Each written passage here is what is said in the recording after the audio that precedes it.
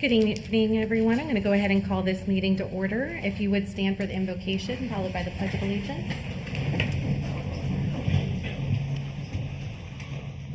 Please pray with me if you'd like to. Almighty God, as we come together this evening, we pause not only to recognize the responsibility placed before us, but the true privilege it is to serve the residents of St. Lucie County. We are grateful for the trust our community has placed in us and for the opportunity to make a meaningful difference in their lives. Lord, grant this board wisdom in their decisions and clarity in discussions as they carry out the work before them. May our efforts tonight contribute to a stronger, brighter future for our county and all who call it home. In your name we pray. Amen. I pledge Allegiance to the flag of the United States of America and to the republic for which it stands, one nation, under God, indivisible, with liberty and justice for all.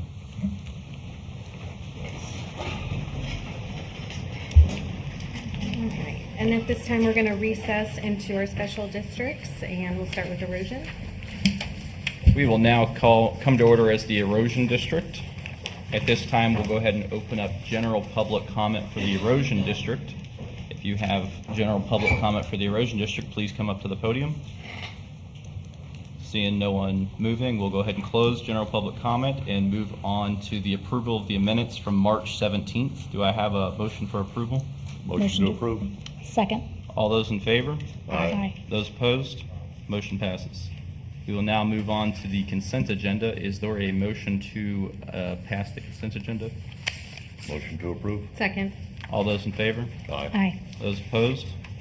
Motion passes unanimously. Before we move on, I would like to call Mr. Josh Revord up, Port Inlet and Beaches Director, for a brief update on the Fort Pierce Shore Protection Project.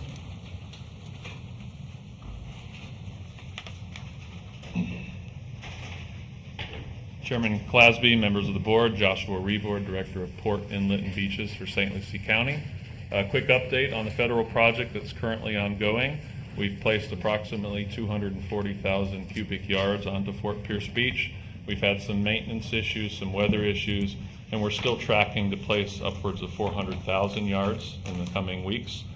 We did receive some additional funding, so in the consent you'll see that some additional federal funding did come through, which would help us get a little bit more beach sand on the beach, which would be a good thing considering the impacts we've had in the last few months. And we've also got a PCA amendment number 3 with the Corps of Engineers, which extends our current federal projects for 6 years through 2032. So all good things. We're hoping that we can get as much sand on the beach, and if you have any questions or concerns, please reach out. I'm more than willing to help out and give you my information. As always, thank you very much for the update. Yep, thank you. There is no regular agenda item scheduled, so we will be adjourned and return to the regular Board of County Commissioners. And with that, we'll move into mosquito control. Okay, we come together as the Mosquito Control District. First item of business is public comment. Is there anyone that wishes to address the board at this time? Seeing no movement, we'll move on to the approval of minutes. Do we have an approval of minutes from March 17th, 2026? Motion to approve. Second. All in favor? Aye.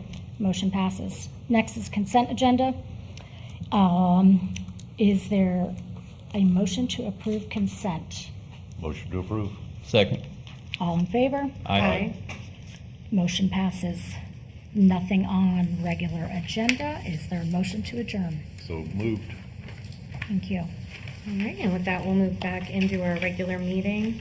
Everyone has received the updated agenda with the additions, deletions, and revisions. Before we make a motion on that, I do want to let you know that I'm going to be moving 12C8, which is Pruitt Commerce Center, right after Scrap Gators. And with that, is there a motion? Motion to approve. Second. All in favor? Aye. Any opposed? Motion carries. All right, and with that, this evening, we have our annual Sunshine Laundry Check presentation. Good evening.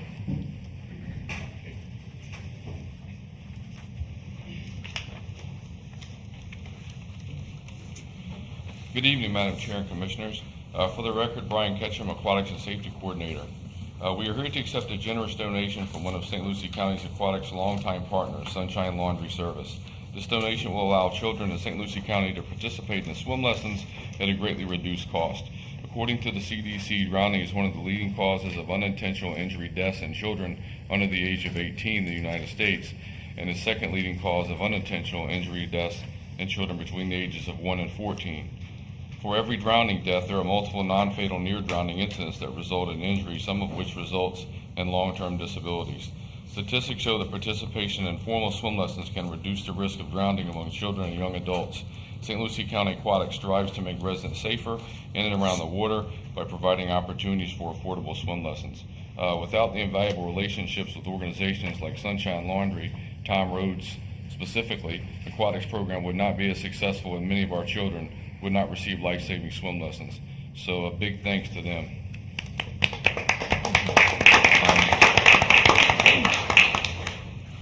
Thanks to Sunshine Laundry Service, we'll be able to offer several lessons at a reduced cost. And I will introduce Mr. Tom Rhodes, and I'd like to conclude with these partnerships are just excellent for our youth and community here within our county. Good evening, Board. My name is Tom Rhodes, owner of 8 laundromats called Sunshine Laundries here on the Treasure Coast. So one of our corporate purposes is to be woven into the fabric of the community in which we live. So being a lifelong resident of the Treasure Coast, I love to swim, I love to surf, windsurf, swim, you name it, whatever. And I can't imagine children not being able to enjoy one of these basic pleasures that we have right here at our doorstep. So this event, or this scholarship program, came about very organically when I was at a laundromat convention 10 years ago in Atlanta. And we were doing free laundry days at multiple laundromats throughout the city. And as I'm starting washers and dryers for some of the patrons that were coming in, one lady came up to me at the end of the day as she's getting ready to walk out the door with her basket of clothes all finished. And she was very effusive in her praise, saying, thank you, thank you, thank you so much for doing this. Well, I guess I was a little too cavalier in how I said you're welcome, because she said, no, mister, I can now, because you saved me $20 in doing laundry, I can go down to the Y and sign up for free swim lessons for my child for the summertime. I guess I still was a little too cavalier because I said, oh, that's great, wonderful. And she said, no, mister, buddy, you don't get it. So you don't understand that drowning is a huge cause of death in the black community. And now that I have this $20 that you saved me, I can afford to pay swim lessons, so I don't have to worry about my child becoming a statistic when he or she goes over to a friend's house and swims at a pool or goes down to the beach. So with that, I came back from the convention and I said, there's something there, I gotta do it. So I called the rec department at St. Lucie County and said, can I partner with you in any way to give swim lessons to people who just don't know how to swim, whether they're young or old, it doesn't matter. I want people to be able to swim confidently, and so their loved ones don't have to worry about them being a statistic. So this is our 10th year doing it. It's a fun program to do. We also have a community washer program where we donate money every quarter to organizations that help out in the community also. But this is probably one of the most organic ones that strikes near and dear to my heart. So thank you for accepting our money. I appreciate it for the partnership. Thank you for doing what you do and for giving us your money, because as you've stated, it goes for such a great cause. We know that's one of the leading cause of deaths in young kids on in our community, and I'm sure abroad. And as a mom of a 2.5-year-old, I can tell you I'm behind the curve on that, and I've got to get him in swim lessons. So thank you for reminding me. There you go. Anyone else? All right, you want to come up and do a Sure. photo? Everyone to turn down for a while.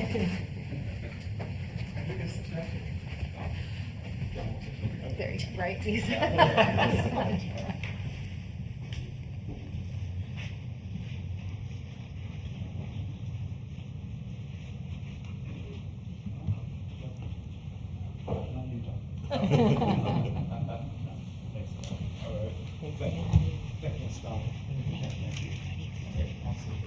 Thank you. 10 years. Good job. Good job. Good seeing you. And briefly, before we go into public comment, I forgot my manners. We have quite a few dignitaries with us. So I'm just going to acknowledge we have our Sheriff Richard Del Toro with us this evening. We have our School Superintendent Dr. John Prince. And we have several school board members, Troy Ingersoll, Debbie Holly, and Jennifer Richards. So thank you guys for being here. If I missed someone, I apologize. And with that, I'll go ahead and open it up to public comment. At this time, if there's anyone wishing to address the board, please come up to the podium, provide the secretary with your name and address, and you'll have 3 minutes. Good evening.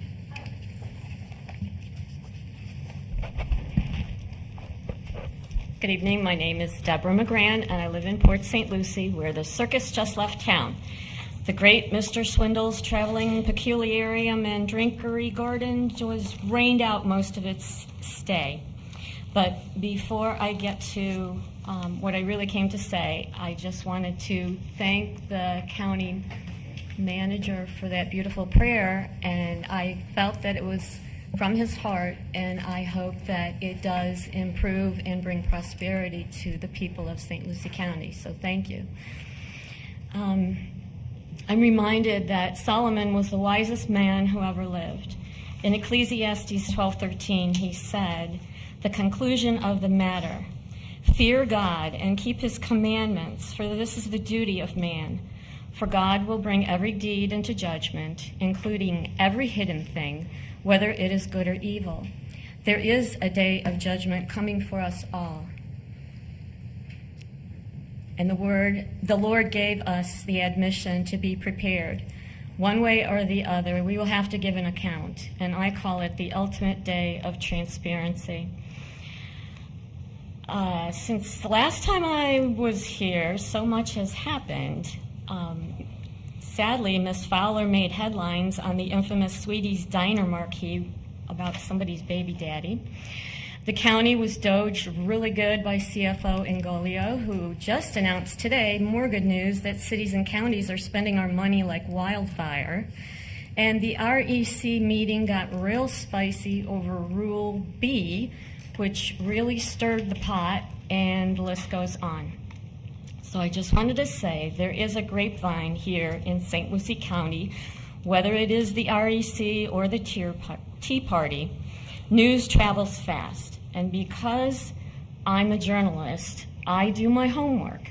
So once again, council members, I need to ask you, since we did put you in for a full-time job of $100,000 a year, are you putting in 40 hours each week? Are you in your office when your constituents need you?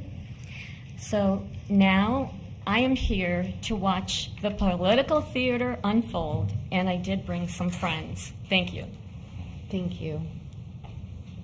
We're still under public comment. Anyone else wishing to address the board?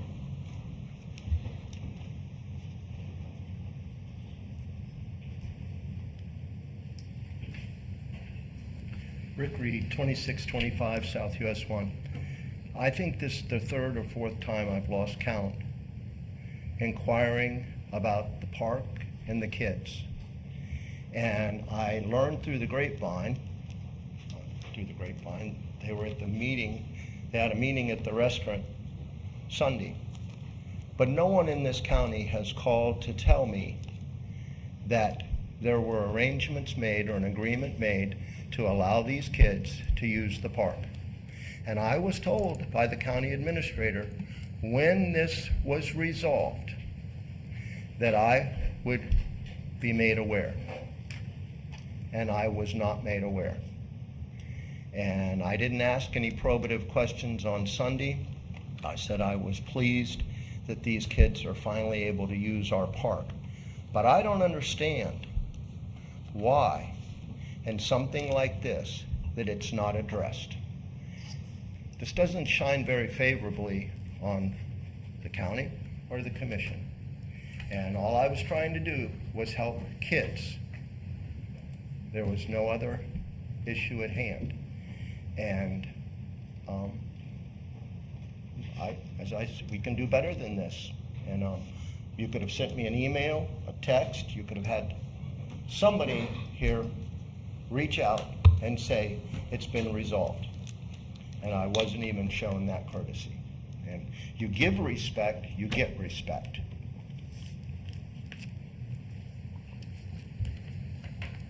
Thank you. We're still under public comment. Anyone else wishing to address the board under public comment? Seeing no movement, I'm going to close public comment. Oh, my apologies.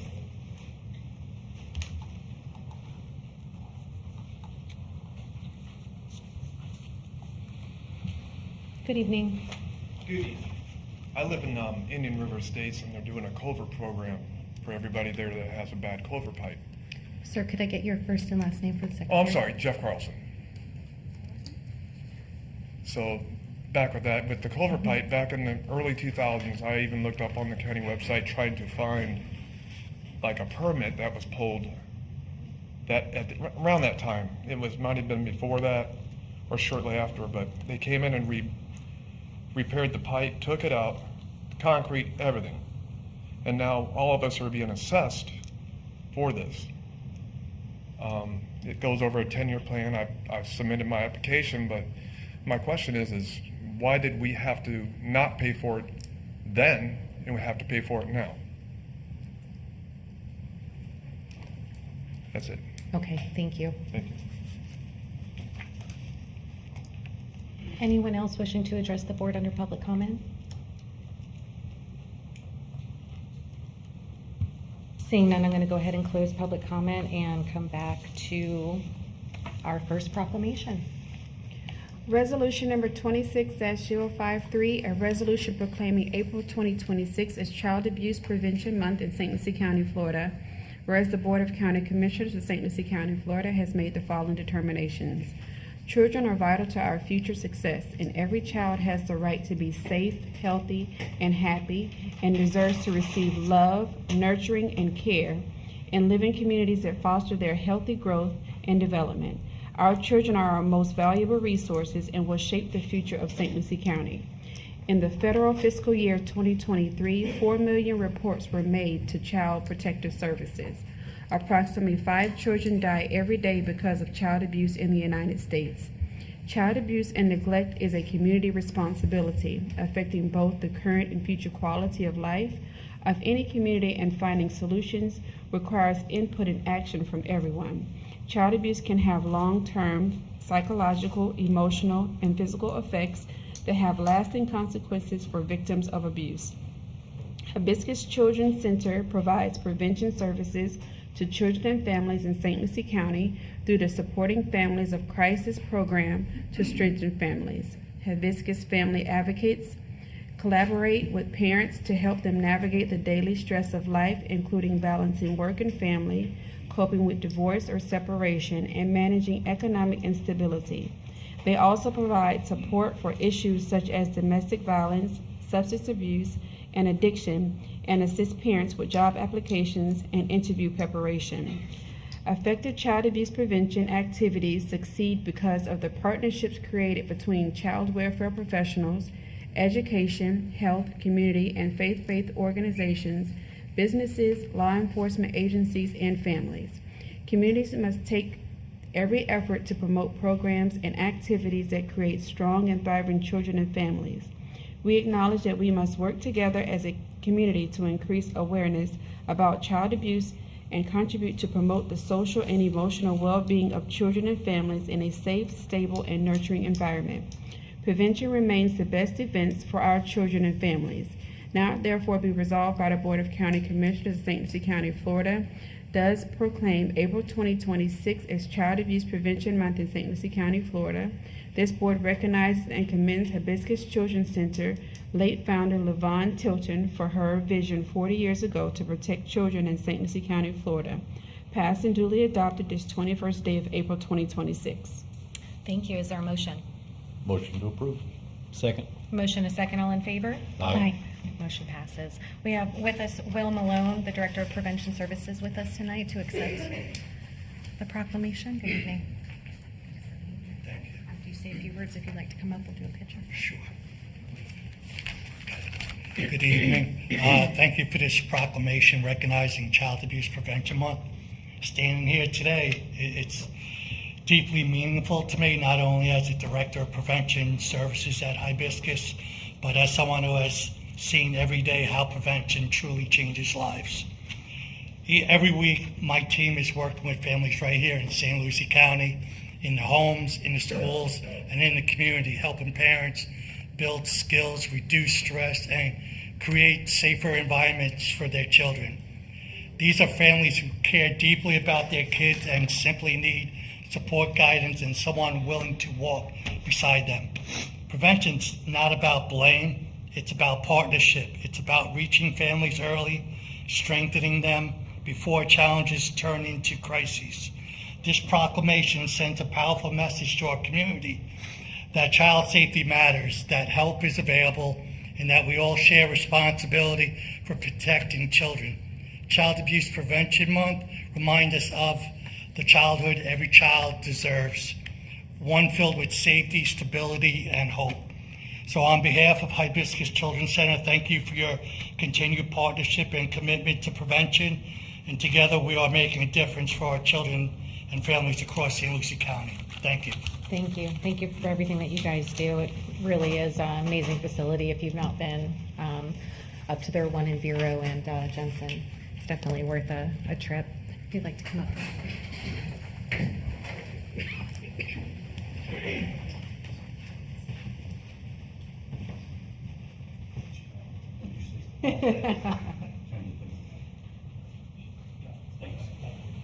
Thank you again for being here.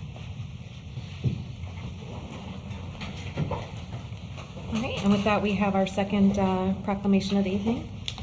Resolution number 26-066, a resolution proclaiming April 2026 as Landscape Architecture Month and designating Wednesday, April 1st, 2026 as Professional Landscape Architecture Day in St. Lucie County, Florida. Whereas the Board of County Commissioners of St. Lucie County, Florida has made the following determinations. Landscape architecture encompasses the analysis, planning, design, and stewardship of the natural and built environment, translating vision into action to shape places that are healthy, safe, and resilient. Wednesday, April 1st, 2026 is recognized as Professional Landscape Architecture Day, celebrating the licensed professionals whose expertise in science, technology, engineering, and mathematics is essential to the infrastructure and quality of life in St. Lucie County. During Landscape Architecture Month, celebrated under the theme Landscape Architecture in Action, we recognize the profession's tangible impact on parks, streetscapes, campuses, and public spaces across urban, suburban, and rural communities. As the United States approaches America 250, we recognize that landscape architects have historically shaped and continue to steward the American landscape, creating enduring places that embody democratic values and cultural heritage and advance opportunities for future generations. The licensed practice of landscape architecture is a critical safeguard for public health, safety, and welfare, ensuring that outdoor environments from therapeutic gardens and playgrounds to complex stormwater and transportation systems are designed with technical rigor and ethical responsibility. Landscape architects are uniquely qualified to address a changing climate through resilient and sustainable green infrastructure, design strategies that restore economic ecosystems, mitigate environmental hazards, and reduce the long-term financial burden of disaster recovery on state and local governments. The economy of St. Lucie County is strengthened by the work of licensed landscape architects and the accredited programs at Florida International University and the University of Florida, who together foster tourism, economic development, and environmental protection. Landscape architecture is a regulated profession in all 50 states, and the Department of Business and Professional Regulation ensures the highest standards of professional competence through rigorous education, experience, and examination requirements. Now therefore be resolved by the Board of County Commissioners of St. Lucie County, Florida, does hereby proclaim April 2026 as Landscape Architecture Month and designates Wednesday, April 1st, 2026 as Professional Landscape Architecture Day, urging all citizens to celebrate landscape architecture in action and the essential role landscape architects play in shaping a resilient, safe, and enduring American landscape as we move toward America 250. Passed and duly adopted this 21st day of April 2026. Is there a motion? Motion to approve? Second. Motion is second, all in favor? Aye. Motion carries. We have Lillian Crawford and Austin Stella with the American Society of Landscape Architects.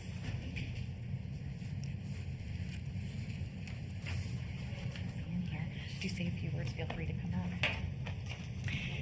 We just wanted to say thank you so much for having us at tonight's meeting. My name is Lillian Crawford, and on behalf of Governmental Affairs Committee of the Florida chapter of Landscape Architects, we really appreciate your recognition of the profession of landscape architecture and the work that is done in St. Lucie County. We hope to continue to make an impact through design to support health, resilience, and everyday life through parks and waterfront spaces through our county. Thank you. All right, good evening, Board of County Commissioners, Chair Fowler, Leah Heinzelman. Usually see me up here for a different reason, but tonight I'm here on behalf of the ASLA Florida chapter. I am the current trustee, and I just want to say thank you for the proclamation. And I get to have a seat at the table with the national level, and I see all the other states and what landscape architects are going through at that area. And really, St. Lucie County, we just want to say thank you for caring so much about green space, open space, landscapes, and really caring about the beauty that projects bring forward to you. So thank you. Absolutely, thank you. Thanks for being here.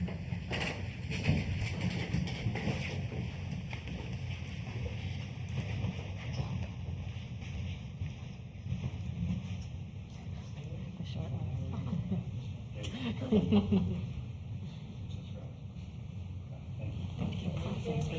you.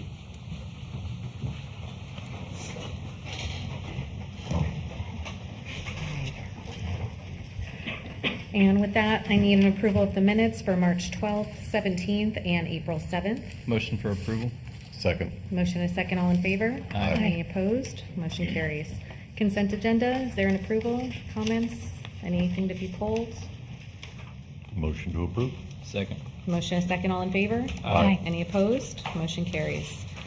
All right, with that, we move into our public hearings. Oh, excuse me, sorry, our regular agenda item for the millage for the school.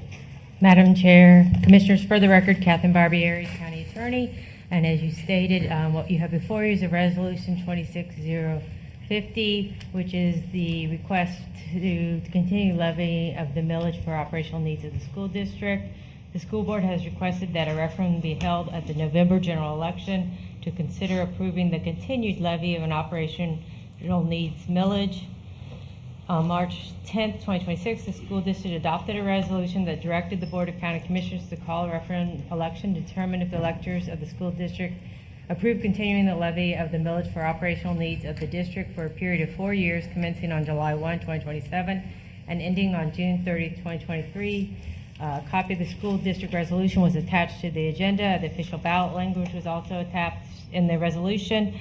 And at this point, staff's recommending the board adopt the resolution number 26050 and authorize the chair to sign the same resolution. All right, thank you. Questions, comments, or is there a motion? Motion to approve. Motion? Second. Motion and a second, all in favor? Aye. Any opposed? Motion carries. All right. All right, so now we're going to go into our public hearings, and we've got property acquisitions up first. Good evening, Joanne. Good evening, Madam Chair, members of the board. For the record, Property Acquisition Director Joanne Riley. Item 12A1 this evening is a resolution for a public hearing to abandon Tupelo Street. You have heard this on 2 prior occasions. Tonight is a continuation of the public hearing held on February 17, which was then continued to March 17. Just by way of background, I've got a location map here for you, and I'm going to read some dates into the record that are required by statute and/or county code. On September 23 and September 30, a notice of intent was published by Ms. Patricia Carter in the St. Lucie News Tribune. No objections were received. On December 9th of 25, this board approved permission to advertise the public hearing. On February the 2nd, county staff notified property owners within 500 feet of the abandonment area, and we received 1 verbal objection. On February the 3rd, county staff advertised the initial public hearing on February the 17th. And on February the 6th of '26, Ms. Carter posted required sign on the property. During the February 17th meeting, this board requested that Ms. Carter negotiate a landscape buffer with the abutting property owner, Sungrove Montessori School. To date, Ms. Carter has negotiated a declaration of buffer area with Sungrove Montessori School. Staff has provided this document to the school, and we have received written acceptance from them for the declaration of buffer area. With that, staff is recommending that the board approve Resolution 2026-20, authorize the chair to sign the resolution, instruct staff to publish the final notices of abandonment, and record the resolutions and the proofs of publication, along with the declaration of buffer area in the public records of St. Lucie County. And I'm available to answer any questions that you might have. Thank you. Any questions? No. All right, I'm going to open this up for public comment. This is a public hearing. Anyone wishing to address the board on this item? Good evening. Hi, I'm Shauna Noble. I'm the head of school at Sungrove Montessori School. I just wanted to quickly thank the commissioners for allowing us some time to negotiate, and I wanted to thank our neighbor Patty for being open and willing to do so. Thank you. Any other public comment on this item? Seeing none, I'm going to close comment and come back to the board. Motion for approval of the resolution. Second. All in favor? Aye. Aye. Any opposed? Motion carries. Thank you. All right, thank you. All right, back to the county.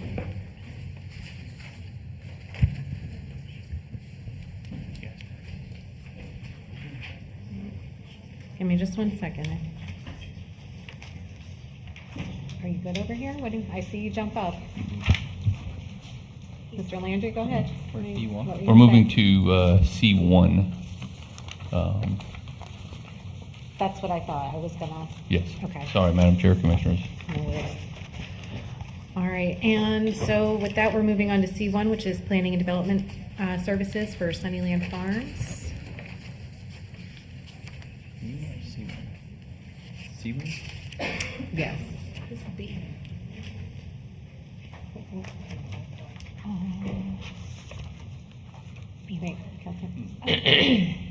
C1, I'm sorry.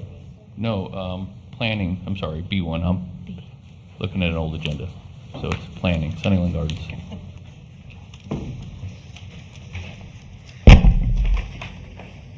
My apologies, Madam Chair. Good evening, Madam Chair, members of the board. Corey Benton, Planning and Zoning Manager, joined by Irene Sittlemeyer, Senior Planner with our team. For agenda items 12B1, B2, and B3, the Sunnyland Farms PUD, Sunnyland 44 Future Land Use Map Amendment, and the Sunnyland 44 PUD, that's a companion item for that Future Land Use Map Amendment. We have received requests from the applicant to continue those three hearings until the board's May 19th, 2026 meeting to begin at 6 p.m. or soon thereafter. We have individual slides and we can work through opening each public hearing respectively, but wanted to identify to the public collectively those requests. Okay, so I think we'll do like we normally do. It's quasi-judicial, so we'll go ahead and do our disclosures, open it up to public comment in case anyone needs to speak tonight if they can't be here on May 19th. So, Commissioner Clasby, I'll start with you for disclosures. Yes, I've spoke with the applicants, or the owner's representative, I took it as, at the meeting for Project Orchid. I've spoken with staff and the applicant. Staff and applicant, site plan and infrastructure. I've met with Brian Nolan, Corey, Ben, and applicant via the phone.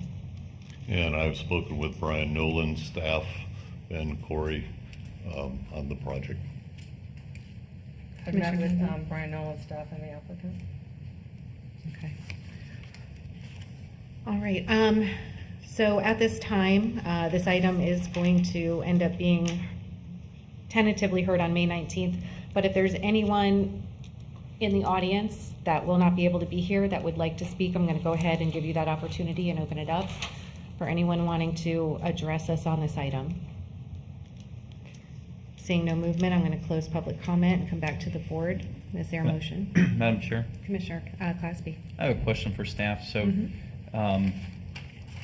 Planning Department, has the applicant given an indication of why they want to continue? Are they looking to modify anything about the application?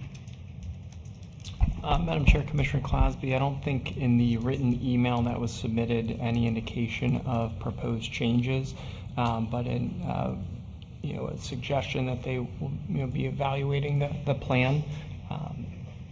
So there certainly could be some potential changes proposed, but as of right now, in written email form, I'm not aware of any specific modifications. Okay. So make a motion to continue this item to May 19th at 6 p.m. or soon thereafter. Very good. There's a motion. Is there a Second. second? Motion is second. All in favor? Aye. Any opposed? Motion carries.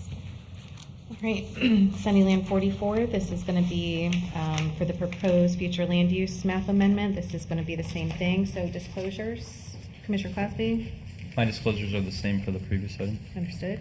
Disclosures are the same as well. Likewise, mine are the same. Likewise, mine are the same. Mine are the same. All right, so I'm going to go ahead and open this up again for public hearing. Anyone wishing to address the board on this item that may not be able to be present on May 19th, now is your time. Seeing no movement, close public comment and come back to the board for a motion. Madam Chair, I just wanted to ask for the record. Mhm. Same question. Does the applicant give any intent to change the project on this? Is that why they're continuing, or? Commissioner, as noted, staff did not receive a particular indication that they have intention to change the scope, but I believe they're seeking the additional time to evaluate and consider options. Make a motion to continue this item to May 19th at 6 p.m. or soon thereafter. Second. Motion and a second, all in favor? Aye. Any Aye. opposed? Motion carries. All right, last one, Sunnyland 44. Commissioner Clausby, disclosures? My disclosures are the same for the previous two. Disclosures are the same as well. Likewise, disclosures are the same. And the same. I'm the same. All right, once again, I'm going to open it up for public comment. Anyone wishing to address the board this evening versus May 19th? Seeing no movement, close it and come back to the board. Is there a motion? Make a motion to continue this item to May 19th at 6 p.m. or soon thereafter. Second. Motion and a second. All in favor? Aye. Any opposed? All right. Moving along, going into Madden Commercial.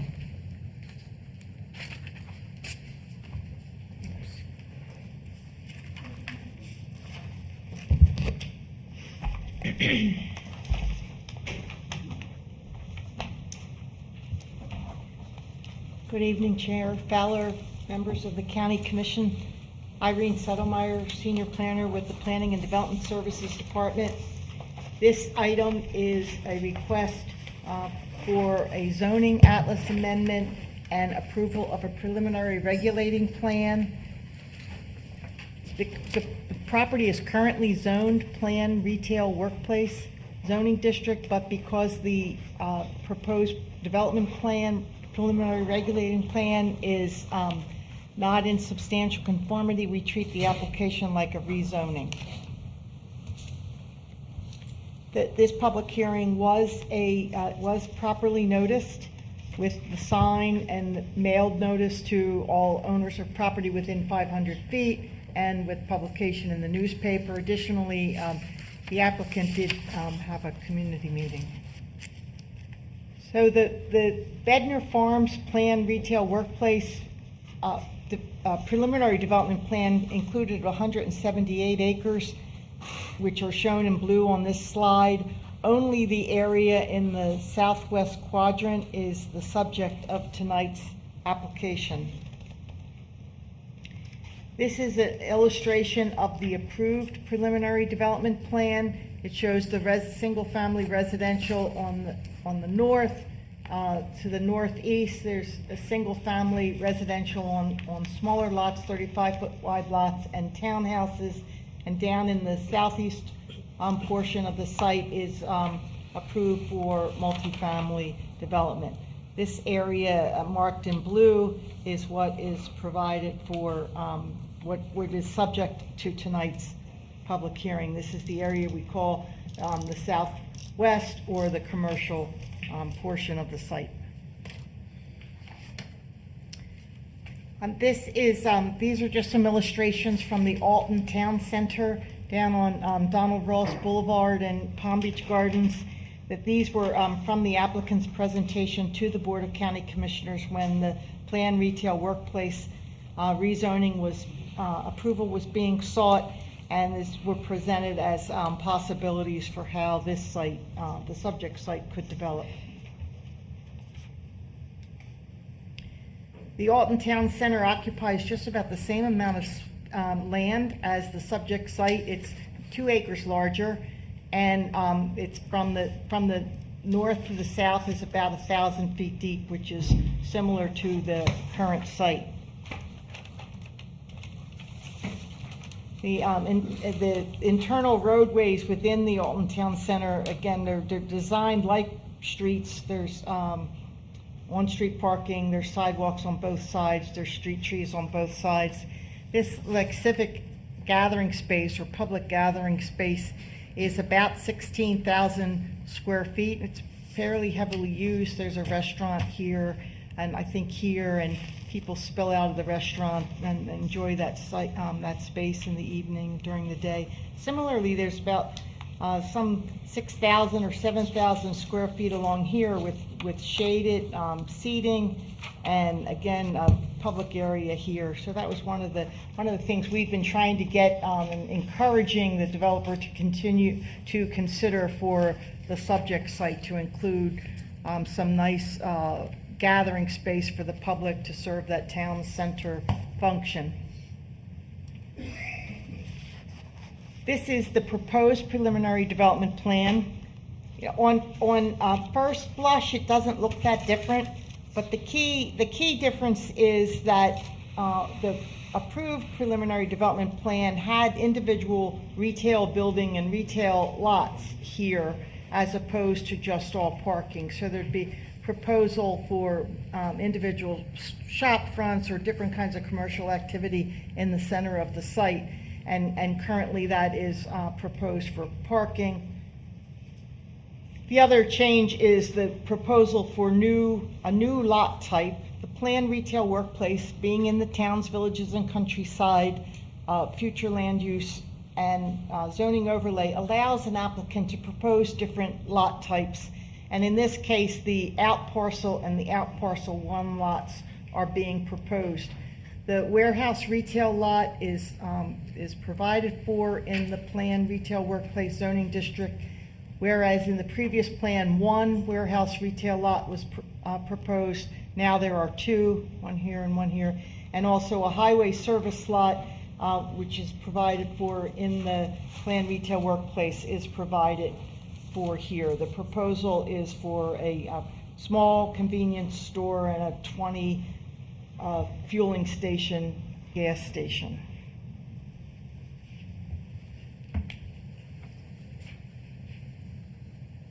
Another change is the additional amount of land that they have had to dedicate to stormwater.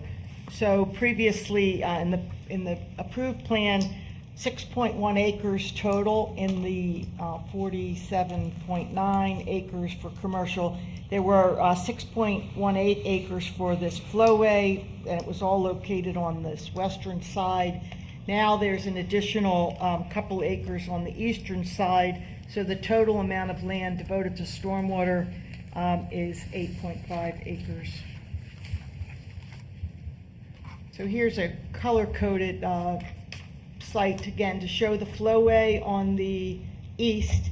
Now this, while we've depicted it in blue, it's actually proposed for stormwater, for dry detention which is really good for cleaning up the stormwater, but perhaps maybe not as aesthetically pleasing as a lake. The warehouse retail lot in purple surrounded by parking, warehouse retail lot with parking, and then the out parcel lots between Indrio Road and one of the interior roads, and the highway service lot where a proposed gas station would be provided.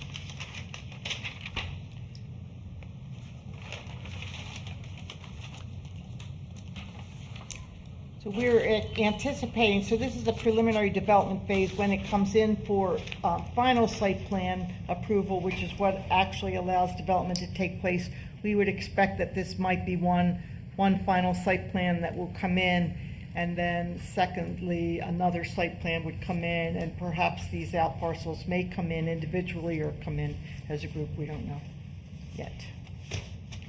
So the staff is recommending approval of this preliminary plan retail workplace regulating plan, but we have a long list of suggestions and recommended conditions of approval. A couple of them the applicant has agreed to, most of them they have not agreed to. So we're looking here, this is the dry detention area, Cobelgard Road and Spanish Lakes Boulevard. That's a corner of the site. And this is just, the sidewalk switches back and forth from the east side to the west side. So that's not the best for pedestrians to have to cross the street. They've agreed to locate the sidewalk on one side of the street. Staff has recommended that, that several streets, the busiest streets, provide sidewalks on both sides. So this illustration, the green lines indicate the areas where staff believes that sidewalks on both sides of the street are warranted for pedestrian convenience and comfort, and to encourage walking, and also for consistency with the vision and the purpose of the towns, villages, and countryside future land use and zoning overlay. All of the street types in the towns, villages, and countryside zoning overlay provide for sidewalks on both sides with street trees on both sides.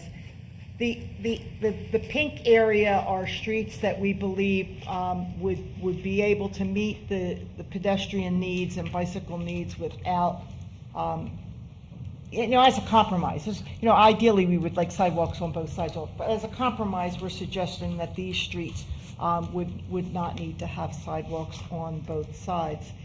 The applicant has agreed to provide sidewalks on both sides for Avenue 1, which is here coming in off of Cobelgard, and Avenue 5, which is coming in off of Cobelgard Avenue. So they've agreed to provide sidewalks on both sides there, but in the other locations, their position, I believe, is that it's excessive and perhaps that there's not enough room.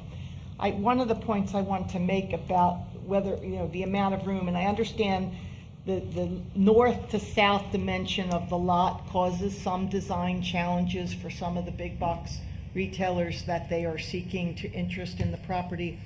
But the roadways are quite wide. So this Avenue 4 in front of the store, it has 30 feet of travel lane. That's almost 3 lanes of travel lane. So if there were some need for some additional feet, that would be a place to get it. And similarly, Avenue 4, the actual asphalt for driving is 28 feet wide, so that's 14-foot lanes. So there's perhaps some room in those locations.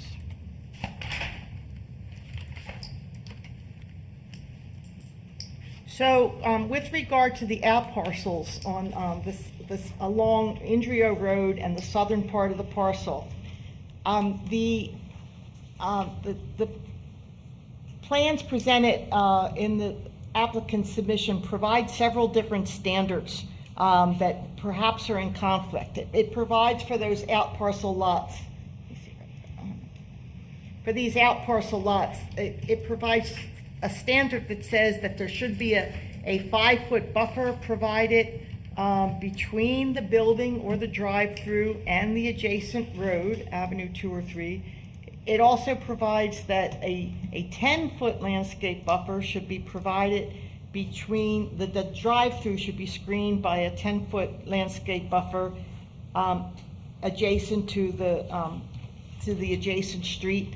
And then it also says 0 buffer should be provided between any vehicular use area and the street. So it was a little confusing what the actual intent there is. A vehicle use area would include parking and any drive-through lanes.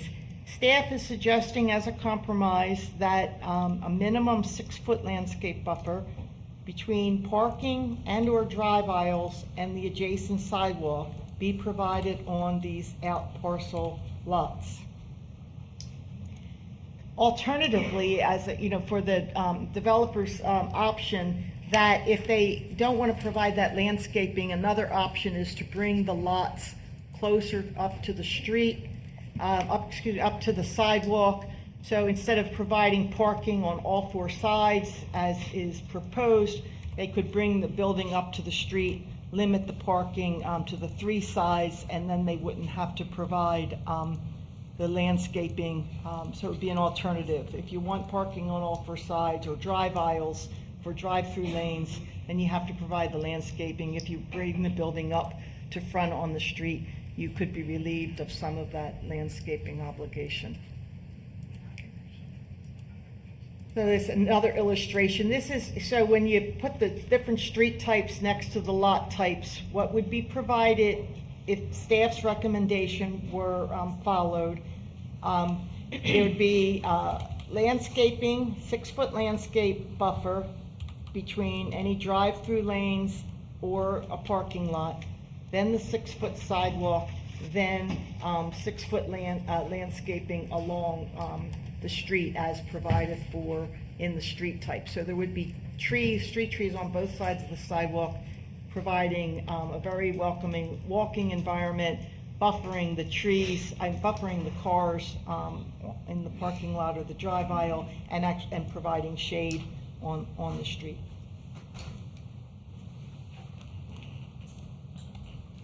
So this is an example of an unnamed big box retailer in Winter Garden, and this site's still under development. Well, it's open for business now, but when you look on Google Maps, you might see different things. But this shows, in front of the store, there's a sidewalk on both sides of the main roadway. Of course, there's sidewalks on both sides coming in from the road. There's sidewalks crossing the lot. There's sidewalks crossing the lot here. There's some out parcels. This out parcel has sidewalks. I'll show you, but it has sidewalks here and sidewalks here. There's along the southern part of the road, it looks like as this develops, this sidewalk is expected to continue, so there will be sidewalks. It seems that there'll be sidewalks on both sides of the road. Over here, you can see there's a sidewalk here and a sidewalk here.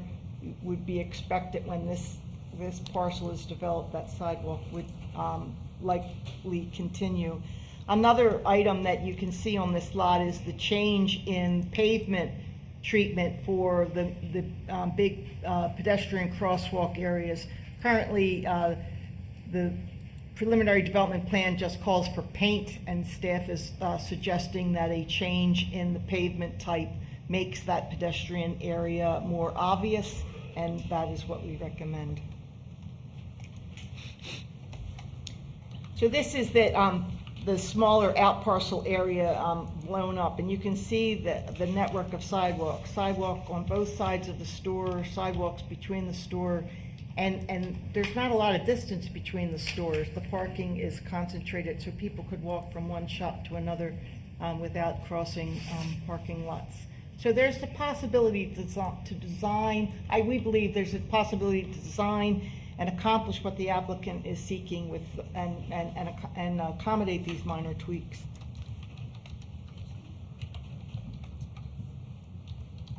So again, with some of the code excerpts that allow the board to consider and approve alternative lot types and alternative street types. So the The Land Development Code provides that an applicant may propose additional lot types during the planned retail workplace rezoning process, provided that the lot types comply with the intent of the TVC element. In the TVC code, the mixed-use building lots, the retail building lots, and the live-work building lots, which are the lots that are provided for, all of them require an entrance facing a street or a public open space. The zoning code doesn't anticipate any buildings being surrounded by parking. One front door should face a street or an open space. Similarly, an applicant may propose additional street types and streetscape standards during the planned retail workplace zoning process, provided they comply with the intent of the TVC element. And as I indicated, the TVC street types all provide, except for lanes and alleys, and there's something called an edge street when you're at the edge of the countryside, but basically all of the streets provide for sidewalks on both sides. Another condition of approval is with regard to the landscape buffering along the southern boundary between the stores and Indrio Groves, Indrio Road.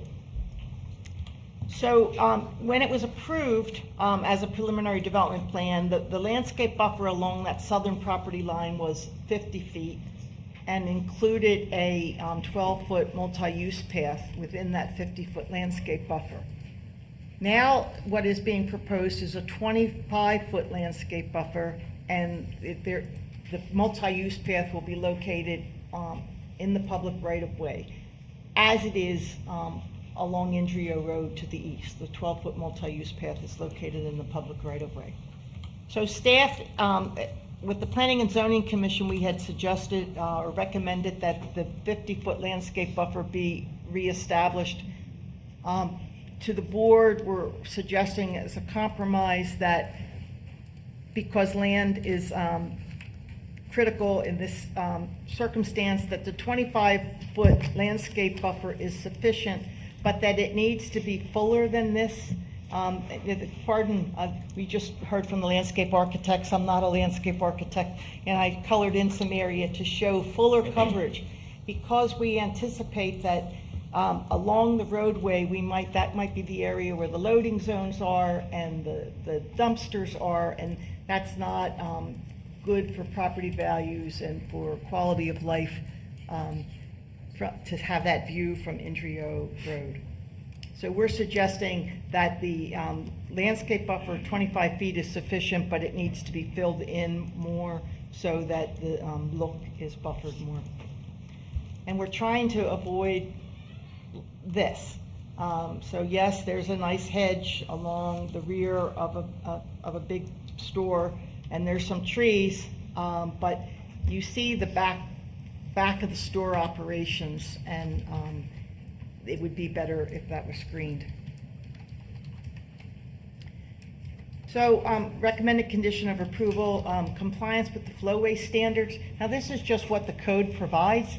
And normally, I'm one of the advocates that says, if the code requires it, we don't need to include it in conditions of approval.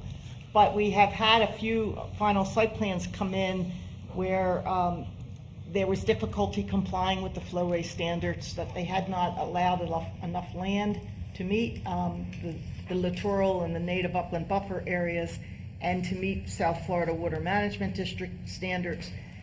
So we wanted to make it clear, you need to leave enough land that is required for proper treatment of the stormwater. And as the flowway requires a pedestrian and bicycle path along at least one side, that 20 square feet of littoral zone per linear foot of shoreline is required. And then with 25% of shoreline providing a wide littoral zone and requiring average water depth over littoral zone between 2 and 18 inches. Additionally, 20 square feet of native upland edge habitat per linear feet of shoreline. I know that the applicant, I believe, is going to advocate tonight that they don't want this as a condition of approval, and they say that they will comply with South Florida Water Management District rules.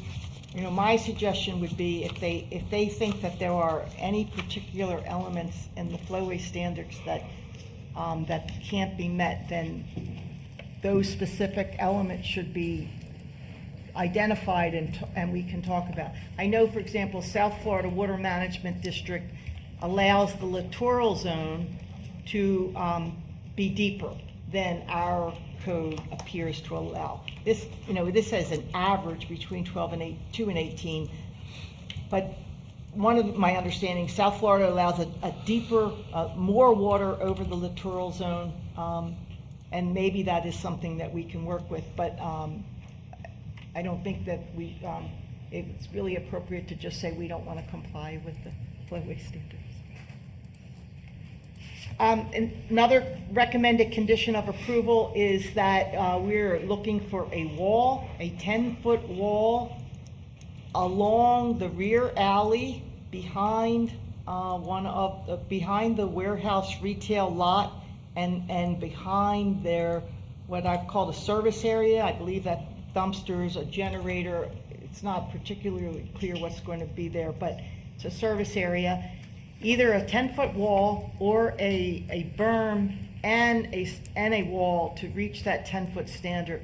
And that is to buffer Spanish Lakes Boulevard and the 305 detached single-family residents that will soon be under construction north of Spanish Lakes Boulevard from seeing the rear side of the buildings and those service functions, loading, unloading, trucks waiting, trucks idling.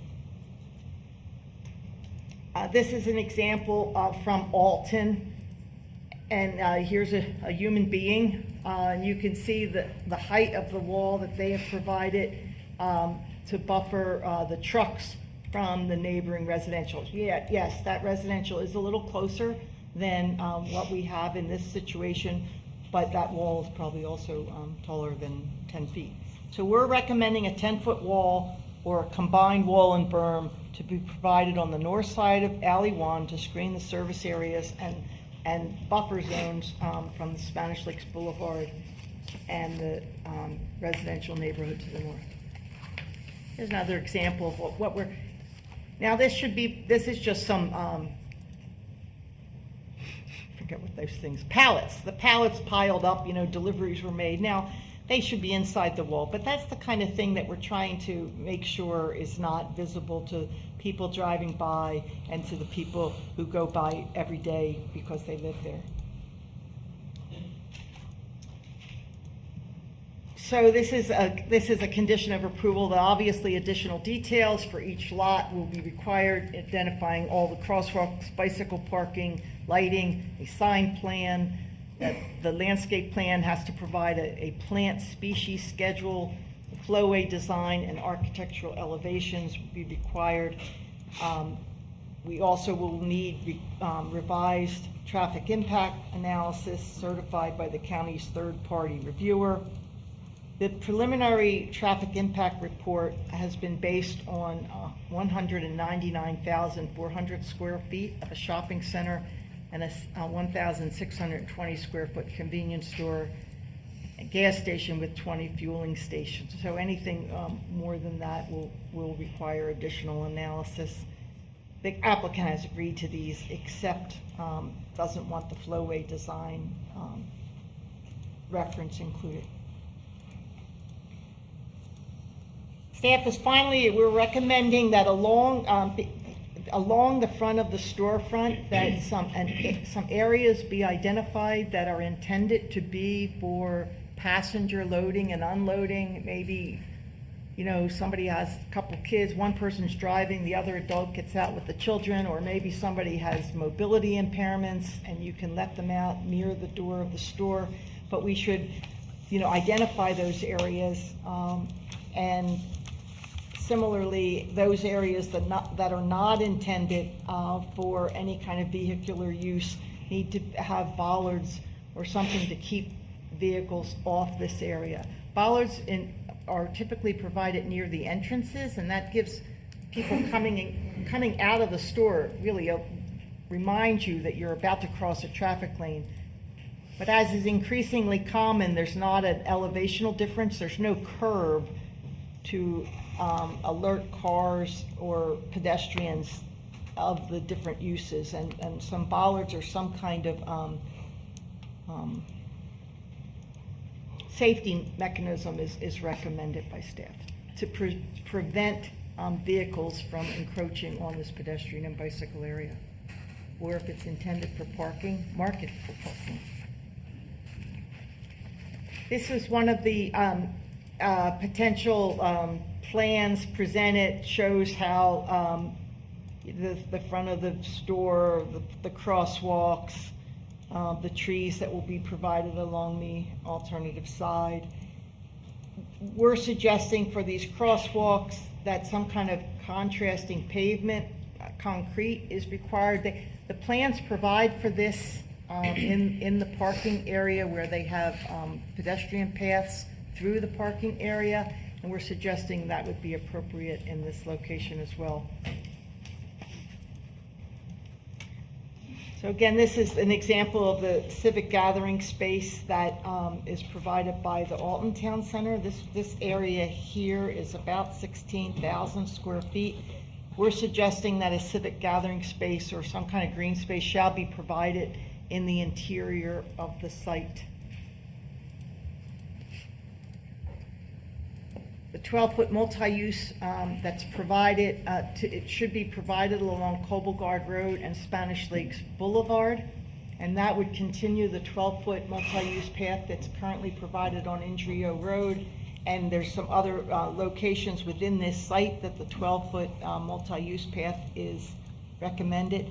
Cobelgard and Spanish Lakes Boulevard are going to become very busy roads, and just providing a 6-foot sidewalk next to 120 feet of travel lanes leaves a pedestrian feeling quite vulnerable and really right up next to the traffic. So alternatively, the sidewalk could be 8 feet, but it would be set back from the curb, as Bucky's is doing south of the Indrio Road. Bucky's is doing 8-foot sidewalks, but they're setting that 8-foot sidewalk back from the curb and providing street trees between the sidewalk and the curb, subject to revocable license agreement and installation of root barriers.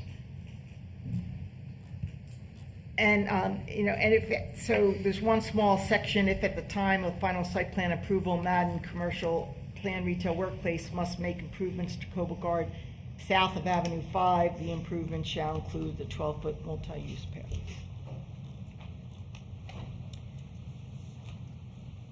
This is showing, here's the 12-foot multi-use path that is provided along the Indrio Road.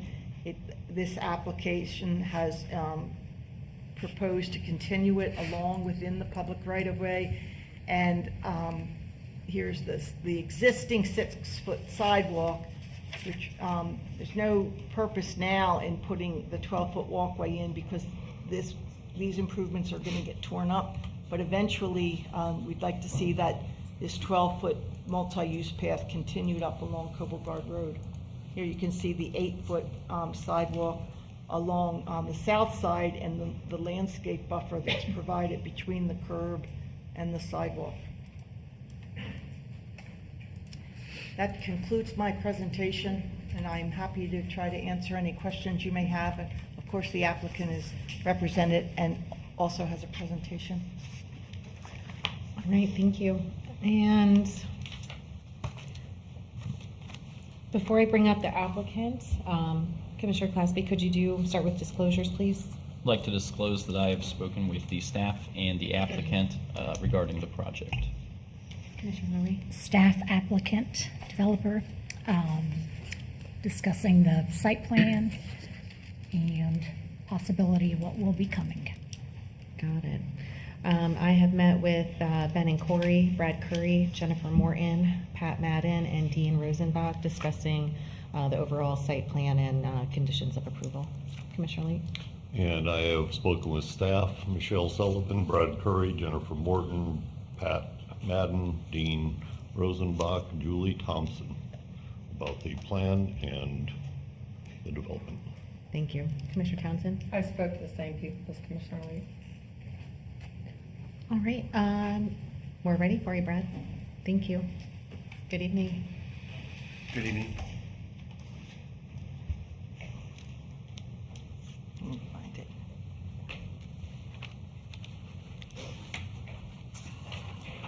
Again, good evening, Madam Chair, representatives of the board. Brad Curry with Haley Ward for the record.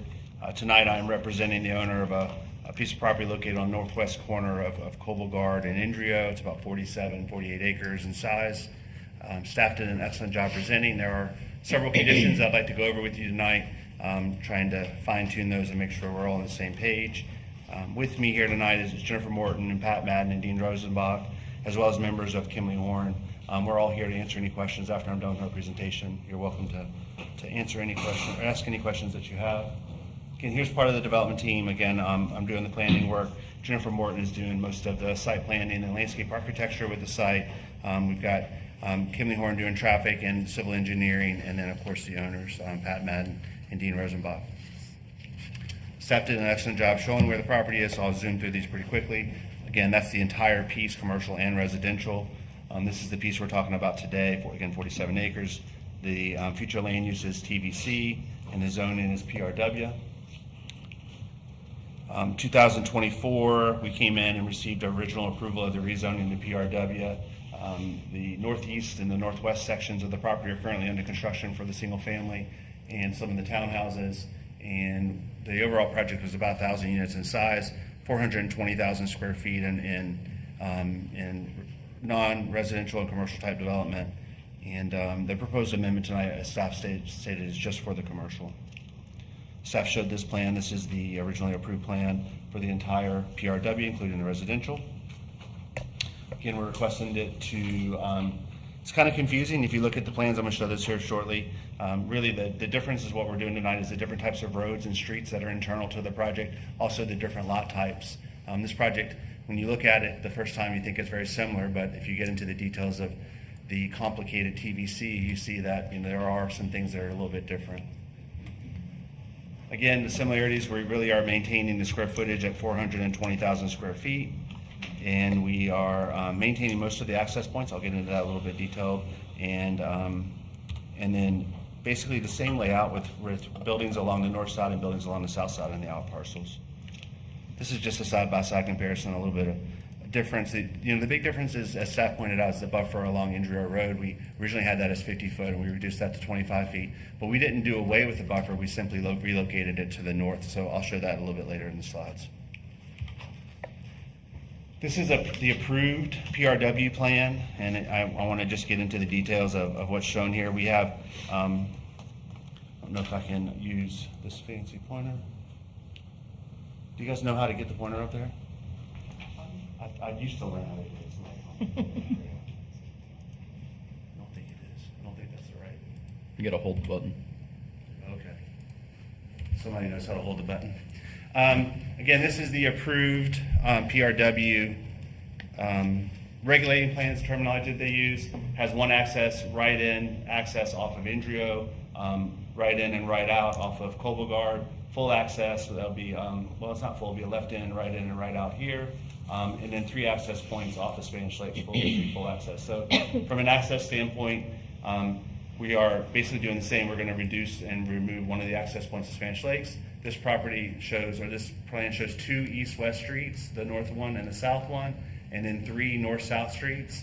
And then we are actually going to be adding another street along the backside, an alley actually, along the backside. Here's the proposed plan as we just discussed. Again, the access off of Indrio Road, right in only, 2 access points off of Coblgard, and then the 2 access points off of Spanish Lakes. We have the main 2 east-west roadways along the south portion, and we've added an alley to the north. And the retention is maintained, or the stormwater area has been maintained here on the western portion of the property adjacent to 95. South Florida Water Management District changed their standards as in the end of last year, which requires a ton more pre-treatment. And so we did have to lose some area for commercial development to stormwater treatment, as staff presented during their presentation. Here's a side-by-side comparison of the 2 plans. You can see they're very similar in the way they've laid out, but we are here tonight because of the street types and the lot types, basically. This is a colored up plan. I think it's important. I know that that this board and this commission sees a lot of graphics, and sometimes they are a little bit exaggerated. And what I mean by landscaping, that this plan before you right here shows where we are proposing landscaping internal to the project. The east-west roads will have landscaping on both sides. The north-south roads will have landscaping on both sides as well. So it's an accurate depiction of what's being proposed on the property. I put this slide together because I wanted to come before you tonight and tell you that this is just a normal shopping center. And what you're seeing here on the screen is where the buildings could be located. Again, what's being approved tonight is a regulating plan, not a site plan. We will have to come back in for a final site plan that will show the locations of the buildings. So I started out by saying, this is just a normal shopping center, and after I, looked at it in the next couple of slides here with the number of sidewalks, the ability for people to traverse the property from the north to the south and the east to the west, is clearly not your normal shopping center. It's actually a lot better with the amount of landscaping and the amount of pedestrian connections that we're showing. Staff showed an example of a similar facility, and that they showed the parking and they were using it as an example, but I don't know if you guys noticed the amount of parking that was in front of that store and compared to what's being proposed here. I would say it was at least double the amount of parking out front. We have been negotiating with this national grocery store retailer, and this is about the most narrow parking area that they've had in front of their building than any other facility that they have. We have difficulty getting it approved. So just wanted to just bring that to your attention, that the plan that staff showed a little earlier really had a ton more parking out front. These are the conditions of approval. I expect you guys to be able to read all of that. I'm going to go in. I usually like to just show the number of them that's out there, and then we'll go into each of them in more detailed fashion. The first one, Irene talked about the sidewalks on these first two lanes down here in this area. This is where we originally only had sidewalk on one side. You're going to see later on in the presentation, we actually now, we've kept the sidewalk here, and we're adding another sidewalk here. So this area will have sidewalks on both sides, so we're agreeing to that. And as Irene stated, we will also have sidewalks on both sides of this road and both sides of this road coming in. So we're in agreement with condition of approval 1A. This is that area I'm talking about. This is a little bit different. Staff hasn't seen this slide before, I don't think. We've added additional civic space internal. I'll get to that a little bit later in my presentation, but I did want to show you that we are going to be providing that sidewalks on both sides of that area there.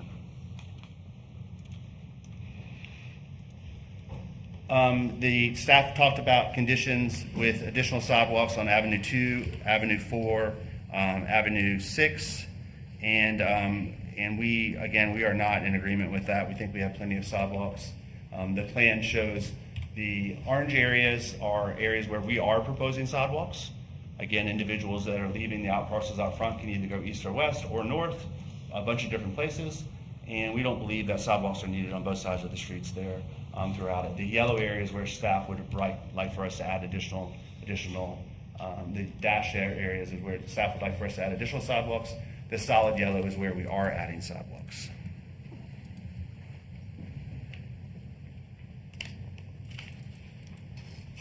I meant to give you guys a cheat sheet of the conditions, and I have that back at my materials, and I will pass it out when I'm done because I think it will be helpful in discussing these conditions of approval. Condition of approval 1C. This is talking about the buffering. Staff, I think, did an excellent job talking about the difference in the buffering. The original plan did show about a 50-foot buffer on the south side with a 12-foot multi-use path in it. We've moved the path outside of the buffer, and so it's going to be along the right-of-way now. And we're proposing a 25-foot landscape buffer along the south side of the property. I'm sorry, that's the wrong condition. I got sidetracked. So this has to do with the landscaping on the out parcels. Staff talked about it. It's really along this area. Again, we currently have, as you drive down, imagine you're driving. I did this with my staff, so I'm not going to make you close your eyes, but imagine you're driving west down this road and you have a row of trees on your right-hand side with limited access points coming in. We don't have drive aisles coming all the way out. There's only 3 access points on your right-hand side, so you'll see a row of trees on your right-hand side. You'll see a row of trees on your left-hand side, again, with limited access points that go out to the out parcels, and then a 6-foot sidewalk immediately on the other side of that. So it will be a tree-lined streets, trees on both sides. Really unlike anything you'll see in any other shopping center, I believe, that you go down. This is a graphic that we put together. It's actually in the in your regulating plan. I didn't particularly care for the graphic because I think it's hard to understand. Now, imagine yourself going east towards the beach, and what you're going to see is landscaping on your left-hand side, the parking lot for the National Grocery Store retailer will be on the left-hand side, and those out parcels are on your right-hand side. So we have 8 foot of landscaping on the north, your driveway where you're going to be driving, 6 foot of landscaping on the south, and then your 6 foot sidewalk. That area that's clouded in green is where staff would like to have another 6 foot of landscaping. I think this graphic shows it a little bit better. This is exactly what we are proposing along that street. As you can see, when you add the landscape islands in that are going to be required as part of any site plan, you really have a significant amount of landscaping. And in this case, in this scenario that you're seeing with the cars along the south side, on the bottom of your screen, staff would like to have this condition request another 6 foot of landscaping on the south side of the sidewalk. We think that's excessive, and we would like that condition to be removed. Staff brought up that we do have on our regulating plan that different things, if we have a building that's going to be adjacent to that sidewalk, we will provide landscaping, and if we have a drive-through lane, we will provide some landscaping. So staff went through that section. The condition that's written right now is just if you have parking next to the sidewalk, and that's something that, just because of the configuration of the site, the fact that it not very deep, we need every foot that we can when we have parking there adjacent to it. Now we're talking about the landscape buffer. Sorry about that. Again, we haven't really lost landscape buffering. We just shifted it from the south to the north. And the condition uses the term opaque screening along Andrea Road. We want this to be a successful shopping center, and we think that the majority of the people that are going to be going along Andrea Road want to be able to see those out parcel sites. So we would like for it not to be opaque, and we think that the buffer that staff showed was a little bit excessive, and we would like to keep the buffer that's shown on the regulating plan. The purple area shows the landscape buffers that we are proposing, so there's a significant amount of landscaping along the south side and the north side. I believe the normal code would require about 15 feet of landscaping, so we are exceeding that along the north and south side. This is a cross-section and plan view of the proposed landscaping. You can see there's varying heights with the shrubs along the bottom of the screen. I won't let Pat Madden come up here and talk about flowways, but he might push me out of the way and come up here. Flowways, I have an issue with the flowways as it states it, because the intent of the TVC was for the county to adopt the TVC and then come in and adopt a stormwater management district to manage a stormwater. The TVC flowway, staff asked that if I could list the things I don't like about the flowway. That list would be very long. The fact that it should be navigable, where you're inviting people to come in and hang out in your lakes. The fact that it has a 60-foot flowway that has a requirement to have 2 to 18 inches of water in it. I mean, I think we're all familiar with the droughts that we just went through, where we saw all of our lakes at least a foot or 2 foot down from where they normally would. That littoral area that's 2 to 18 inches, not only is it shallow, it's also 60 feet wide according to the TVC.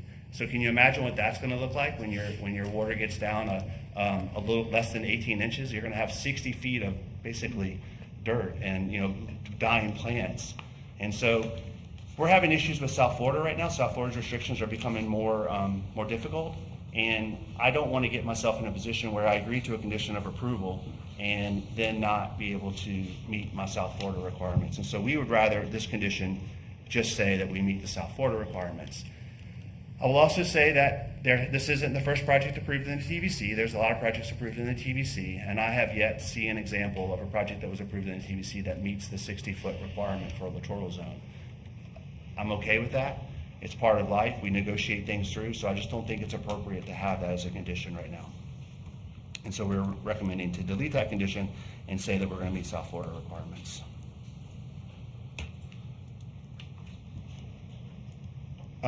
Condition 1F has to do with the wall. We think a 10-foot wall is basically like those walls you see along I-95. We don't really want those in a landscape buffer that's adjacent to a roadway or residential. And we would propose is a 3 to 4 foot berm with a 6-foot wall along that northern property line. And I've got a graphic that shows where we would be proposing that. we've had some discussions, and there are some folks that don't like walls either. They think that walls will deteriorate over time, possibly be a little bit uglier than just regular landscaping. And so we're proposing potentially, two options here.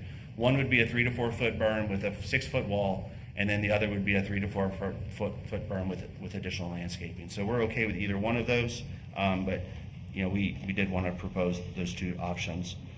The yellow line shows where that wall would potentially go along the northern portion of the property. That would be the service area of those buildings that are along the northern portion of the property. This is a graphic that we put together showing what that landscaping and where that we have to put a sidewalk in there as well. So it'll be a landscaping sidewalk and a berm, and that shows generally where we'd be planting the landscaping and what it would potentially look like. I also wanted to mention that I think staff did as well, that to the north of this property is Spanish Lakes Boulevard, and then to the north of that is the other portion of the Bednar Farms residential portion of the property. You have to cross the right-of-way, and at the smallest spot, it's about 125 feet to the house. But the majority of that, I know it shows green on that screen that I'm showing right now, but that's lake directly to the north of this property. And so it's about over 300 feet from our property line to the nearest residential house in this exact area. So it's not, it's not similar to having the 3-story apartments right next to the slide that staff showed. This is a pretty typical condition. We have to follow the code, and it'll be shown on the final site plan. The only thing that we struck through, of course, is the flowway. Pat made me do that, so we do not want to have the flowway in there for that condition. Condition 1H, we are in agreement with. We agree that we have to provide a traffic study as part of the final site plan. That's when you get concurrency. Condition number 11 is that talks about the front of the store, of the main National Grocery Store retailer. That area out front is about, the drive aisle, as staff stated, is about 30 feet wide. And I think we've all been to grocery stores where people are dropping things off, dropping people off. It's really not meant to be a loading zone out front. Actually, I think it's probably stamped as no loading, but you can drop people off. And that 30 feet of width for the actual driveway should keep people off of the sidewalk, was what we would propose. And as staff stated, we are proposing bollards at the entrances to the store to keep cars from running into the entrances. So we would like to delete that condition 1I. Similar to the last condition, the condition is about stamped concrete. I deleted that and I just was talking with Jennifer, and I think we would be okay with that condition. I just don't know exactly where we were talking about. I think staff's presentation did show where she was talking about putting it, and I think we would agree to condition 1J. So sorry about that, but again, I will get my cheat sheet as soon as I'm done. And then finally, condition 1K talks about the additional civic space. If you remember on the previous slides, our civic space was along the north side of the property and also along the east side around the perimeter of the property. And staff had requested that we relocate some of that space to internal to the property. We're not relocating, we're going to add, and I put in the condition about 0.35. I'm not supposed to say this, but I think we actually have about half an acre, but we didn't want to say a half acre and then have trouble meeting it. So we put it down to 0.35. This plan shows those two civic areas, and each one of those is about 0.25 in size, and so we would like to have a condition that says we would add 0.35 of civic space internal to the project. Condition of approval number 11, we're okay with that, being able to reduce the sidewalk from 12 to 1L. And then condition of approval number 2, it talks about the right-of-way dedication. I know that when we met with you, we talked about whether or not we were going to do that, and we have agreed to do that. So we will dedicate the additional 12 feet for that turn lane. Whether we're not quite sure it's required yet, but we've got the space, and we want to make sure that if it is required, that the ability to build that is there. That concludes my presentation. I'm going to go get my cheat sheet and maybe give it to the recording secretary so she can pass it out to you, and you can save your questions until I get right back. Thank you.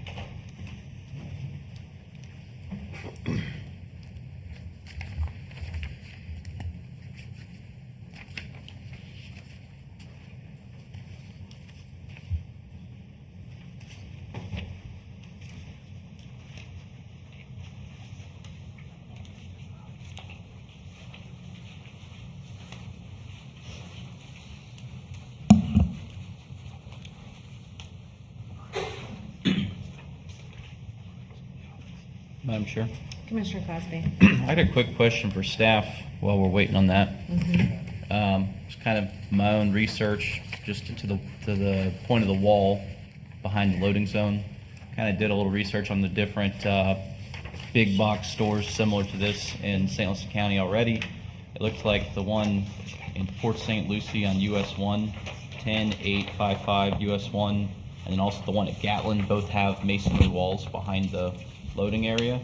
I was wondering if you, and they're both on Street View. I was wondering if you could maybe pull those up and estimate how tall those are.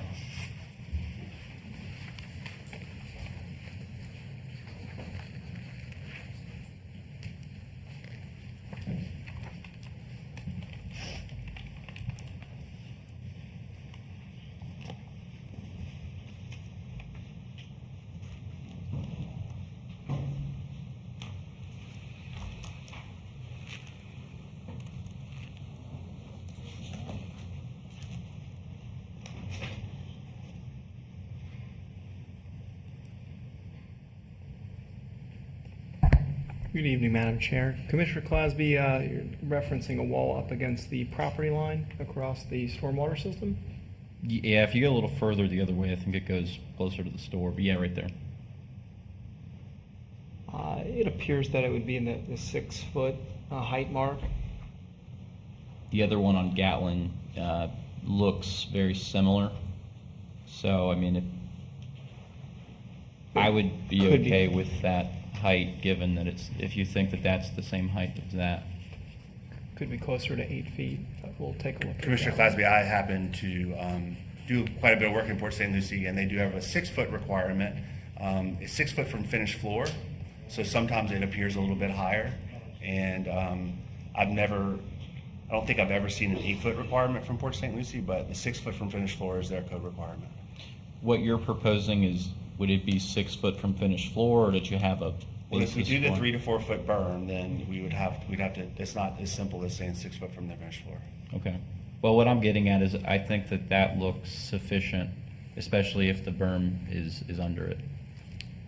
So as far as that condition goes, I would be okay with that.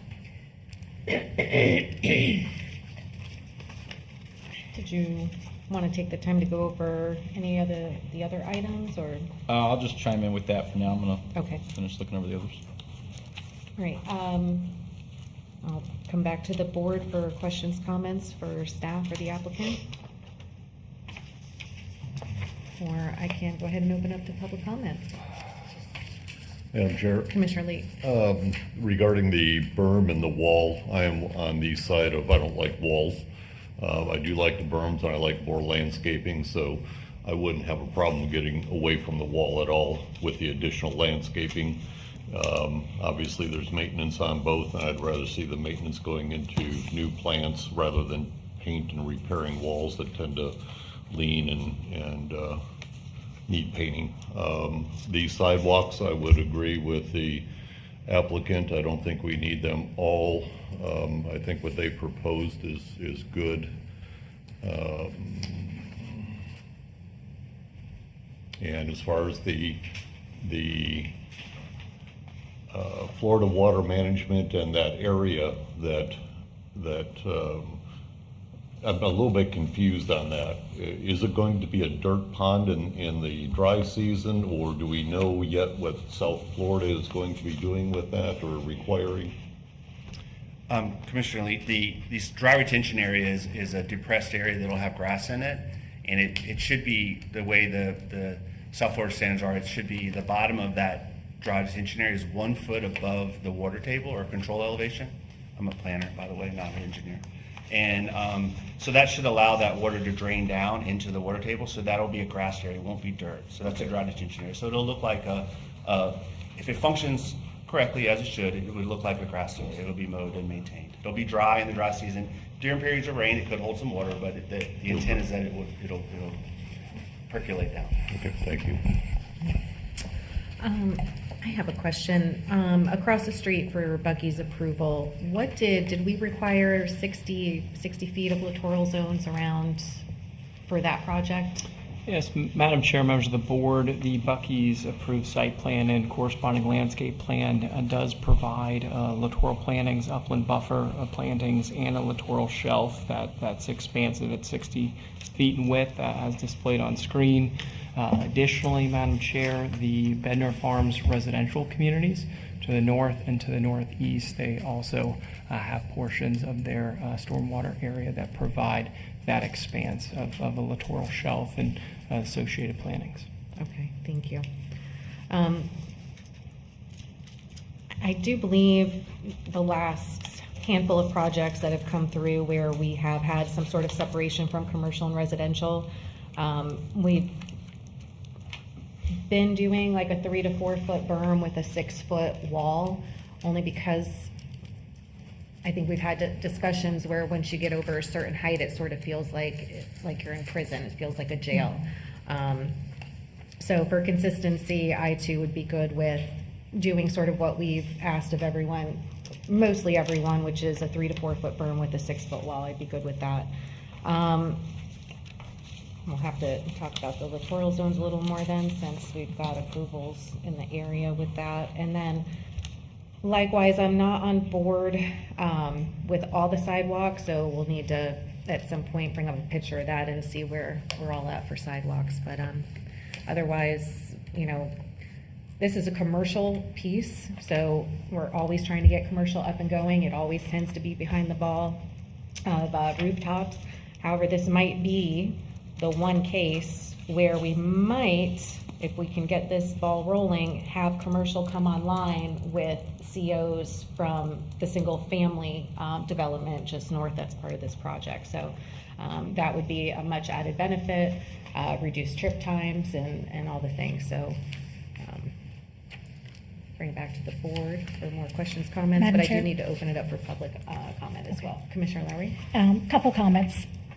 I am in agreement with the applicant's sidewalk proposal. I think it's sufficient, especially when we're talking about the extra 6 feet landscaping down there for the parcels below. I kind of feel if you have the extra 6 foot landscaping, people are just going to trample through it to go from the parking lot, from the sidewalk to the parking lot. So I'm okay with leaving out that extra landscaping.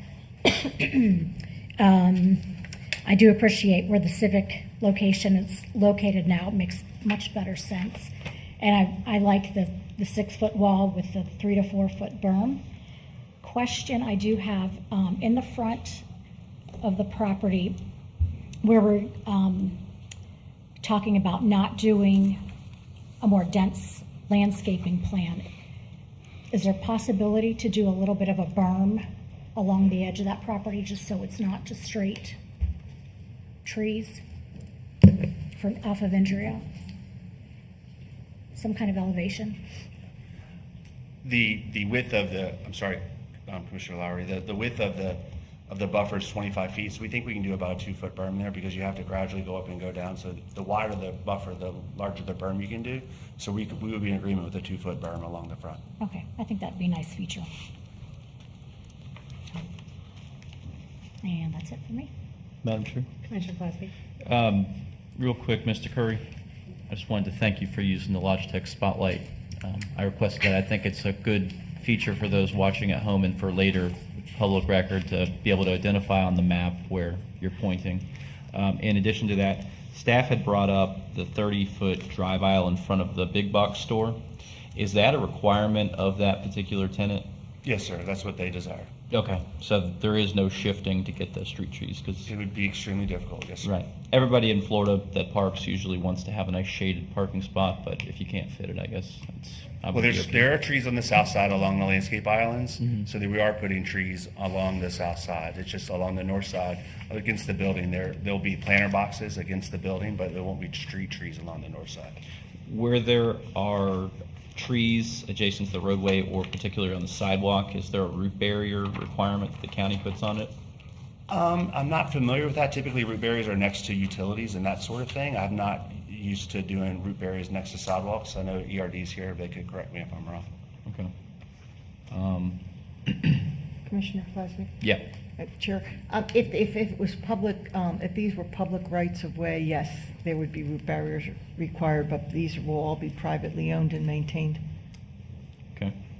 So the maintenance is on the property owner at that point, okay.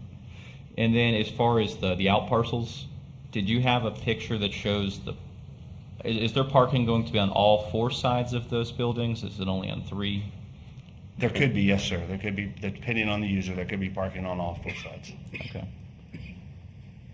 I think that I'm generally okay with most of the requests from the applicant. Madam Chair, I'm just going to Commissioner state for the Townsend? record, I'm fine with every single request that they've offered. I think that they've come to the table. I know how South Florida Water Management is. The requirements are a lot stronger than ours. And I agree with the flowways. I don't like seeing dried up stuff either. So I just want to say thank you because I know that you made a lot of concessions to get to this point. I know that staff was requesting a lot, and I think you've met in the middle. So thank you. Thank you. All right, I'm going to go ahead and open this item up for public comment. Anyone wishing to address the board on this public hearing item, now would be your time. Seeing no movement, we'll close public comment, come back to the board.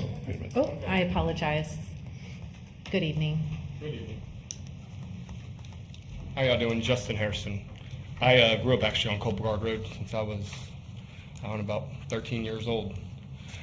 So one of the things I just want to remind everybody is the TVC was put in place to not be Port St. Lucie. So that's one thing that I want to make sure everybody remembers is that, taking measurements off of buildings in Port St. Lucie shouldn't, make a difference on what's going on in the TVC. That whole point was, towns, villages, and countryside, having more of that green space, having more of the trees, not just, big box stores. I know that the TVC isn't necessarily, friendly to developers because developers care mostly about their bottom line and how much money they can make on a per square foot basis.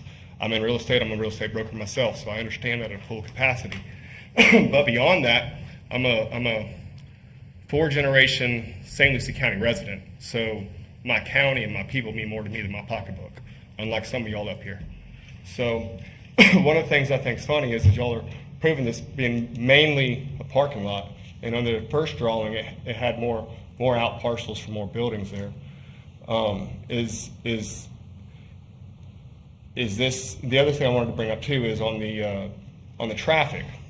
Port St. Lucie's has been a nightmare on traffic. One of the things I want to be real cautious for on this Indrio Road area is that we don't repeat the same situation that we have in Tradition and Central Park area, especially in the Crosstown Parkway area. I rent a house in Central Park currently, and getting out of there in that cluster of getting between Crosstown Parkway to 95 is a nightmare.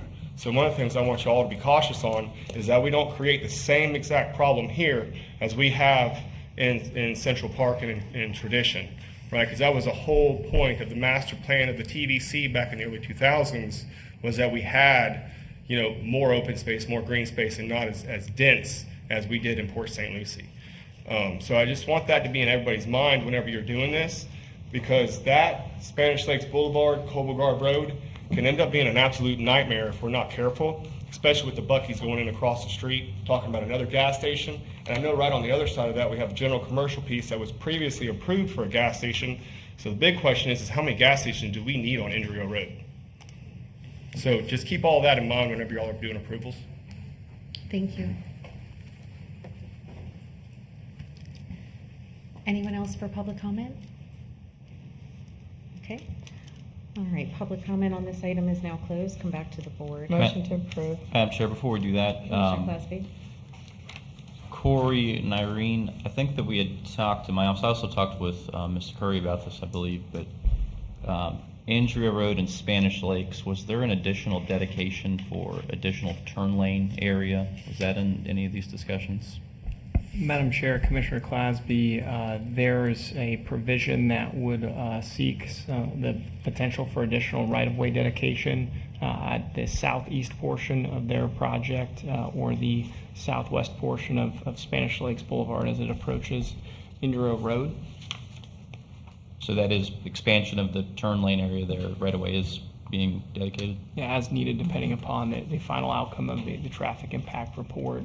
So to advance kind of the practice, we're at the preliminary plan stage in which preliminary analysis is provided. We identify projected improvements and needs, but a certificate of capacity would be issued with the final site plan based upon this project's traffic in relation to any other approved or vested or committed trips.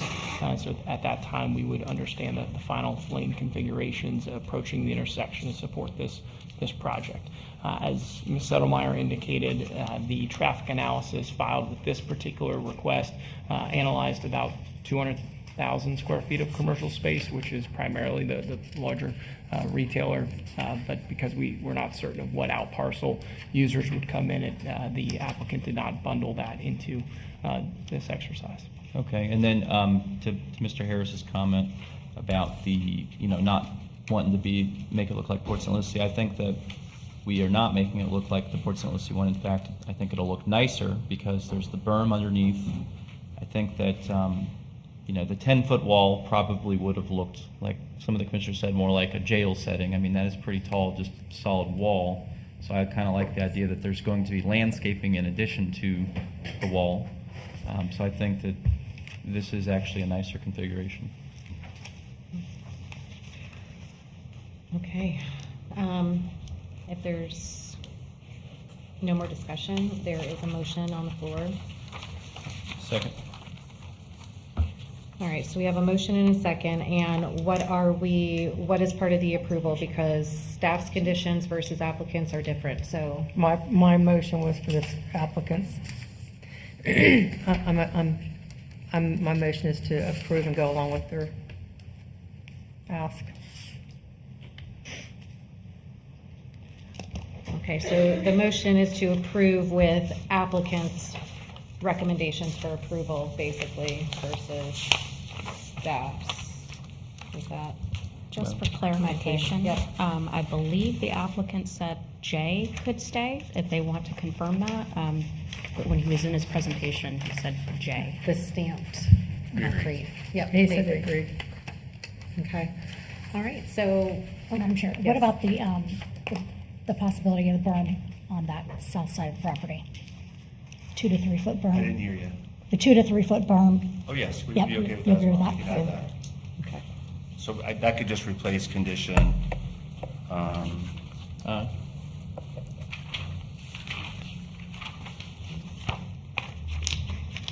condition 1D could be that the south 25-foot buffer should include a 2-foot berm.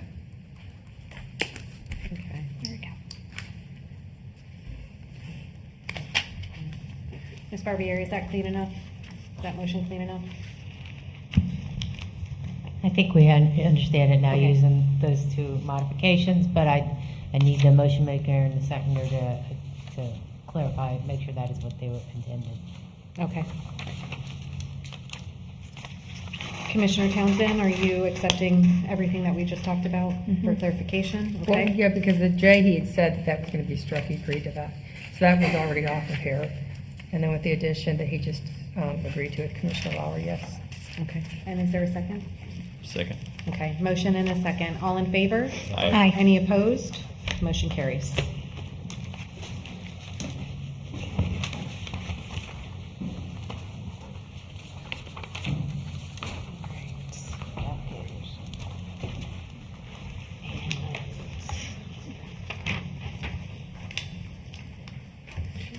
Next, we have scrap heaters.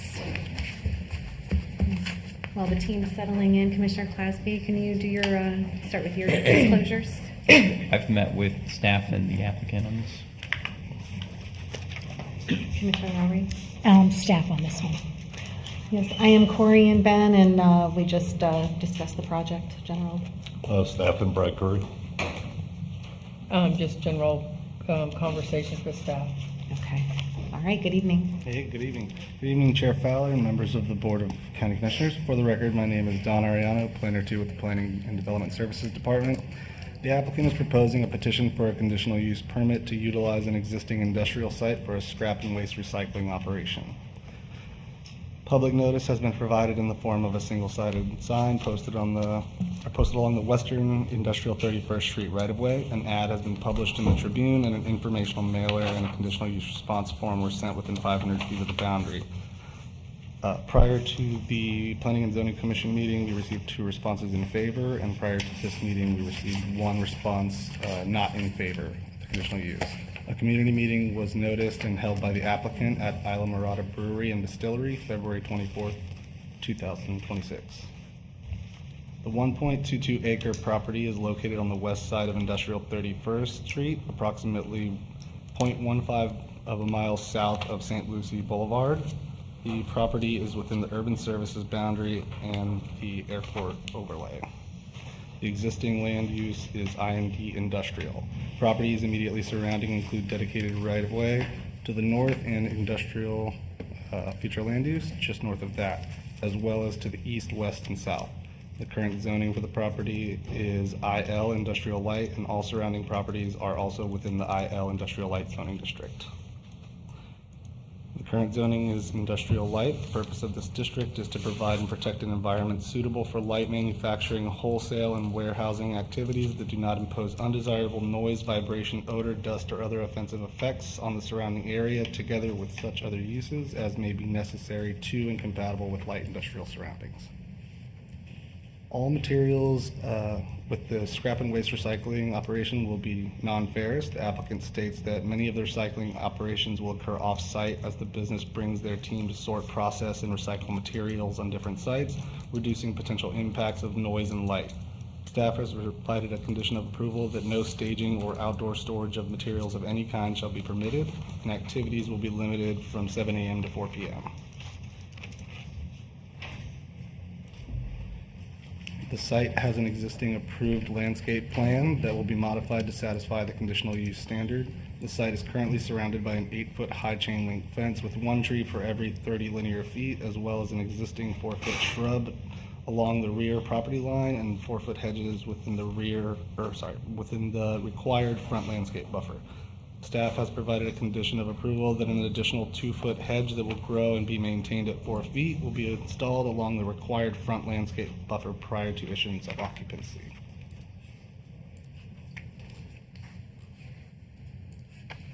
Here's their landscape plan and those areas of additional landscaping to be provided. The existing site plan was approved for 16,500 square feet and constructed at 16,352 square feet. The applicant is proposing to utilize the existing site for a scrap and waste recycling operation, modify the existing parking layout, and provide additional screening and landscaping. The applicant is proposing off-site collection of non-ferrous materials for processing on-site with no outdoor storage of materials and no reprocessing into any other products. Petition conforms with the standards of review as set forth in section 110703 in the St. Lucie County Land Development Code and is consistent with the St. Lucie County Comprehensive Plan goals, objectives, and policies. Staff recommends that,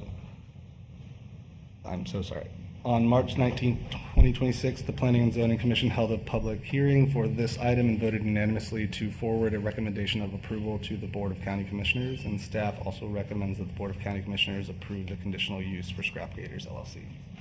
And that'll end my presentation. All right, thank you.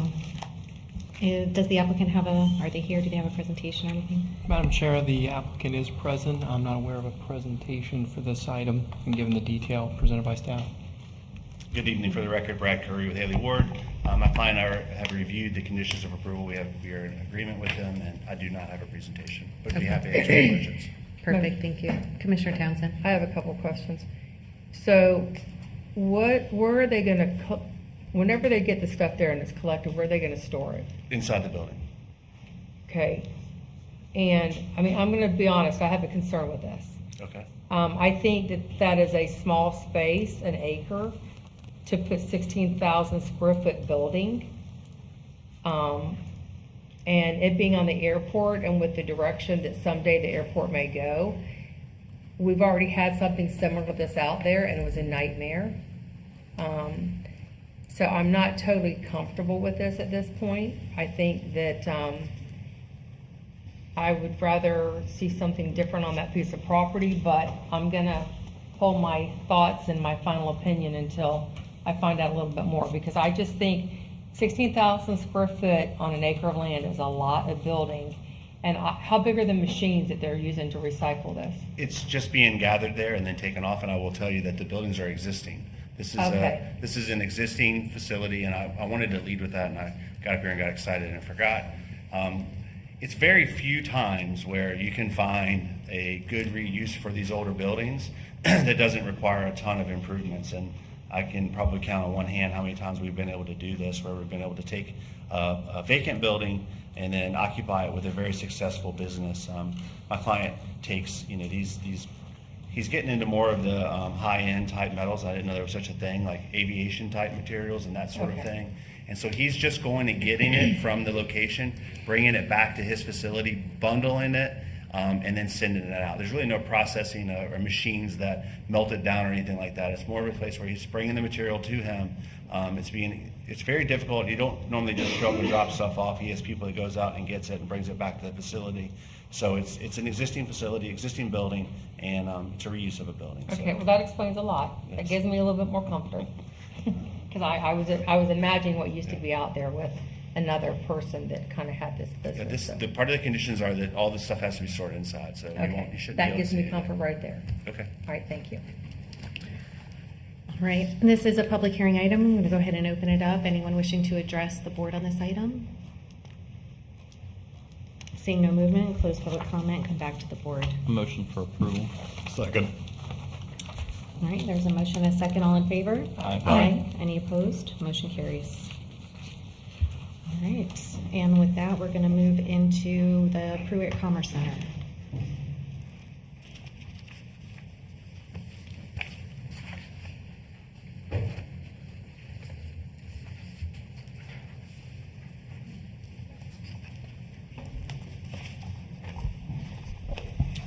Madam Chair, members of the board, we'll have Irene Settlemeyer back up in just a few moments, but this is the adoption hearing for the proposed future land use map amendment for the Pruitt Commerce Center, also known as Project Vision. This evening's public hearing, which is legislative action, was adequately noticed. Display ad in local newspaper, mailed notice as a courtesy to owners of property within 500 feet, and a sign posted on the premises. And the applicant did, of course, host a neighborhood meeting, and with the prior conditional use, they did host a neighborhood meeting, so I'll point that out for the record. Good evening, Chair Fowler, members of the Board of County Commissioners. Irene Settlemeyer, Senior Planner with the Planning and Development Services Department. Thank you. Mr. Benton. So the site is on Kings Highway, north of Okeechobee Road and south of Orange Avenue. It's land that's owned by St. Lucie County. The county is in contract with the potential purchaser. There's an option agreement. The applicant is in seeking these approvals, fulfilling some of their contractual obligations for the transfer of the property.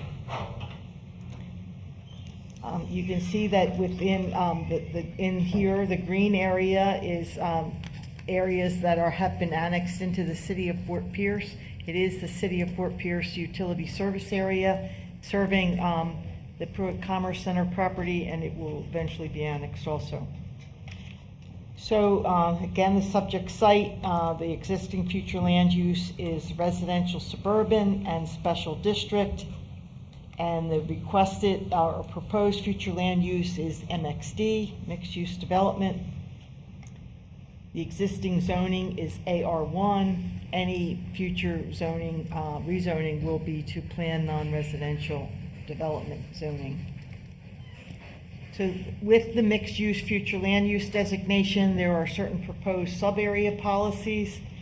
The intent and the uses for this area are the development of superior quality, primarily designed to accommodate and promote targeted industries and employment-generating uses. All development shall occur through a planned non-residential zoning district. transportation concurrency is addressed in the sub-area policies. Basically, some of our land development code provisions with regard to transportation concurrency are identified in the sub-area policies. The Pruitt Commerce Center shall be subject to the county's transportation concurrency requirements and shall provide sufficient access, capacity, circulation, and connectivity needed by the development. Traffic that exceeds the adopted level of service shall be mitigated by the development through a schedule of roadway construction projects, payments, or legally available alternatives. The timing and sequence of any such construction, payments, or alternatives shall be tied to specific development thresholds and determined through PNRD review, Plan Non-Residential Development Review.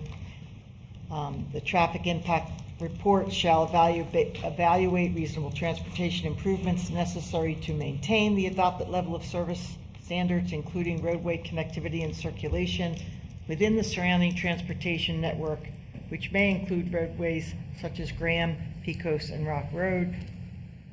The determination whether transportation improvements are required and the timing, sequencing, and any proportional responsibility for such measures shall be made during the rezoning review based on the traffic impact report, state law, county code, and the comprehensive plan. Prior to approval of final site plan for any phase, the applicant shall provide legally sufficient and enforceable assurances in a form acceptable to the county attorney to address transportation concurrency and any transportation improvements, payments, or legally available alternatives. In coordination with the St. Lucie County Area Regional Transit, Pruitt Commerce Center shall identify potential locations for future transit stops to serve the subject site and shall provide for internal connectivity for pedestrian and bicycle travel. The development standards will be that the maximum floor area ratio is 0.35. The maximum coverage by buildings is 35%. The minimum open space is 25%, and the plan at Pruitt Commerce Center shall provide an appropriate landscape buffer to properly protect adjacent non-industrial uses. On February 3rd, the board held a public hearing and approved the transmittal of the proposed future land use map amendment to the state and regional reviewing agencies. That included transmittal to 9 agencies in the city of Fort Pierce. We received 2 comments from the South Florida Water Management District. One was that an environmental resource permit may be required for future development, and that brought to our attention that the plan amendment does not address water conservation, best management practices for commercial and industrial development, including high-efficiency plumbing fixtures, Florida-friendly landscaping, and smart irrigation technologies consistent with the regional water supply planning efforts. So in response to this, we always, during final site plan review, we alert developers and applicants that other permits may be required from other state and or federal agencies. And with regard to the water conservation best management practices, we suggest that that can be addressed more appropriately at the plan non-residential development rezoning stage and site plan approval, because it will take into account more site-specific considerations rather than be talking about smart irrigation technologies at a future land use map amendment phase. Good ideas, but maybe not necessary at this stage. So the staff recommends that the board adopt a motion approving the adoption of the Pruitt Commerce Center future land use map amendment. That concludes my presentation. We're happy to answer any questions. Thank you, Irene. Any questions? This is a public hearing. I'm going to go ahead and open up for public comment. Anyone wishing to address the board on this item? Other than the applicant, I know you guys are here. I just wanted to... All good? All right, go for it. We're going to close public comment. Good evening, Mr. Dobbins. Good evening. Lee Dobbins here representing the applicant, Ashley Capital. Staff did a great job of doing the presentation. We don't really have anything to add. We just thank you for your time, and we are in the process of doing the PNRD, which is the next step of this. That is also, all of this is pursuant to the option agreement, of course, between Ashley Capital and the county. And as a part of that process and what's required by the option agreement, our next step is that PNRD approval. And so we'll be coming forward with you with that before too long here. We have our team here, so if you do have any questions, we're here available to answer those questions for you. Excellent, thank you. All right, questions, comments? If not, I'll Madam Chair, entertain a motion. Commissioner Townsend? I just want to thank Ashley Capital. They've been a great partner, and I'm excited for what you're getting ready to do for the county. So thank you. And I'll make a motion to approve. All right, there's a motion. Is there a second? Second. Motion and a second by Commissioner Lowry. All in favor? Aye. Aye. Any opposed? Motion carries. Thank Thank you, you. guys. All right, so before we get into Indrio Groves, we're going to do, since it's 8 o'clock, we'll just take a quick little 15-minute break for bathroom, drinks, snacks, whatever, and we'll be back at 8:20.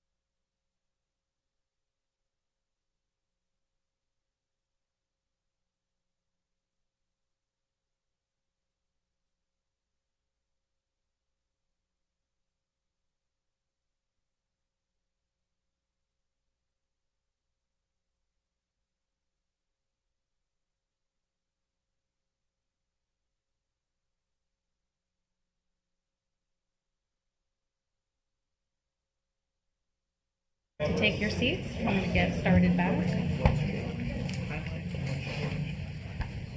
I know, I'll throw it up in my slides or something that way.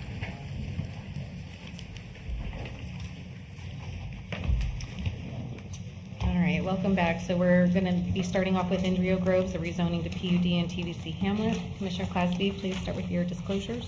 Yes, I've met with the applicant team and staff and those that I've mentioned at prior to we continued this hearing. Commissioner Lowry. Multiple times on the project. Let's see.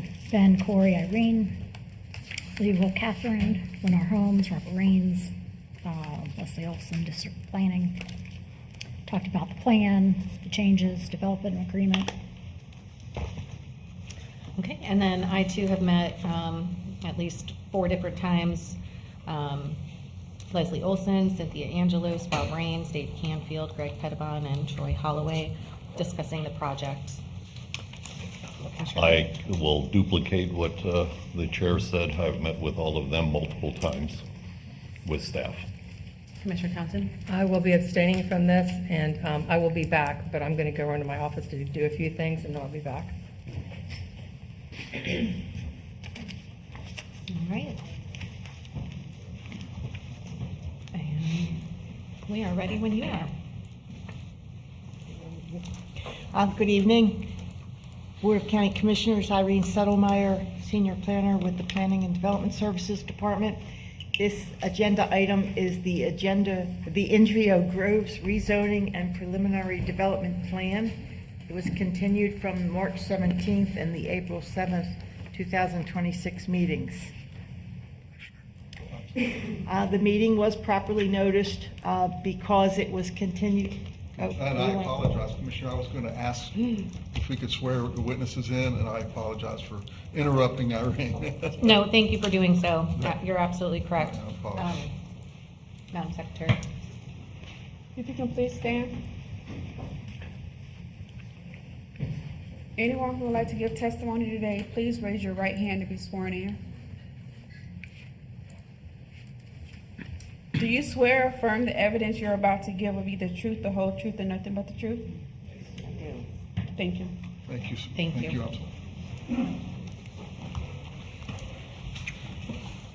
So because this public hearing was continued to a date certain, the notices from the March 17th, 2026 public hearing still covered this meeting. We're familiar with the property. It's 1,027 acres up near the northern county boundary between Coblegard Road and Interstate 95 to the east of Spanish Lakes Fairways community. The current zoning is Ag 1. They are requesting to rezone to planned unit development. The property has the towns, villages, and countryside future land use designation. In summary, the proposed preliminary development plan provides for 3,081 dwelling units, which is 3 dwelling units an acre. About 83% of those dwelling units will be single-family homes, 7% will be townhomes, and 10% will be apartment units. The development commits to no less than 426.6 acres of open space. It provides 24.44 acres for a future kindergarten through 8th grade school site. 10.68 acres, or about 1% of the site, will become right-of-way, and they have identified a 9.2 acre parcel or parcels that will provide the commercial node, which will include a child care center. This is a visual image of the site. The different colors represent different lot sites. This is as it was proposed and considered by the board in March. There have been some changes in response to input that was received from the Board of County Commissioners. So now there is proposed a 13.6 acre family and children's farm and county park on Coblegard Road in neighborhood E. It was previously identified on Spanish Lakes Boulevard, and now that 14.8 acre site is identified for some unspecified future development. The single-family lots, rear-loaded, parking in the rear, single-family lots are going to be relocated from the Children and Family Farm and County Park area to the western edge of the amenity campus. They have eliminated 35-foot wide lots. So what was previously identified as 35 or 40-foot lots are now 40 or 45-foot lots. Similarly, the 50 or 60-foot lots have been increased in size to 55 and 65 feet wide. The side setbacks have been increased from 5 feet to 7.5 feet on the front-loaded single-family lots. The rear yard has been increased to 15 feet for all front-loaded single-family lots. And the workforce housing commitment was increased from 9% of the total dwelling units to 10% of the total dwelling units, and 15 units will be for sale workforce housing. There'll be the need to adjust some of the figures and the details on the common open space, given the reconfiguration of the amenity campus.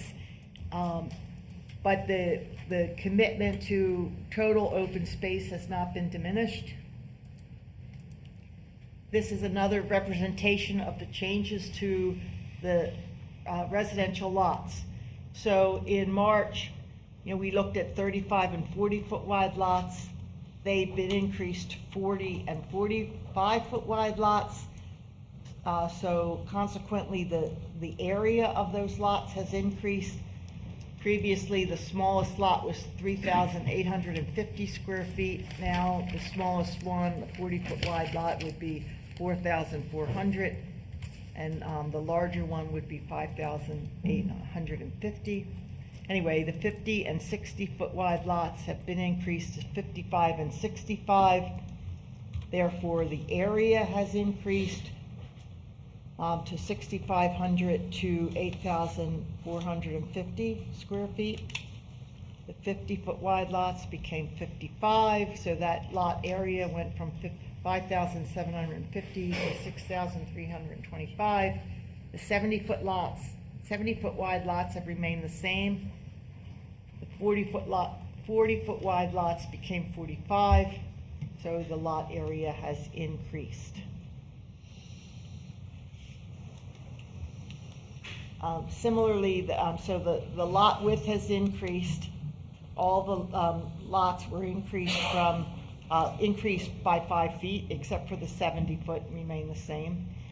The side setbacks, the minimum side setback was increased from 5 feet to 7.5 feet, and the minimum rear setback was increased from 10 feet to 15 feet. These are on all the detached single-family residential lots. The townhouse lots have also been revised so that the minimum 16-foot wide townhouse has been eliminated. And now for internal units, the minimum width will be 18 feet. The end unit, the 21-foot wide end units has been eliminated, and the end units will all be 25 feet wide. The corner lots have stayed the same, but with the increase in the minimum lot width, the minimum lot area has also changed.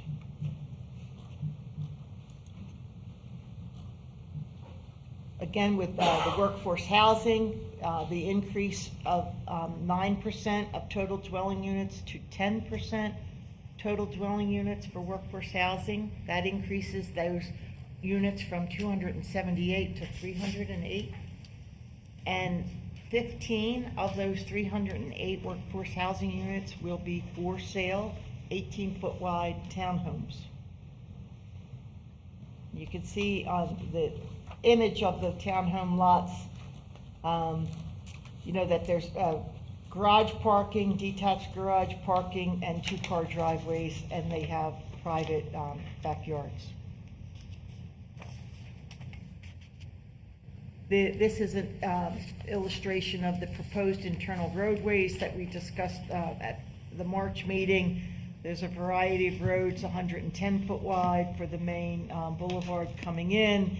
You have 100-foot wide right-of-way here in front of the school and the commercial area. 80-foot wide with on-street parking is the pink. The green is also provides on-street parking, and then with a 50-foot right-of-way, and then the 50-foot right-of-way with no designated parking, but perhaps some informal parking can occur when needed. The applicant has agreed to provide additional vehicular connectivity between neighborhood B and neighborhood D, and similarly between neighborhood D and neighborhood G to make access to the commercial area and the schools more convenient. The external road network that the applicant will be constructing includes Coblegard Road from the entrance of the project down to, it's down to this canal because Bednar Farms is constructing this section. And then the east-west road, Russos Road, or an alternative alignment will be constructed to connect Coblegard Road to Johnston Road.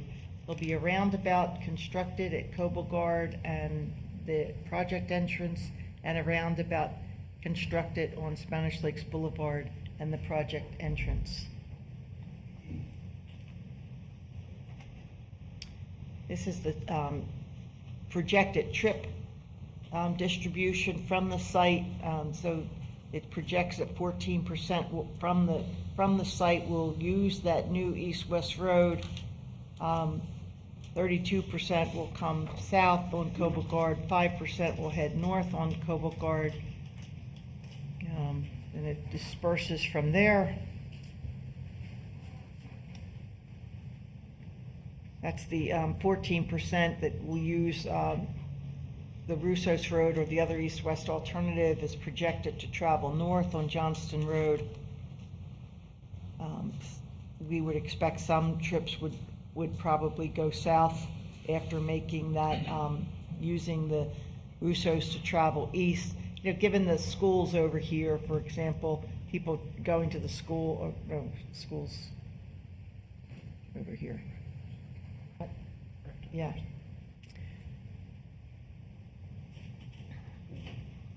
So staff had recommended, and the developer has accepted numerous conditions of approval.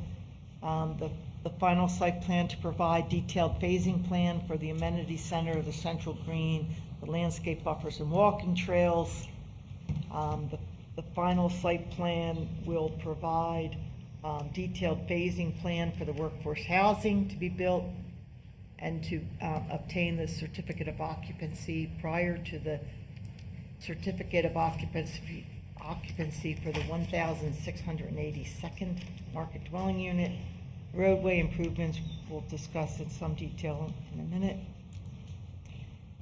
The multifamily will comply with the building spacing formula. It will provide for passive and active recreation, and including a swimming pool and a clubhouse, and some outdoor recreation area of at least 1/3 of an acre. All the final site plans shall comply with the flowway standards, including a pedestrian and bicycle trail system, width and design of littoral zones and native upland vegetation, and navigability. That's for non-motorized vehicles. Final site plan shall provide vehicular connectivity between neighborhoods B, D, and G in the vicinity of the school and commercial area. The final site plan shall provide landscape block breaks at least 25 feet wide beyond the current block end green space areas, and that shall be provided at least every 15 lots for those lots that are bigger than 45 foot wide, or at least every 10 lots for the lots that are under 45 feet in width. The developer identified several of the detached single-family lots in neighborhood D, that'll be modified to provide rear-loaded off-street parking. Prior to final site plan approval, we need revisions to the landscape plan are required. Prior to final site plan, we'll need to address the phased conveyance of common open space. Prior to final site plan approval, future potential transit stops in proximity to the project entrance on Coblegard Road and in proximity to the multifamily site on Spanish Lakes Boulevard will be identified. We will need a certification of a revised traffic study. We have received that. We have received some comments that have been accepted by county staff. Prior to the final site plan, compliance with tree mitigation is required, and code compliance, update of endangered and threatened species surveys and removal of native vegetation will be required. So with regard to the roadway improvements, this was addressed in this item and in the next item, which is a development agreement. So we eliminated any reference to vehicular trips, and the development thresholds that will trigger the requirement for certain roadway improvements to occur will all be based on dwelling units, certificates of occupancy, or a certain number of dwelling units. So Spanish Lakes Boulevard roundabout must be constructed before the certificate of occupancy for the 110th residents. The Indrio and Kings Highway intersection improvements must be completed before the certificate of occupancy for the 162nd dwelling. The Indrio and Johnston Roads intersection improvements before the 831st residential CO. Coblegard Road completed with 2 lanes, curbs, drainage, and a sidewalk along the western side. And the roundabout at the Coconut Shore Ways must be completed before the 1,292nd residential CO, and the interchange of I-95 and Indrio Road improvements before the CO for the 2,366th dwelling unit. So just the Indrio and Kings Highway intersection improvements includes lengthening some turn lanes. The Indrio and Johnston Road intersection includes some repainting of lanes and also a change in signalization.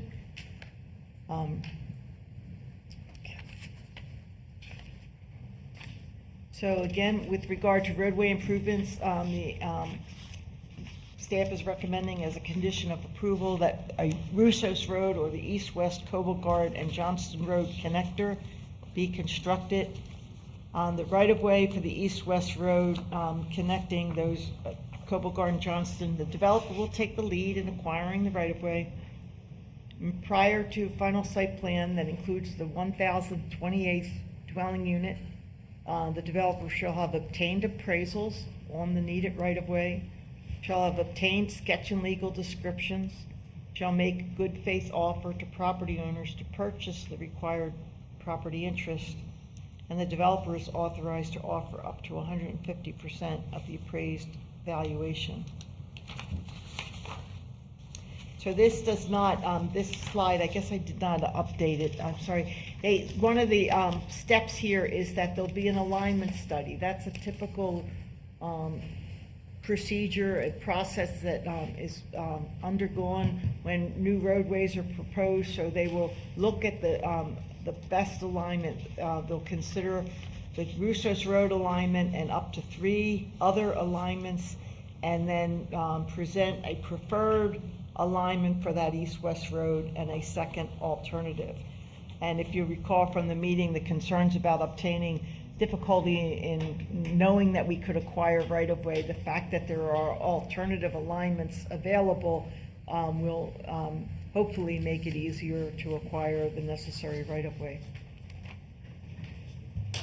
If the developer is unsuccessful in obtaining the right-of-way for the east-west road, the county will have 2 or 3 options. The county will either direct the developer to design and construct improvements to the intersection of Coblegard and Indrio roads, and those improvements include an additional westbound through lane. That's the improvement, a westbound through lane. Or the county shall pursue right-of-way acquisition. If the county pursues right-of-way acquisition, the developer shall pay the county 150% of appraised fair market value of the required land and shall be responsible for all costs associated with acquisition of the right-of-way. If the county acquires the right-of-way for the east-west road within 24 months, the developer shall complete design, permitting, and construction of the east-west road. If the county does not acquire the right-of-way for the east-west road within 24 months, the county shall either direct the developer to design and construct the improvement of the additional westbound through lane at Coblegard and Indrio roads, or direct the developer to pay 115% of the total cost of the east-west road, including right-of-way acquisition, permitting, and construction. If the construction has commenced on either the additional westbound through lane at Indrio and I-95,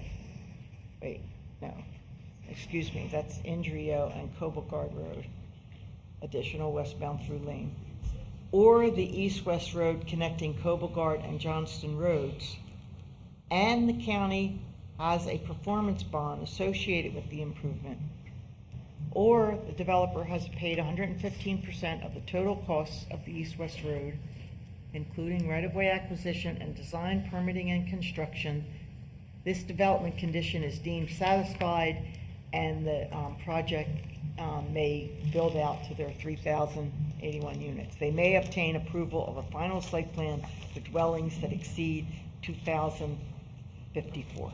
Madam Chair? Commissioner Clausen.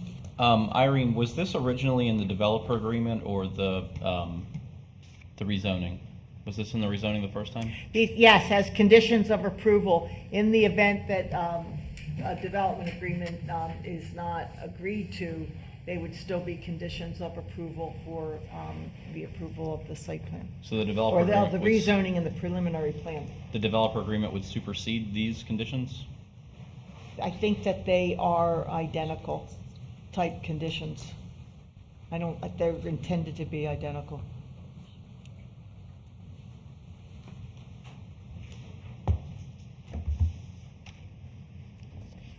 The staff recommendation is that the board consider the proposed preliminary development plan, the staff recommended and developer accepted conditions of approval, the additional commitments made by the developer and set forth in the documents that you have entitled Developer Proposed Conditions March 27, 2026 and Developer Proposed Conditions PUD Exhibit March 3rd, 2726. And also that the board should consider the developer's presentation and then adopt a motion reflecting the board's determination. That concludes my presentation, and I am happy to answer any questions you may have. The applicant, of course, is represented and also has a presentation. Perfect. Any questions right now? No, ma'am. Okay, we're ready for the applicant then. Good evening. Good evening, Commissioners. For the record, Bob Raines, here with the Gunster Law Firm on behalf of the applicant. If I could, Irene, do you have the clicker for the presentation? That's not the, that's the clicker? Okay. Sorry. That, yeah, the arrow. With me this evening, Commissioners, I have, did I do it right? What's that? Let him pull it up first. Okay, thank you. There we go. Also with me this evening is my law partner, Chris Benvenuto. here in the front row with me. And also, this is David Canfield and Greg Pettibon with Lennar here, and our entire development team is here. I'll be introducing some of those folks a little bit later as we go through the process. I would like to begin with a couple little housekeeping details, if I could. Madam Chair, if you can indulge me, I would like to request that I have applicant's Exhibit 1 here, which is the complete agenda packet for this item, and I would like to submit it into the record as applicant's Exhibit 1. Absolutely. Thank you.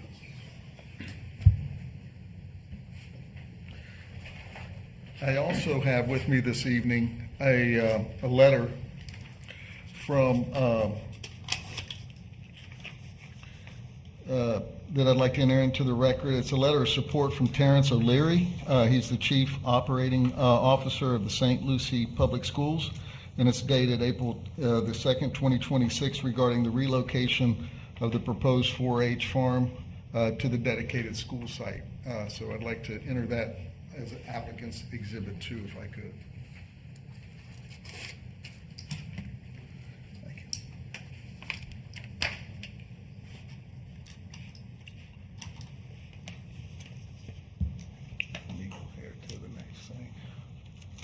Of course, this is the location, and Troy Holloway will be coming up shortly, giving you a presentation on this and get into a little bit more detail. But as you can see, we're part of the St. Lucie County TVC, and Indria Groves is up there in the corner in green. Again, a little blow up of it.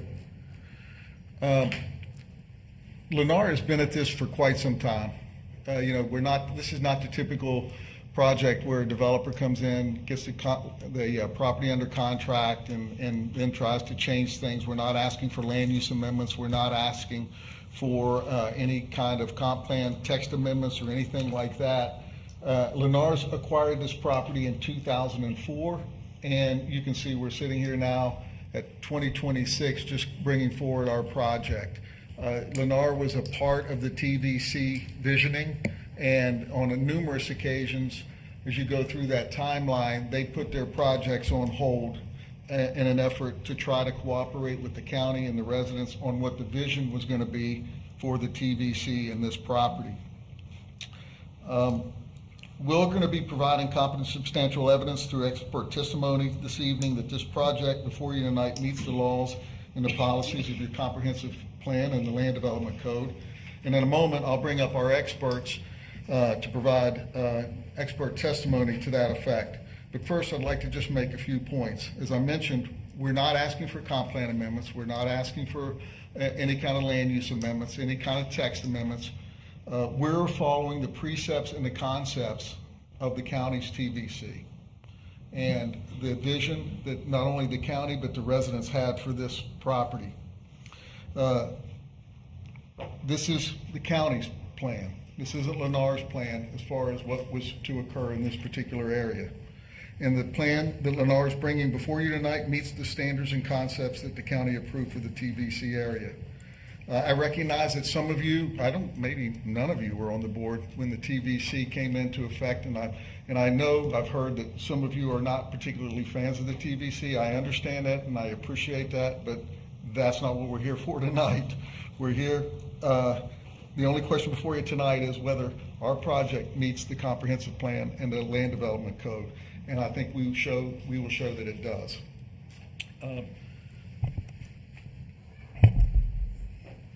Lennar, I think, also has not only made sure that they meet all the land development requirements, but we worked hard with the neighbors, and there'll be some discussion about that, and trying to address all of their concerns, and I think we have. I think they also have, and I hope you all agree, we've listened to what your concerns are, and we've tried to address as many of your concerns as we possibly could.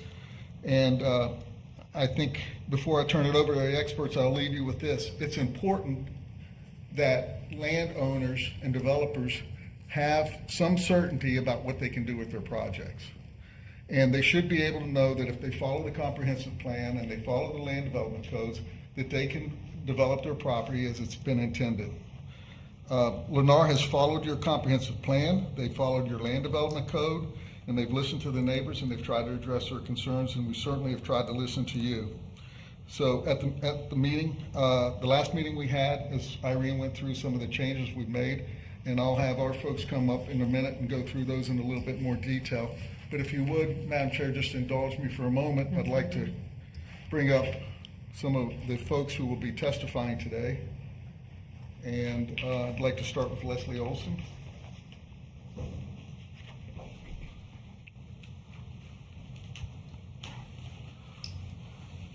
Leslie, if you could you identify yourself for the record, please? My name is Leslie Olson. And have you been sworn in? Yes, I have. And can you give us a brief history, your work history and educational history? I worked for St. Lucie County as the Planning and Development Services Director, the Planning Manager. I was the Interim Assistant Director of Planning for the City of Fort Pierce, the Historic Preservation Officer, and I started my educational journey as a theology major. Okay. And can you identify the document I'm handing you? That is my resume. Okay, and is it a current It is. Example of your resume? Okay. And are you familiar with the St. Lucie County Comprehensive Plan and the Land Development Codes? Yes, sir. And in your professional opinion, is the project we're presenting tonight, does it meet those requirements? It does. Thank you. Troy Holloway, please.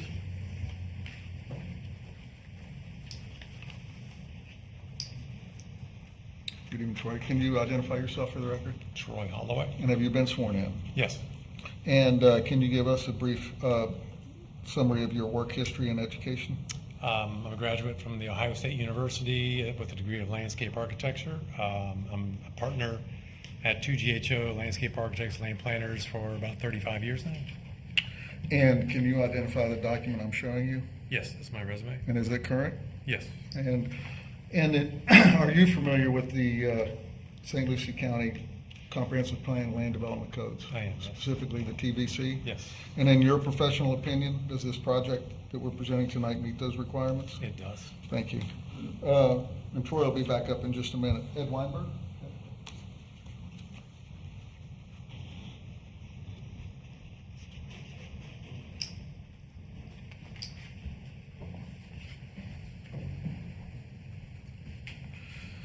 Good evening, Ed. Can Good you evening. identify yourself? My name is Ed Weinberg. And have you been sworn in? Yes, I have. And can you give us a brief summary of your work history and education? I am a graduate of St. Bonaventure University in biology and a master's degree in oceanography from Florida Institute of Technology. I have worked as an environmental consultant in the Treasure Coast for about 40 years. And can you identify the document that I'm showing you? That is my resume. And it's current? Yes, it is. And in your professional opinion, is the project being presented tonight with respect to the environmental items consistent with the Comprehensive Plan and Land Development Code? Yes, it is. All right, thank you. Just two more, Commissioners. Brian Good, please.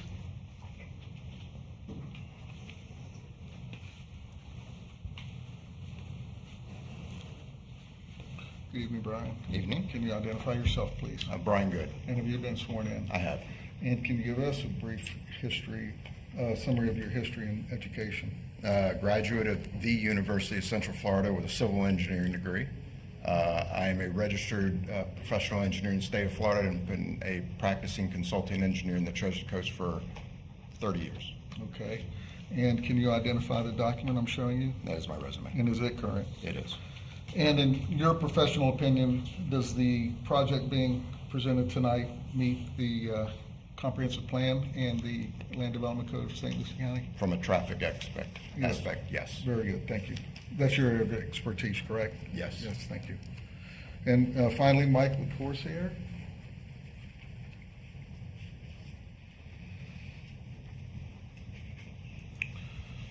Michael, good evening. If you could introduce Good yourself. evening. Can you Michael LaCourciere, Michael B. Score and Associates. And have you been sworn in? I have. And can you give us a brief summary of your education and work history?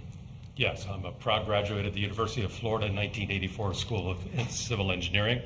I've been with Michael B. Score and Associates as a consulting engineer since 1984, meaning I'm nearly 42 years into serving the Treasure Coast in Southeast Florida. And can you identify this document that I'm showing you? That is my resume. And it's current? It is correct. And are you familiar with the St. Lucie County Comprehensive Plan and the land development codes with respect to the engineering Yes, sir. aspects? And in your professional opinion, does this project meet those requirements? It does. Thank you. Commissioner, I would like to just submit these resumes that I showed them as Absolutely. applicants exhibit 3 into the record. Thank you. So at this time, I'd like to ask Troy to come up and give you a presentation. We'd like to reserve time at the end to answer any questions you all might have or that the public might have comments. Thank you. Thank you, Bob. I'm going to make a you've seen this presentation, so I'll try to be brief and try to not bore you to death tonight. So I'm going to also try to use that little red button tonight. That was really cool. This is our preliminary master plan. It is a 1,027-acre Hamlet PUD preliminary master plan. As you know, this is a proposed mixed-use community that does provide for 3,081 total units, which includes 295 workforce housing units, a mix of front and rear-loaded single-family homes, cottage homes, townhomes, and apartments. The project is also bisected by several drainage canals, varying in 80 to 90 foot in width. There's 3 of those, which essentially kind of creates 4 quadrants with this project, creating 9 neighborhoods, as well as other civic uses and parcels as well. It does have a commercial village designed to potentially expand with future development there to the east. It also has civic set-asides for future school and other county dedicated future development and parcels. We have a 35-acre, centrally located amenity campus and community green. And it also has a flowway system that does meet all of the standards of the TVC. That does surround almost the majority of the site. We're going to look at all these individual neighborhood quadrants. This is neighborhoods A and B. We do have emergency access going into the Spanish Lakes community. Has a pedestrian trail system throughout the perimeter of the project. It also goes through interior into all the pocket parks. It also has a mix of front-loaded single-family and alley-loaded single-family lots. We also have active and passive recreation spaces that are scattered and throughout both of those neighborhoods. And again, the flowways that do border all the way around those neighborhoods. And we have gated vehicular access that would be proposed that would connect to the future Coblegard roadway. These are just some graphics of the actual site plan. You can kind of gives you a nice visual scale of the massive green spaces when you look at that with some of the multifamily and along the alleys and roadways. Really gives you a good feel for the scale of those massive greenways. This is the central neighborhoods C, D, and E. A lot of these neighborhoods D and E were done in more of a traditional neighborhood design. The roundabout entry there is on Coblegard. That will be the eastern entrance into these neighborhoods. Again, the commercial village located on the eastern end. We do again have a mix of alley-loaded townhomes, some alley-loaded single-family, and then we have also some front-loaded single-family as well. We also have front-loaded cottage homes. We also have a tree preservation linear park that would go north to south, kind of separating the residential from the commercial and from the school site. And again, the flowway system that does go throughout the community. The yellow is indicating all of the on-street parking, where we have about 800 on-street parallel parking spaces. These are the 3 southern neighborhoods, F, G, and H. Again, this would be our southern, kind of the southwestern roundabout entry located on Spanish Lakes. We also have a gated access that would provide access from neighborhood G to the future Russos Road. And again, the pedestrian trail system that does follow along all the flowway systems and then comes into the development, goes into all of the green spaces as well. And a lot of passive parks, pocket parks, and green spaces throughout the neighborhoods. These neighborhoods are made up of all front-load single-family. We also have then an 8-foot path that will connect to the Spanish Lakes community and go all the way to the southernmost limit of Indrio Groves. And then again, and then this is the southernmost triangular parcel where we do have multifamily apartments. And then south of that is this kind of, we'll talk about this a little bit later, but this, the southernmost triangle has changed a little bit. The multifamily will have two access points, one from Spanish Lakes, and then the other entrance would be from the future Russos Road. It would be also buffered from Spanish Lakes in 95 with a 100-foot buffer. And again, that 8-foot path will continue all the way down to the southern limits. These are two entry points, the two roundabouts on Spanish Lakes and one on Coblegard Road. This is kind of a detail of the roundabout on Spanish Lakes. As we had mentioned, giving the residents of Spanish Lakes what they had requested was for an easy kind of access and flow through that roundabout, going to the community and out as well. There are a lot of, we have publicly accessible roads and alleys. We have a lot of publicly accessible roads and alleys, which is indicated there in yellow. The red would be the private roads. Those are indicated as golf cart connections, but as per your request from our last meeting, we will be changing those to vehicular access points to those neighborhoods as well. These details will change. We're going to shift those to it'll be slightly shifted to the west, which will provide a vehicular, pedestrian, and golf cart connection, and as well here from neighborhood D to G. These are the internal pedestrian connections. It does provide for, we are providing for walks and paths on both sides of all of the streets within the community. The large right-of-ways as well as the 50-foot right-of-ways. And we also then have a lot of open space paths and walks that will meander along the perimeters, along the flowways. They connect into the properties, into all the community civic spaces and green spaces as well.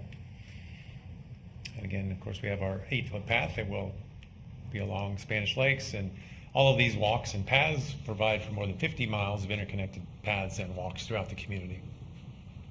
Again, this is just a close-up of the emergency access into the Spanish Lakes community. We do have a lot of off-site connectivity, vehicular connections. We provide for 11 off-site connections with this project, as well as a connection to Johnston Road. And we also have then 13 pedestrian external connections proposed as well. As far as the open space, we do provide for more than 427 acres of open space. Of that, 263 acres is green space, and 164 acres of that would be community lakes and the flowways. Just kind of a blow up to kind of show you some scale with the lots and the amount of the green space and linear parks proposed. We do provide for the green breaks that was requested every 10 to 15 lots. And this just kind of shows, again, to scale the amount of those green breaks and the buffering and so on with these neighborhoods when you look at them in a larger scale. And this is neighborhood G, where we will have green breaks provided for every 15 lots. Again, these are some of the sketches that are related to the site plan itself. The upper left is the shared, we have the shared backyards, which is the amenity area, showing the agri-hood and some of the play courts and all the other amenities that would be provided for the residents' use. This is below above that amenity green, 35 acres. It does provide for, of course, the agri-hood, as well as all the other amenities, the dog parks and some golf and tennis, pickleball. We'll show you also, I guess, another alternative to this a little bit later. That is a graphic of the agri-hood itself. Some of the buffers, we do have a lot of 100-foot buffers that will provide buffering mainly to I-95, and also then on the east as well. We also have 50-foot buffers. Again, these are mostly perimeter buffers, and then we have 40-foot landscape buffers that will buffer the canals. This is just a diagram, a blow-up of the west buffer section, looking at through two Spanish Lakes. Again, we do have a 100-foot landscape buffer and berm there with a fence and landscaping on that berm. This graphic just kind of shows the distance, the separation from the Spanish Lakes homes to the Indrio Grove homes is over 700, almost 800 feet in distance. This is the tree preservation park I showed you before, a linear park north to south, kind of separating the residential from the commercial and the future school. It does have a width, it's kind of hard to tell, but it does have a width of 250 feet, 14.4 acres, and it does provide for over 1,000 trees to be preserved, live oaks, laurel oaks, cabbage palms, and such. And again, it provides a very nice buffer between the uses. This is again the commercial center, which will have commercial uses fronting and facing the main road. We'll have some parallel parking on that road. The majority of that parking will be behind those commercial uses. And I think at this point, I turn this over to Leslie for community benefits. Thank you.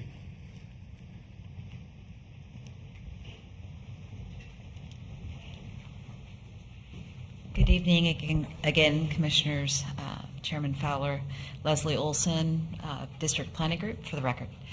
We're just going to run through these again. Indrio Groves is providing substantial community benefits as called for in the TVC, and then going above and beyond those things. We are asking for no relief from the TVC code. We are offering 14.8 acre civic parcel donation, water utility extension to Spanish Lakes emergency access, building an off-site road. There is no way to state how big of a deal it is for a developer to figure out how to buy right-of-way from private property owners and build a road. This is a really, really big thing for a developer to do, and so important as we need to create this grid network in northern St. Lucie County. A 24-acre school site dedication, multiple roadway and intersection improvements, the school site, the park site, and you know these things are moving around, right? The 4-H farm is now on the school site because the school wanted it, and so that's wonderful. Going to skip that. Indrio Road and southbound I-95 intersection improvements, Rousseau's Road right-of-way dedication inside the project, Spanish Lakes Boulevard improvements, Cobelgard right-of-way dedication, so you can get Cobelgard going north into Indian River County, completing that grid, Rousseau's Road extension, Cobelgard Road improvements, Indrio Road and Johnston Road intersection improvements, Indrio Road Kings Highway intersection improvements.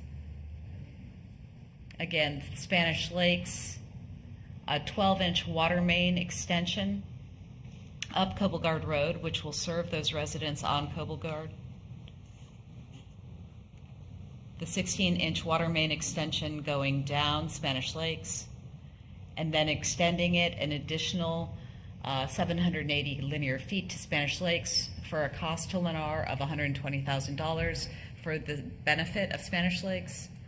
We've done a lot of community outreach, lots of mailings, many meetings, lots of attendance, really good feedback. So this is giving St. Lucie County a mixed-use community with housing, public space, open space, public amenities, designed for long-term growth and infrastructure needs.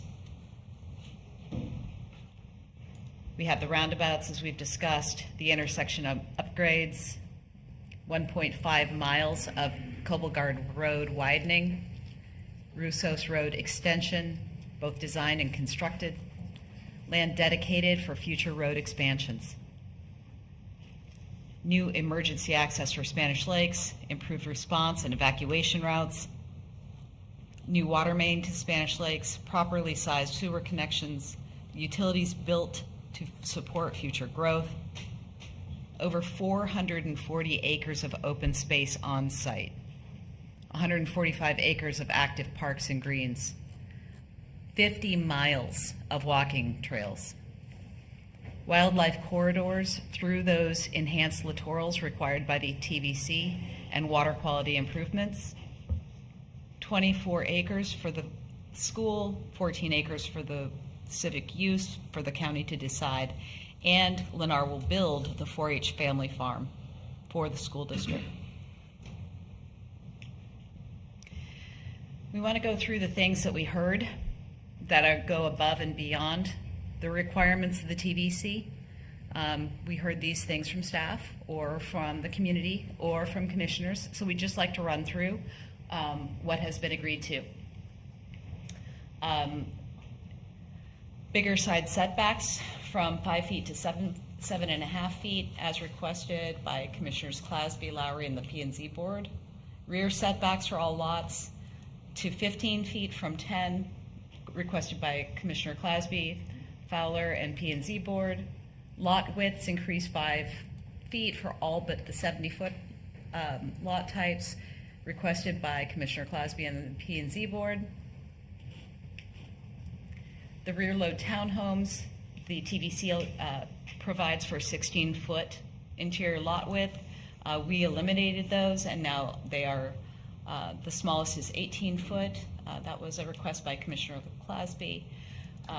A request to have a 25-foot minimum end unit lot width from Commissioner Clasby. Workforce housing, Chair Fowler asked us to increase it from 9 to 10%. We did that. 15 additional units provided for 4 sale townhomes, requested by Chairwoman Fowler and Commissioner Clasby. The 4-H farm and county park relocated to neighborhood E first, and then the school board asked us to move it into the school site. We are doing that, and we will build it there. Chair Fowler, Commissioner Lowry, Commissioner Lee.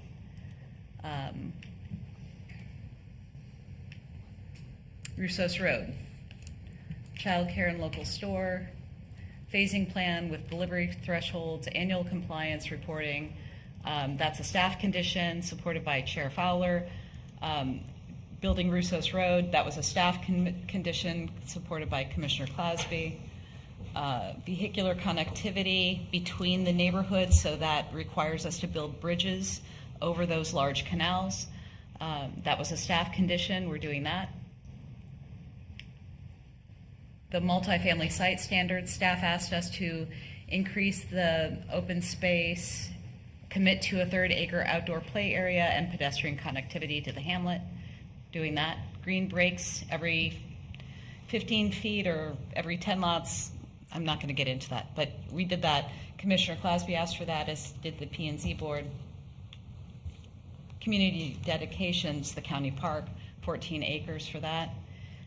We've moved that into where neighborhood E was, north of the commercial, and then moved those houses out to around the amenity center. If there is a desire on the part of the board to move those back, we can do that. County school site, Spanish Lakes neighborhood benefits. They asked for the 10-foot tall landscape berm with fence along Spanish Lakes, municipal potable water main extension, and secondary emergency access. The staff asked us to widen the walking and biking path around the perimeter to 8 feet with shade trees every 75 to 100 feet, and we agreed to that. Spanish Lakes Boulevard path increased to an 8-foot multi-use path along with a shade tree every 30 feet. Staff condition, agreed to that. Townhome landscaping, trees and shrubs between all rear townhome driveways, agreed to that. Staff condition. Rear loaded lots in neighborhood D. These were originally going to be front loaded. We agreed at staff's request to make these that are highlighted in yellow rear loaded with alley access. And we agree with every condition of approval that's on this page that you can't read. And so I'd just like to say thank you to everyone for meeting with us so many times to make sure that we got it right and that we did all of the things that you asked us to do. And I just want to take a quick moment to point out that while Bednar Farms, that was on the agenda tonight, got approved asking for a number of waivers from the TVC code, we are not asking for any. And we thank you for your time, and we are available for questions. Thank you.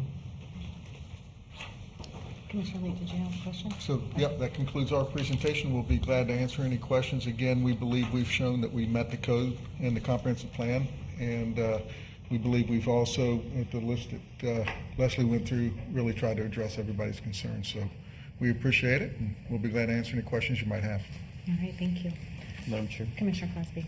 Before we open up public comment, I just had a quick question of the county attorney. So the previous 2 times this meeting was continued. So for all intents and purposes, this is the same meeting, correct?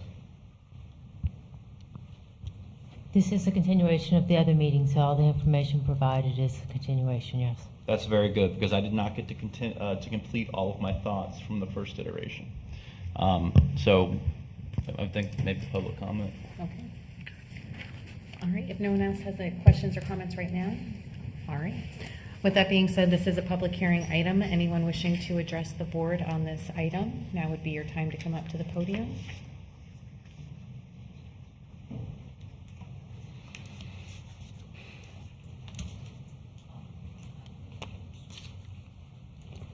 Good evening. Good evening. Justin Harrison here again. First, I'd like to just reiterate that it's towns, villages, and countryside. I don't see very much countryside there. See a lot of lakes behind the houses, which kind of run the same as most developments everywhere they want, because waterfront properties are worth a little bit more money than countryside properties may be. But before that, my real big question is how much did y'all pay Kathy Townsend not to sit in this meeting? That's what I'd really like to know, because obviously she's getting some kind of something for her not to be here for the second time or the third time. I'm not really sure, but I know she's recused herself out of this project, and she's the representative of District 5, which this project is inside of. So I think it's an absolute disgrace that she hasn't been here or be a part of it or voiced an opinion for the people that she's supposed to represent in this town. So I'm just ashamed to even say that I voted for the woman. That's first and foremost. And then beyond that, towns, villages, and countryside. I don't see it saying metro and cities. I see it, and then the other question is, you got 1,000 acres that's all going to be, their town or their village, right? Does that mean that the people that are surrounding that are now going to be the countryside? Does that mean that people are going to be forced to have designated green space on their property that they're not going to be able to develop because they're taking so much of the space in this one development? So, I thought originally the TVC was set forth to have more, half-acre properties, 1-acre properties, more rural and Fort Pierce in this area, right? Not Delray, not Boca Raton, not Fort Lauderdale, not Fort St. Lucie, but that's what this looks like. It looks like we're just opening up the door for another, deep South Florida community come in here, and that's not what Indrio Road and Fort Pierce was supposed to be with the TVC and what the planning was. Now, maybe they got a lot of people that they pay with a lot of acronyms after their name to stand up here and swear to a testimony that it fits a code or whatever it may be. But as far as the citizens of this community is concerned, I haven't talked to very many of them that think that this is what should go out there. So that's one of the things that I just want y'all to remember. And like I said, it's a disgrace that Townsend isn't here to actually have her voice on it.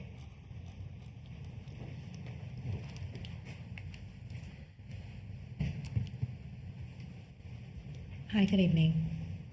Good evening. My name is Diana Harrison. I've lived on Popple Guard Road for 23 years.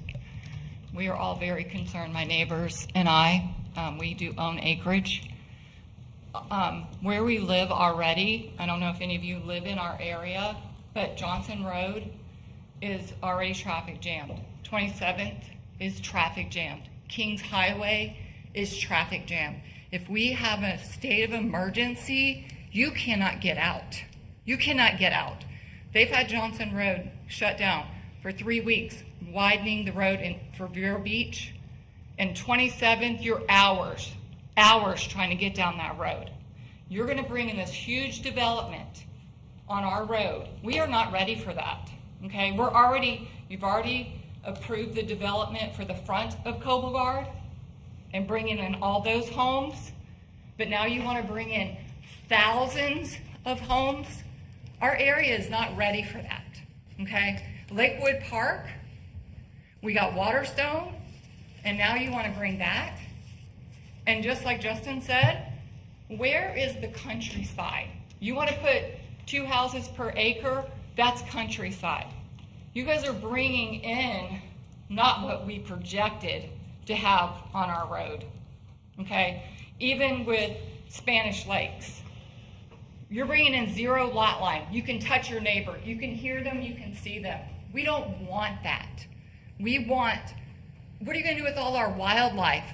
The possums, raccoons, bobcats, alligators. You know, Spanish Lakes, the woman got killed right there in her backyard. What do you think's going to happen in this? You're going to come trap all the alligators? We got them every day. Every day. Just this week at the front of Cobelgard, there's an alligator in that front pond. Okay? It's what are you going to do with all the wildlife? We have to really think about this, what we're doing to our community. We don't want that. I've been here, I'm a 3rd generation in St. Lucie County. Okay? My last name is Jenkins. There's a road named after my family. We don't want that out on Cobelgard. We don't need that. We cannot have that many people when our roads, have you been on Johnson Road at night? On that curve, and if it's raining, and then you're going to triple, quadruple the people? We can't do that. We're not ready. That's all I got to say. Thank you. We are still under public comment. Anyone wishing to address the board on this item? Seeing no movement, I'm going to close public comment and come back to the board for discussion. Madam Chair, Commissioner Cosby. given that I've had such time to think about this as we've continued, I have a handout, kind of the teacher in me, I like to have handouts. I'm going to give it to the recording secretary and ask her to distribute it to the voting commissioners. With a copy in the record.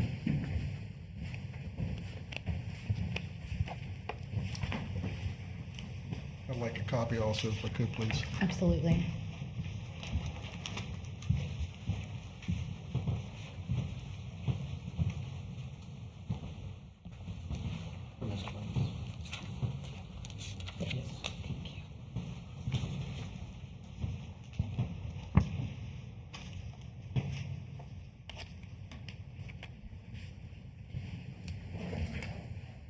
I've also provided a copy to the county attorney and the administrator.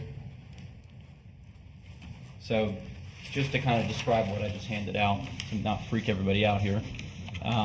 Essentially, the first page is a summary sheet. The next several pages are just excerpts from the staff report. I did this in such a way to be organized and to make sure my thoughts are coherent, especially if someone might need to review this after the fact. So just know that this is the guiding, what I'm about to go through, my order of questioning here. So, Madam Chair, I'd like to ask our planning staff a couple questions. Could staff please confirm for the record that the subject, what the current zoning is of the subject property and the future land use? Madam Chair, members of the commission, the current zoning is AG1 Agricultural 1, and the land use category is TVC Towns, Villages, and Countryside.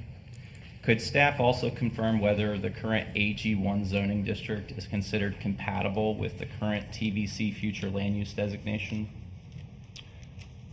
Commissioner, there are two excerpts in our policy, one within the Land Development Code and one within the Comprehensive Plan that addresses zoning conformance and essentially providing a consistency matrix or table.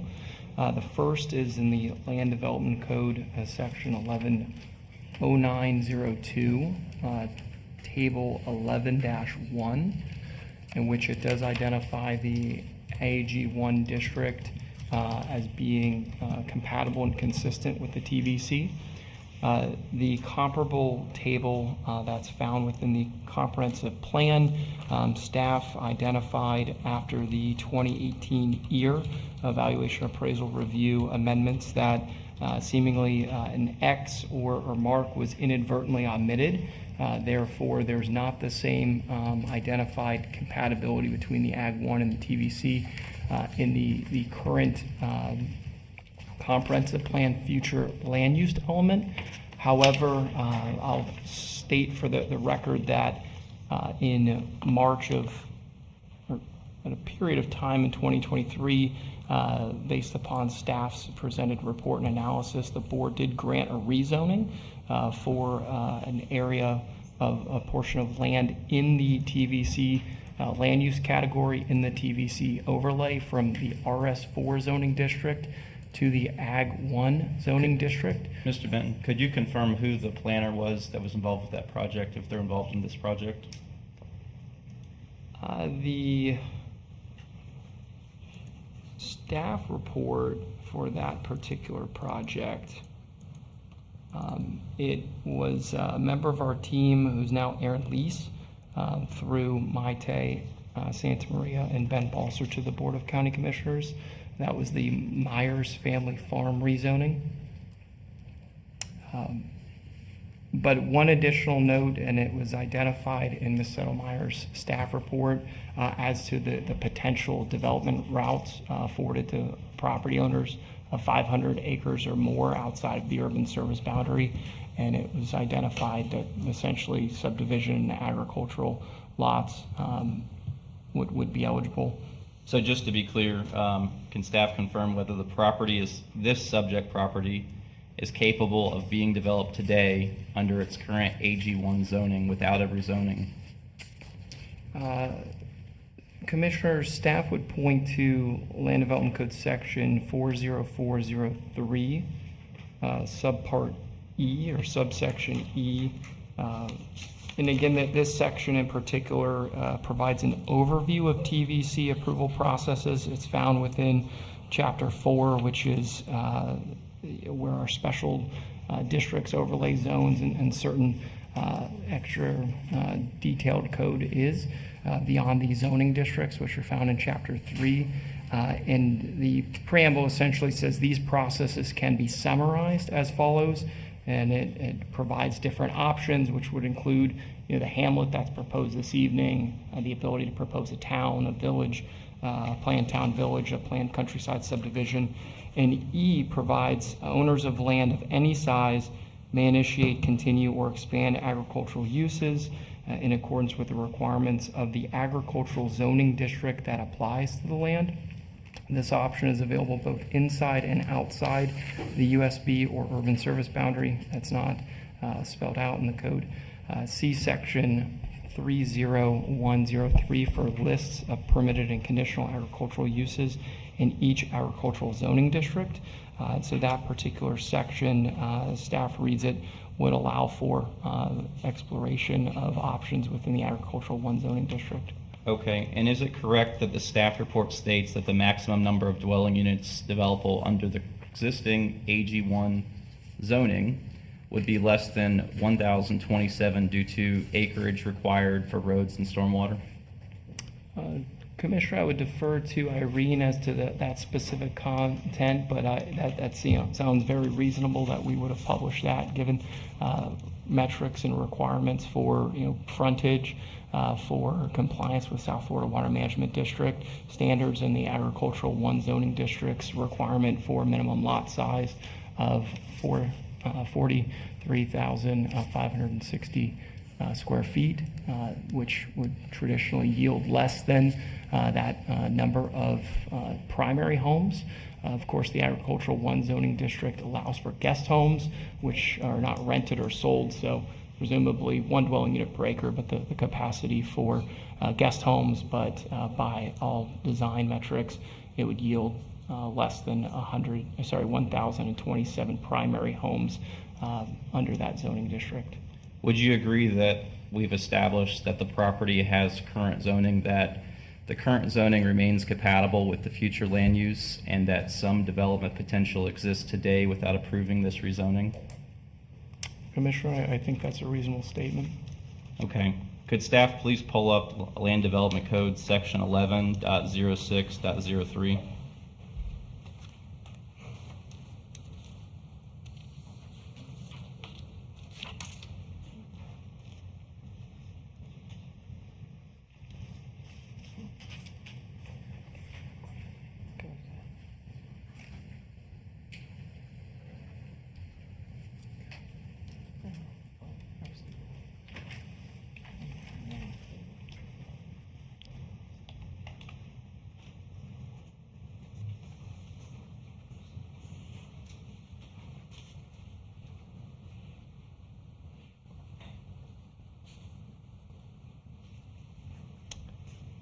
Madam Chair, members of the board, it's a great tutorial use of our website and the significant resources that are available, including links to our land development code hosted by municode.com, short for municipal code. Commissioner Clasby, could you please repeat what you said, 11? 11, I'm looking for the standards of review, 11.06.03.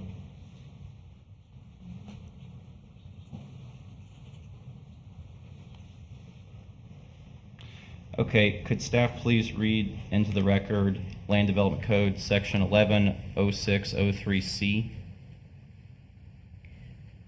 Whether and the extent to which the proposed amendment is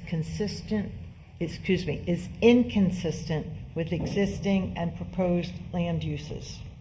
Could staff please open up the staff report and go to page 57?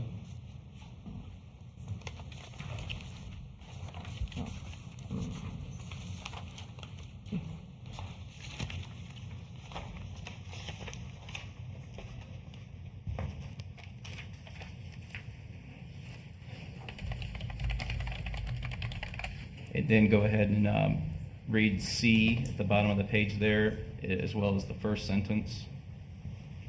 Oh. Another commercial for how to pull up the staff report for those watching at home.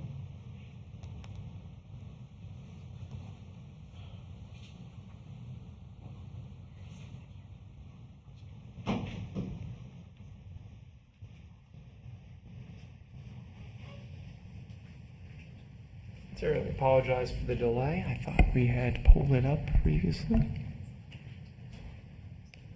All right, Commissioner, which page? It'd be page 57 of the staff report. And at the bottom, C. If you could read the title block and then the first sentence. Whether and the extent to which the proposed zoning is inconsistent with the existing and proposed land uses. The PUD zoning district provides for substantially more intensity and density than the existing uses to the north, east, and south. To the west, Spanish Lakes Fairways is developed at a density of 3.6 dwelling units an acre, a higher density than proposed for the Indrio Groves hamlet. However, continue? We could stop right there for the moment. So, I mean, I actually want you to continue reading through page 58, but including table 10, and especially read the portion of the staff report addressing surrounding zoning land uses, including the statement regarding the proposed PUD zoning that, as you just said, would provide substantially more intensity and density than the existing uses to the northeast and south. And could you just go over the density allowed to the northeast and south? Right. In the staff report, we're looking at table 10, and it identifies the north, south, east, and west. The future land use designation of the property to the north is in Indian River County, and that is Ag 1, and it allows 1 dwelling unit per 5 acres. To the south, to the east of the subject site, it's in the towns, villages, and countryside future land use designation, and to the west is in the residential urban, which allows up to 5 dwelling units per acre. With regard to the zoning districts to the north, it's in Indian River County, Ag 1, which permits in Indian River County 1 dwelling unit per 5 acres. To the south and to the east of the subject site, the zoning is agricultural 1, which allows 1 dwelling unit per acre. And to the west is PUD zoning, which is the Spanish Lakes Fairways. And then in the last column on the right, it identifies the existing land uses. Is it fair to say that even with the revised conditions, the overall development remains substantially more intense than the surrounding agricultural pattern on 3 sides? Yes, what's requested is 3 dwelling units an acre, and what is provided on this table is 1 dwelling unit per acre to the east and to the south, and 1 dwelling unit per 5 acres to the north. Okay. Could staff go ahead and pull back up the standards of review and read 110603D? B as in boy? D as in dad. D as in dad, thank you. Whether there have been changed conditions that require an amendment. Okay, if we could go ahead and go back to page 58.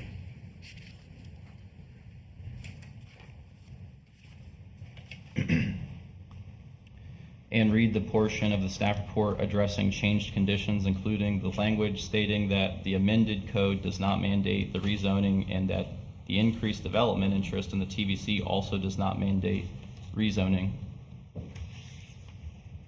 Specifically, it's on that, it'd be line 1, 2, 3, where it says, starts with the amended code.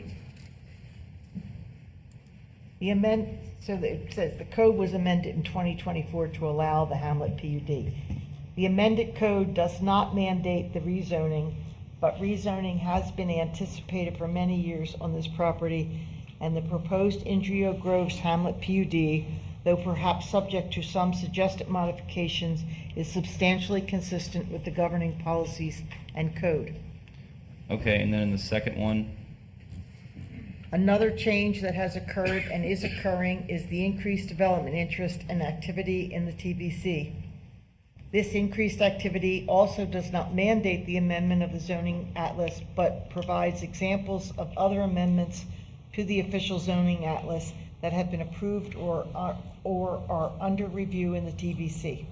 is it correct to say that the staff report does not identify any site-specific changed condition that requires this board to approve the rezoning? Correct.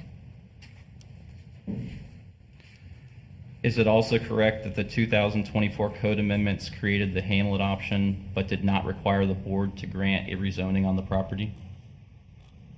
It's my understanding, yes. Okay, let's go ahead and go back to the standards of review, 110603E, and read that into the record. E as in echo, Yes, ma'am. whether and the extent to which the proposed amendment would result in demands on public facilities, and whether or to the extent to which the proposed amendment would exceed the capacity of such public facilities, including but not limited to transportation facilities, sewage facilities, water supply, parks, drainage, schools, solid waste, mass transit, and emergency medical facilities. If we can go ahead and pull up the staff report and go to page 50 and 51. Back into the staff report. Oh.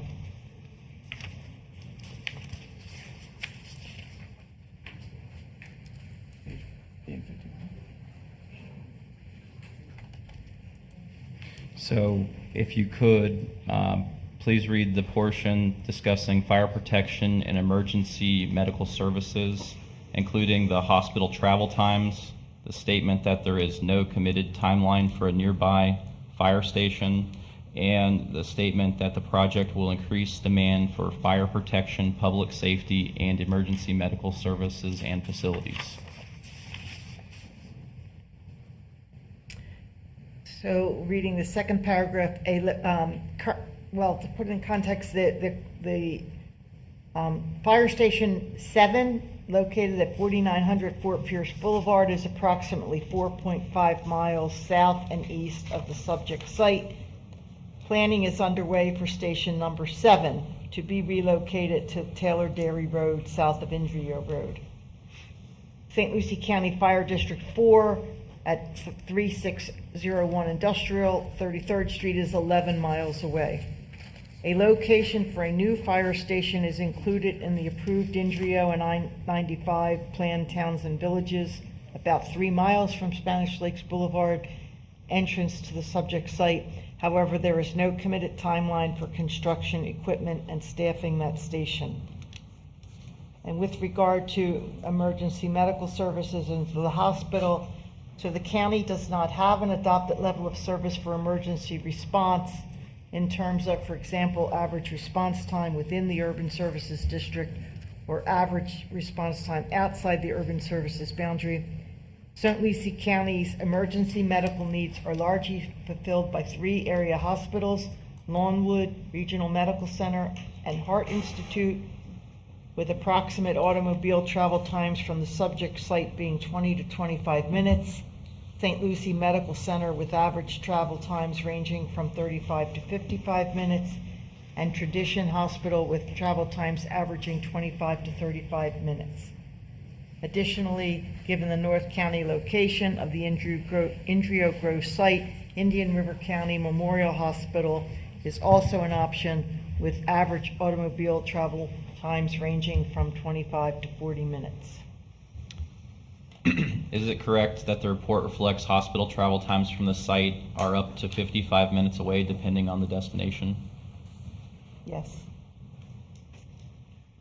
Is it also correct that there is no committed timeline for construction, equipping, and staffing of the nearby future station referenced in the report? Yes. As far as I understand, yes. Is it correct that the county does not currently have an adopted level of service for emergency response? Correct. Who determines the appropriate level of emergency response?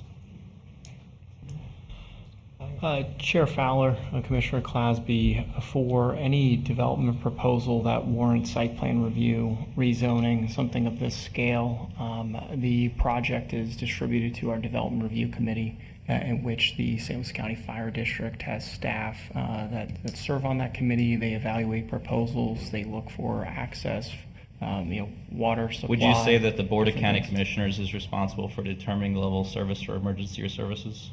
I think that's a fair assessment as part of consideration of a rezoning and site plan. Okay, thank you. Substandard J, just for reference, does talk about any matters pertinent as deemed by the Planning and Zoning Commission and the Board of County Commissioners. Could staff go ahead and turn to page 42 through 47? And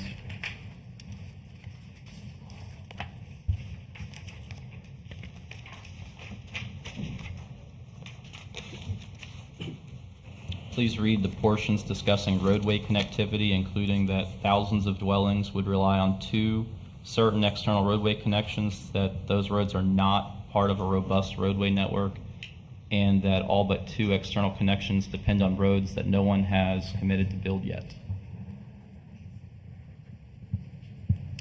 As stated previously, some 3,081 dwellings, plus or minus 7,703 people, will have only 2 certain connections to the exterior street network, Spanish Lakes Boulevard and Cobelgard Road.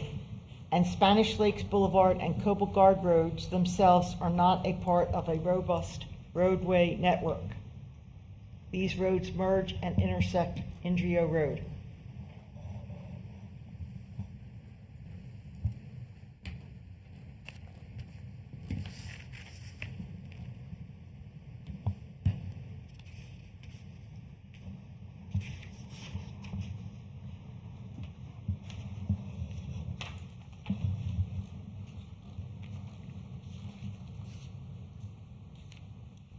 Is it fair to say that even with the recent revisions presented, those broader transportation and access concerns remain?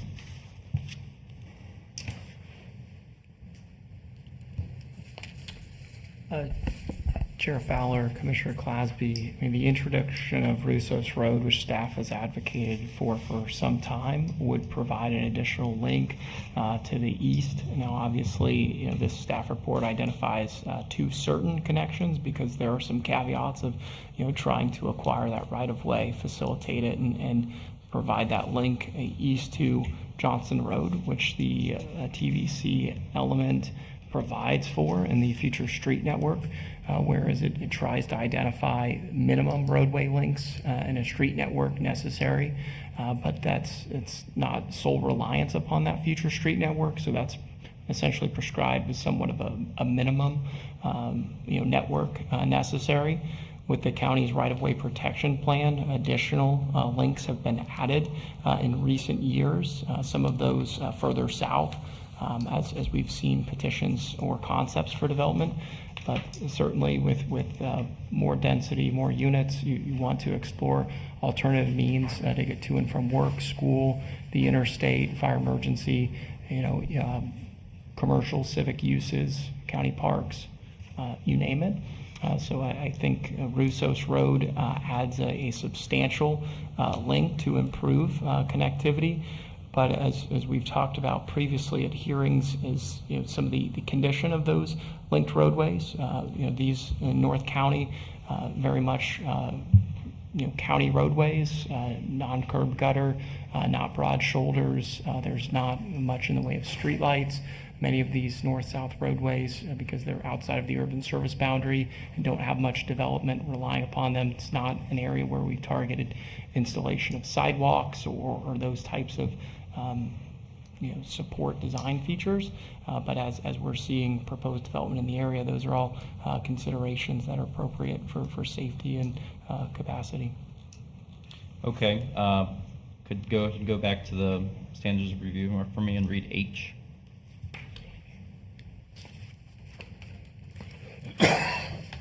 Whether and the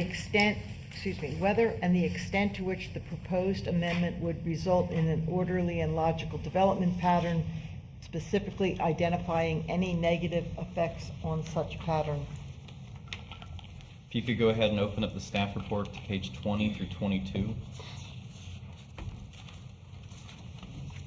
and read portions from the staff report discussing lot areas, setbacks, and neighborhood design concerns, including statements that the lot typicals and lot minimums yield substantially different lot areas, that no minimum amount of open space is required on individual residential lots, and that the Planning and Zoning Commission recommended wider lots and larger setbacks to improve compatibility. However, the Planning and Zoning Commission is just a recommending body. So the lot typicals provide both a typical and a minimum. For lot depth and lot area, the typical is the higher number and the minimum is the lower number in Table 6.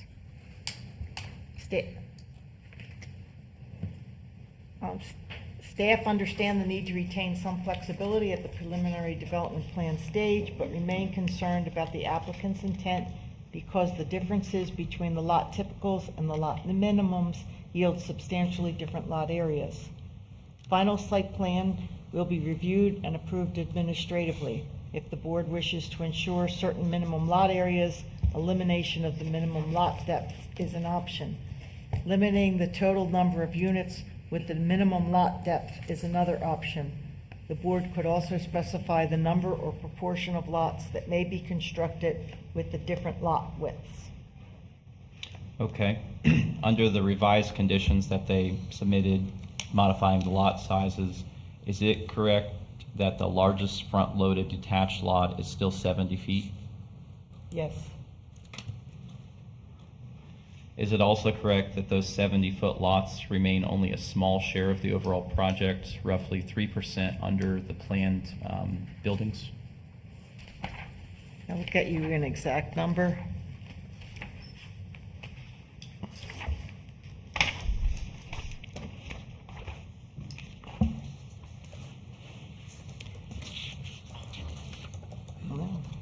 The 70-foot wide lots are 3% of the total dwelling units. Okay. For comparison purposes, could staff confirm the minimum detached single-family lot within the county's most dense conventional RS4 zoning district? 75 feet. 75 feet, so that's a difference of how many? 5. Could staff please turn to page 18 and read the portion? I'll wait till you get there.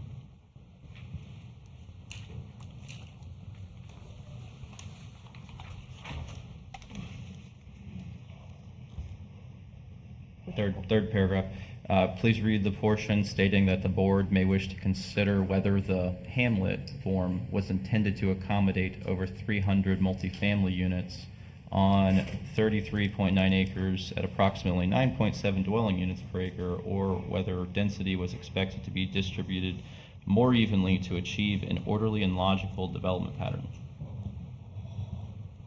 So while clustering workforce housing units in one location is not prohibited by the Land Development Code, the board may wish to consider whether the Hamlet form of development with a maximum density of 3 dwelling units per acre was intended to accommodate 328 apartment units on 33.9 acres at a density of 9.7 dwelling units per acre, or whether the overall maximum density of 3 dwelling units an acre is expected to be distributed more evenly throughout the development to achieve an orderly and logical development pattern as required by Land Development Code Section 11.06.03.H, and the distributed mix of housing types envisioned for Hamlet developments under Comprehensive Plan Policy 11.1.4.6.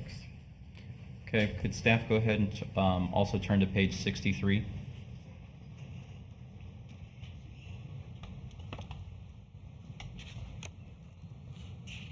Under H, second paragraph, read the portion of the staff report addressing the orderly and logical development pattern, including statements that the concentration of detached dwellings on small lots may fall short of comprehensive goal 11.1, and that the multifamily component may seem out of scale in the rural context.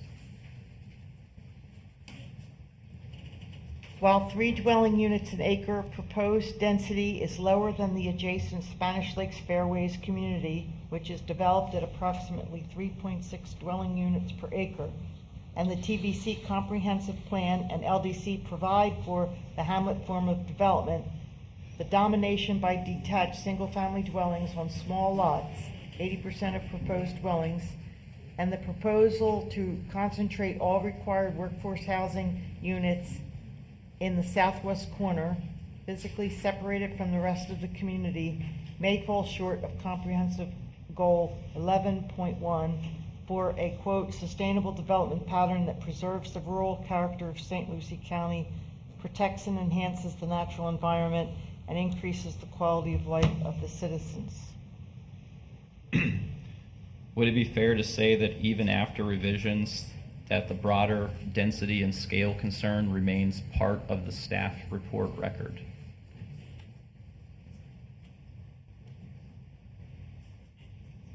Yes, I'm sorry, Commissioner, density and what? Is it fair to say, even after the revisions, that the broader density and scale concerns remain part of the staff report record?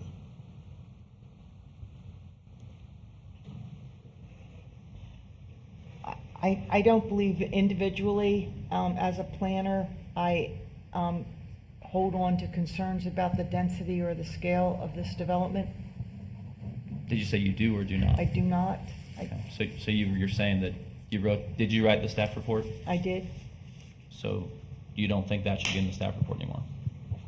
I'm just saying there's many factors in analyzing the a project of this scale and with new code and new comp plan policies. So it's still in the staff report? Yes. Okay. That it's one consideration, yes, sir. Could you go ahead and read Land Development Code Section I?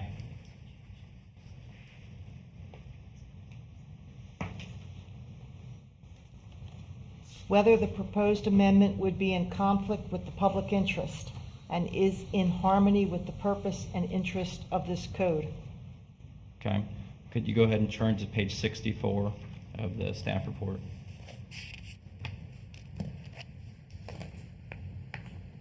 And go ahead and read the second line there, starting with however. However, the lack of internal vehicular connectivity across canals number 10, 11, and 12 is inconsistent with the comp plan policies and the land development standards for a street grid network with connections every 1/4 to 1/2 mile.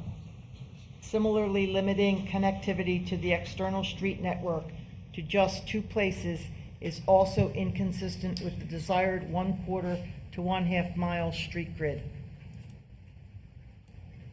Is it correct that the limited connectivity has implications not just for circulation, but also for emergency response and school access? Yes.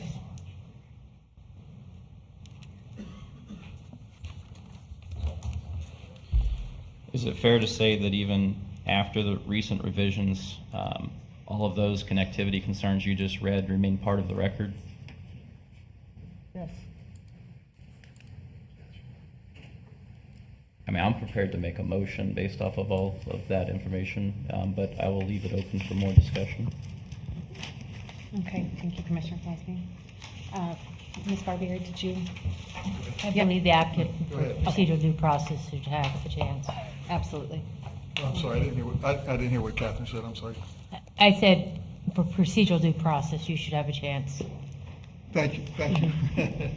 Yeah, we should. I mean, it's a little bit disappointing when you have so many meetings with the commissioner and they kind of bring this stuff up at the moment. He actually went 30 minutes longer than we did on our presentation on bringing stuff. So I think as a matter of court, I'm not too concerned about responding to these things. I think there was a lot of incorrect information. I think there's a lot of stuff that he left out that explains it further, but we'll do that at another time. I think as a matter of due process so that we can build our record, because I can sit here and respond to this tonight, but I want to make sure with my partner, Chris Benvenuto, that we have our record built. So with that, I think it's only appropriate we should be allowed a continuance to come in and address all of these things, which we'll be happy to do, and we're confident we're going to be able to do. It'll also give us a chance to update the staff report, and we'll talk to staff because I think there's a lot of stuff that's been updated since that time. Is that correct? That this is the staff report. Staff report has not been updated. Correct. Because of the expedited review and the expedited submission of revised plans. My point exactly. So, a lot of this stuff he's reading is dated.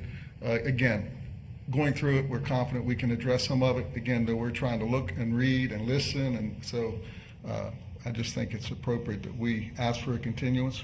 We'll come back, we'll address them all, we'll get the record straight and get this thing taken care of. Okay. Yeah, absolutely.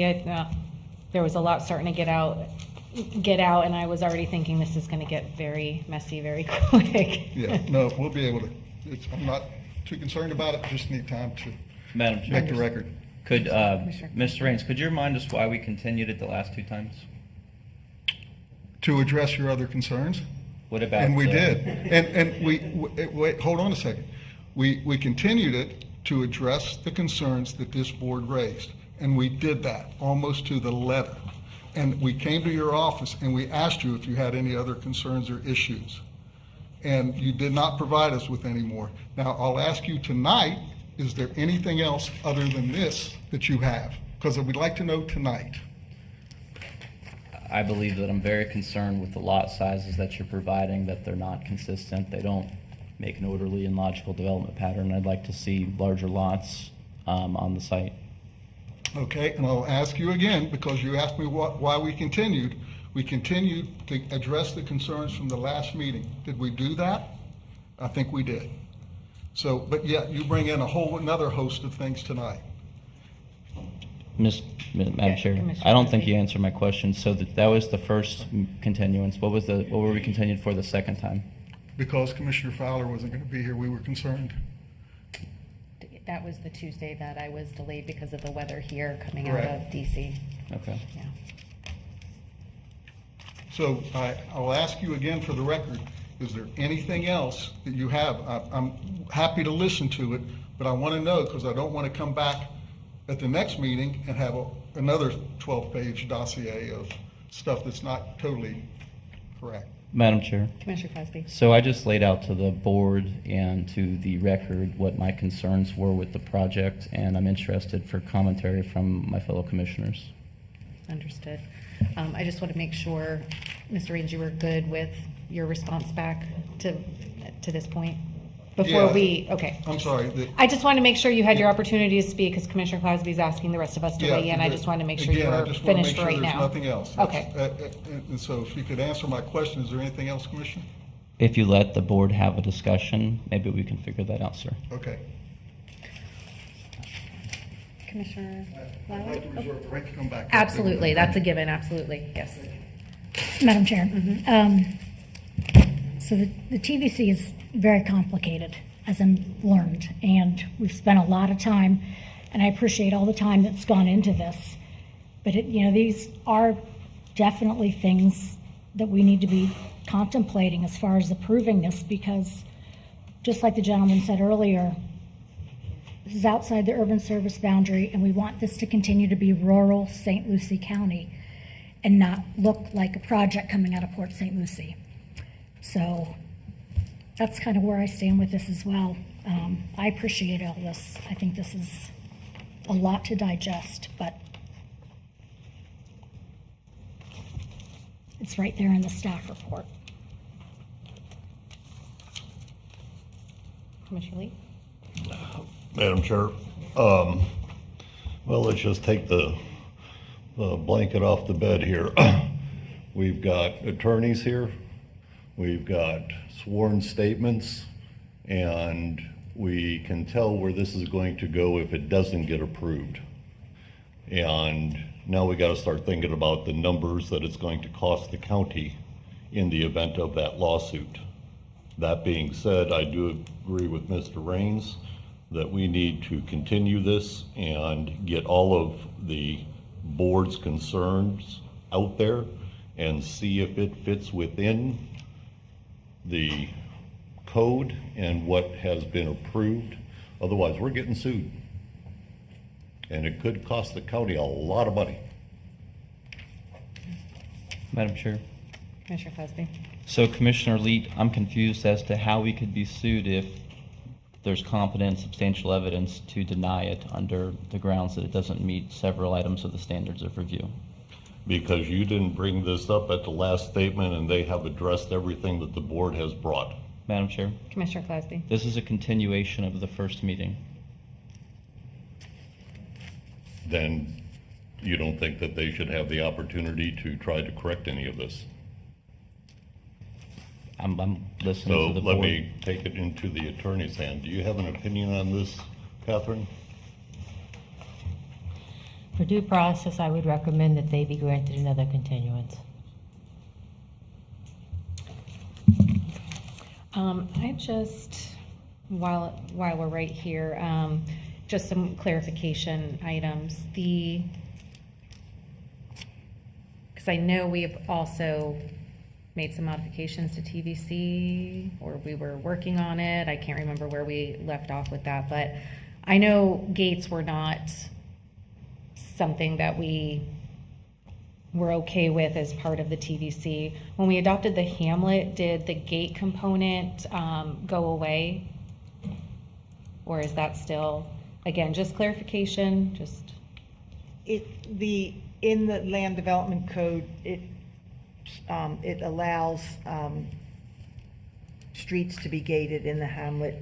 It's one of the decisions for the board to, sorry, I lost where we're supposed to be here. And Madam Chair, I think I have that section pulled up. The comprehensive plan itself, I don't think the policies were modified to speak to it, but within the hamlet, 70104, there's a subsection 5G. All roadways exclusive of interior parking and access aisle areas, regardless of ownership, shall be located a minimum 22 feet from an exterior building wall, any exterior building walls, except for security gatehouses or similar security structures located in a private street or road right-of-way, and except for residential or non-residential structures in which garage parking is provided in the rear. So that's at least one reference to security gatehouses or similar security structures. It's an interesting nuance. Okay. And then, Irene so it's might- not, actually it's gonna be for both sides, it's not anything that needs to be answered tonight, but one thing going forward, and if it's not already answered on your guys' end, is how the workforce units will be monitored. So that's, and I think that got brought up prior, but again, that is a concern, so I just wanna make sure that we definitely address it. Yes, ma'am. And then, Ms. Olson had brought up the county park location, so if I could, Commissioner Lowry, I know they relocated the multi-use fields to the back northeast portion of the development. I am going to see if you're willing to have that, the multi-use fields and parks and whatnot moved back to the little triangular portion along Spanish Lake Spearways. Along here, one, and again, whether approved or not, but this way, that doesn't go for future developments. It's already been, since we moved it up there, now it's been marked for that. But if we're talking about this being a future county community park, the access needs to be accessible to the community. And if it's tucked up in that northeast corner, it's really not. So my question would be to you, if you would be amenable to having that county, and well, the whole board, but if you'd be amenable to having the multi-use fields put back into that more community location. Yeah, with the 4-H still located up at the top. Absolutely, yeah. Yeah, up by the school site where they want it. Yeah, I mean, it makes sense for other people to be able to access it, not just people in the community. Okay.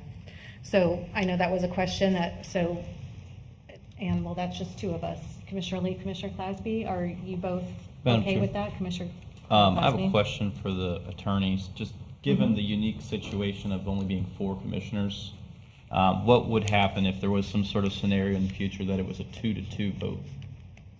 Then the motion would not proceed, whichever way, either if it was a denial or for approval. It will die for lack of action. What does that mean? It will not go forward. Does that mean that it's denied? It means it does not go forward. Okay, so it's not denied or approved at that point.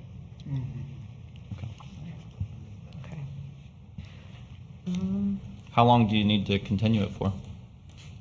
I don't know, what do we, June? I know, it's been 4 years. It's been 24 years, actually. How's June And through sound? TVC and all that. How's what? June. Wait, what's that? What was I'm sorry, what was the date you were proposing? Well, I Madam don't know Chair. if he was being serious. I'm being somewhat serious What in was that the date? I I do didn't know hear. that we have several large meetings coming up, and I want to be fair to our staff, and that the time of meetings, this would be our 3rd continuance. Yeah, yes. Well, this continuance is, Right. two of those haven't really been on us. Well, you So- requested both of them. Well, no. We requested it because you asked us to come back and address concerns. You all raised concerns, you asked us to come back. So for us to say that, sure, we're glad to go back and ask and continue it to address your concerns, and to say that we're asking for a continuance, that, to hold that against us, I think is pretty. Madam Chair, Huh? I'm not holding anything against you. I was just asking how long would you want to continue Yeah, it for? well, you also alluded, we were asking for more continuances. Let's say, what do we need? A month? You think a month? So, Madam Chair, while he's Commissioner Lan- conferring or with his Commissioner client, keep in mind any sort of changes to the report would require, some time on staff side to actually have the time to review and put an accurate document together, because one of the things that we don't want to do is if we're rushing to meet the board's intent to have it at a meeting and there's an issue in the staff report, then that's going to be used against staff for not having a proper report done. So unless you're willing to allow 24/7 payment to staff, you know, we're gonna need some time to review this kind of stuff. So, but also keep in mind, we only have one meeting scheduled for June. So we only have the one June meeting, and then we would have our normal July meetings. So I don't think, based on the conversation that we'd have, that we would have appropriate time to get to the May meeting, which is in a week or two, and then the following May meeting, because it's too short to try to work this out. So it'd have to either be June 2nd or move into July, because we don't have any other. Let's try to shoot for the June 2nd, if that works. Because I agree with you, Mr. Landry. We're going to ask the staff to do some stuff too on Madam Chair. updating the staff reports and stuff. So, Madam Chair. George, Maite, is that an appropriate amount of time to review what changes they may need, or do you need longer? I would say, Madam Chair, yeah, but I would say we could look at June 2nd, but if we're not as we lead up to it, if we're not feeling ready about it, then we would hope that everybody would understand if we had to bump it again, but we would make an attempt to, but if we're not ready staff-wise, I would like to go on the record now to say that if we get a week out from June 2nd and we're not there, that everybody agrees that we can move it. yeah, we want to work with staff. We're trying. So Okay. now, so are we finished there with that? Because I want to ask, you've heard the comments, is there anything else, Commissioner Classby, that you need us to address or you have concerns about, so that we can have them addressed at the next meeting with the rest of the stuff that we're going to take care of? Well, you're asking me for my wish list? I'm asking you for, you know, the last time we gave you, we asked you what your concerns were. You told us, we addressed them. And What if you have an RV? I mean, there's a lot of things that I would like to see done to the project, on-site storage of certain things. I think I'd mentioned that to you. Yeah, I think we have. And, you know, none of those things were ever seriously considered in this, but I would really like you to try to do that. You know, I have a number of concerns, and I think that they're all spelled out with, you'll go back and re-listen to the record, I'm sure. And, I mean, oh, we will. Those were grave concerns to me of the project. So, Madam Chair, Mr. Landry. based on that small list of concerns that Commissioner Clasby had of 12 pages, we might want to look at July.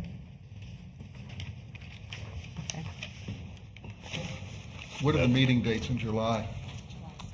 July 7th. I'm sorry? July 7th, I believe, is the first Tuesday in July.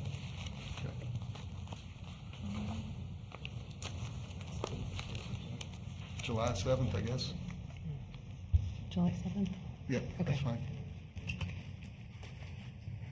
All right, with that, are there any other, I mean, and not that we can't call them tomorrow, but as it stands right now, is there anything else that we'd like them to leave with in terms of any additional concerns or considerations for the project? Madam Chair. Commissioner Clausby. You know, in addition to that, just the overall impact of traffic going from AG1, which you're allowed to build on today, into, you know, this. It's night and day. It's a completely different setup.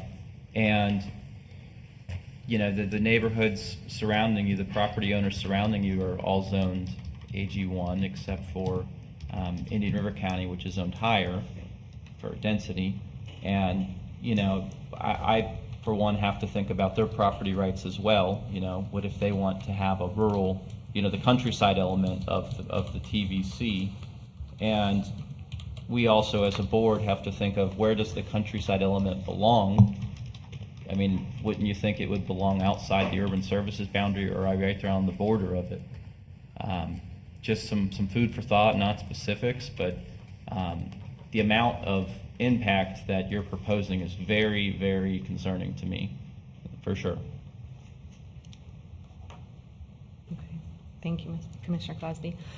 With that, is there someone that would like to Make a motion to continue till January or July 7th. All right, so we have a motion to continue to July 7th at 6 p.m. or soon thereafter. Second. Motion and a second. All in favor? Aye. Aye. Any opposed? Thank you. All right, thank you.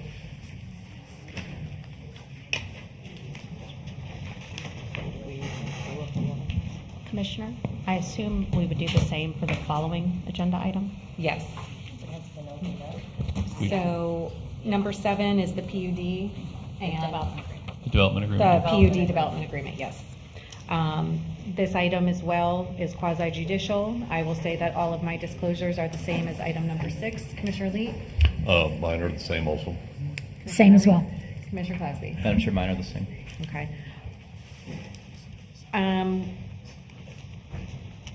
Still go ahead and open it up too, right? Correct, Okay, I Madam just want to make Chair. sure. So at this time, I'm going to go ahead and open this up to public comment, even though we will be moving this out. Anyone wishing to address us on the Madam Chair. PUD development agreement? I'm sorry, but could we have a full presentation of the developer agreement, please? Okay. Even though we'll continue it, just that way we have, something to go back and watch. Because there's been updates since the last meeting, from what I'm told. Madam Chair, obviously based on the discussions that's going to happen between now and July 7th, I imagine it's going to substantially change again. So obviously we'll serve the will of the board, but it's going to change again, and we'll have to do another presentation. Madam Chair, I'd like to have the presentation. Okay, what's the rest of the board? Commissioner Lee? I'll just take a poll of everyone real quick. It's also for the public that's watching, that they're aware of what's going on.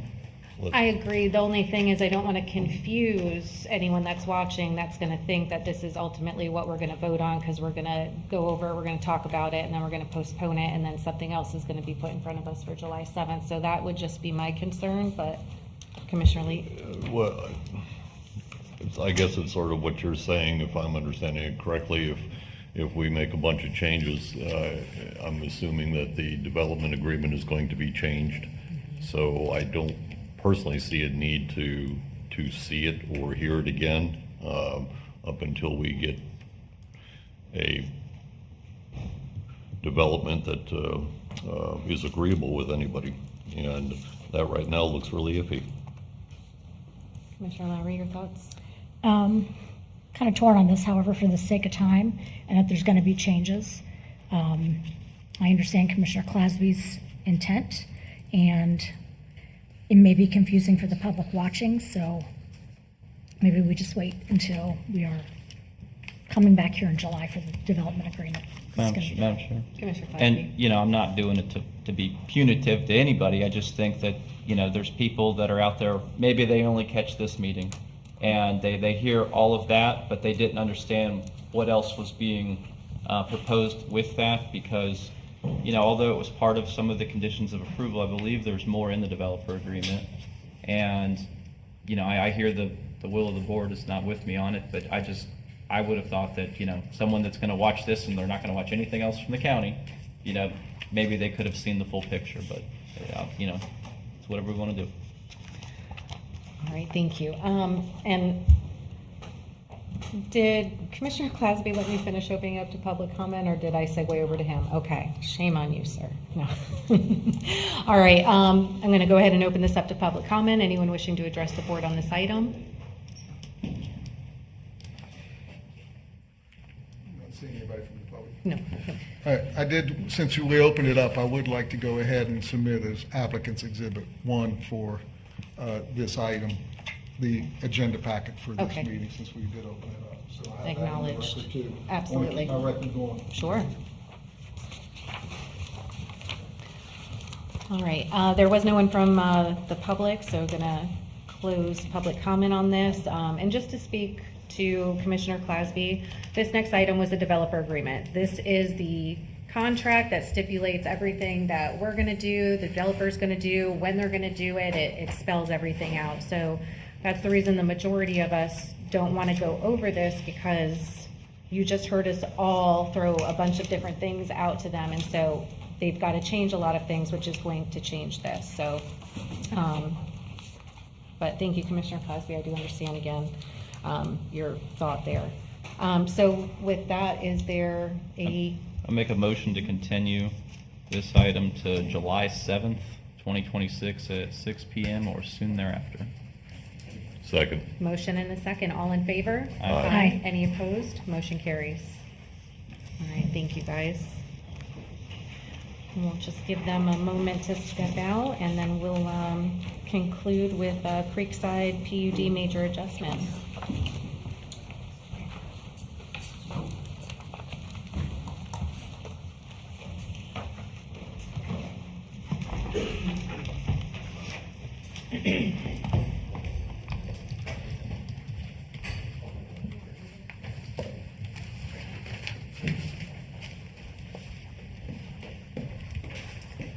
Commissioner Clasby, may I have your disclosures? Yes, I've spoken with the applicant and staff on this. Commissioner Miller? Applicant and staff? I am applicant Corey and Ben, and just discussing the applicant's request, and then obviously staff's position on it. I've spoken with Jonathan Gomez, Mike Dula, Wyatt Rudd, and staff. Commissioner Townsend? Staff and the developer. Thank you. All right, you're up, Corey. Good evening again, Madam Chair, members of the board. This specific item is a proposal for a major adjustment to the Creekside final PUD site plan, petitioned by the developer, D.R. Horton, represented by Kimley Horn. This public hearing was adequately noticed with signs posted on the two petition areas, mailed notice to owners of property within 500 feet, and a display ad in the local newspaper. The Creekside development has over 20 years of history, with the original PUD approval dating back to around 2005 for 800 dwelling units across approximately 364 acres. It provides for portions of single-family detached homes, multifamily via 2 townhome segments, which we'll discuss tonight, amenity center, a recreational space, and a neighbored commercial opportunity. Here's an additional location exhibit and indication on the aerial of the 2 pods or parcels proposed for modification, and parcels E and F, different segments of the site as we see both east and west side. Respectively, the townhome communities proposed 119 and 134 units, 136 units actually, to be more precise. In 2024, the Board of County Commissioners had previously considered a major adjustment to the Creekside PUD, in which provided for lot typicals for the townhome community final design plans. It refined some of the common area open space improvements, boardwalks, walking trails, different phasing aspects of this community. The applicant has been advancing some of the townhome plats and fine-tuned permitting, and ran into concerns regarding the prescribed dimensions of the driveway, expressing concerns over the capacity to park households and families. So specifically, this petition looks to alter the approved townhome lot design or typicals for both parcel E and parcel F, to expand the driveway width from 10 feet to 16 feet in width.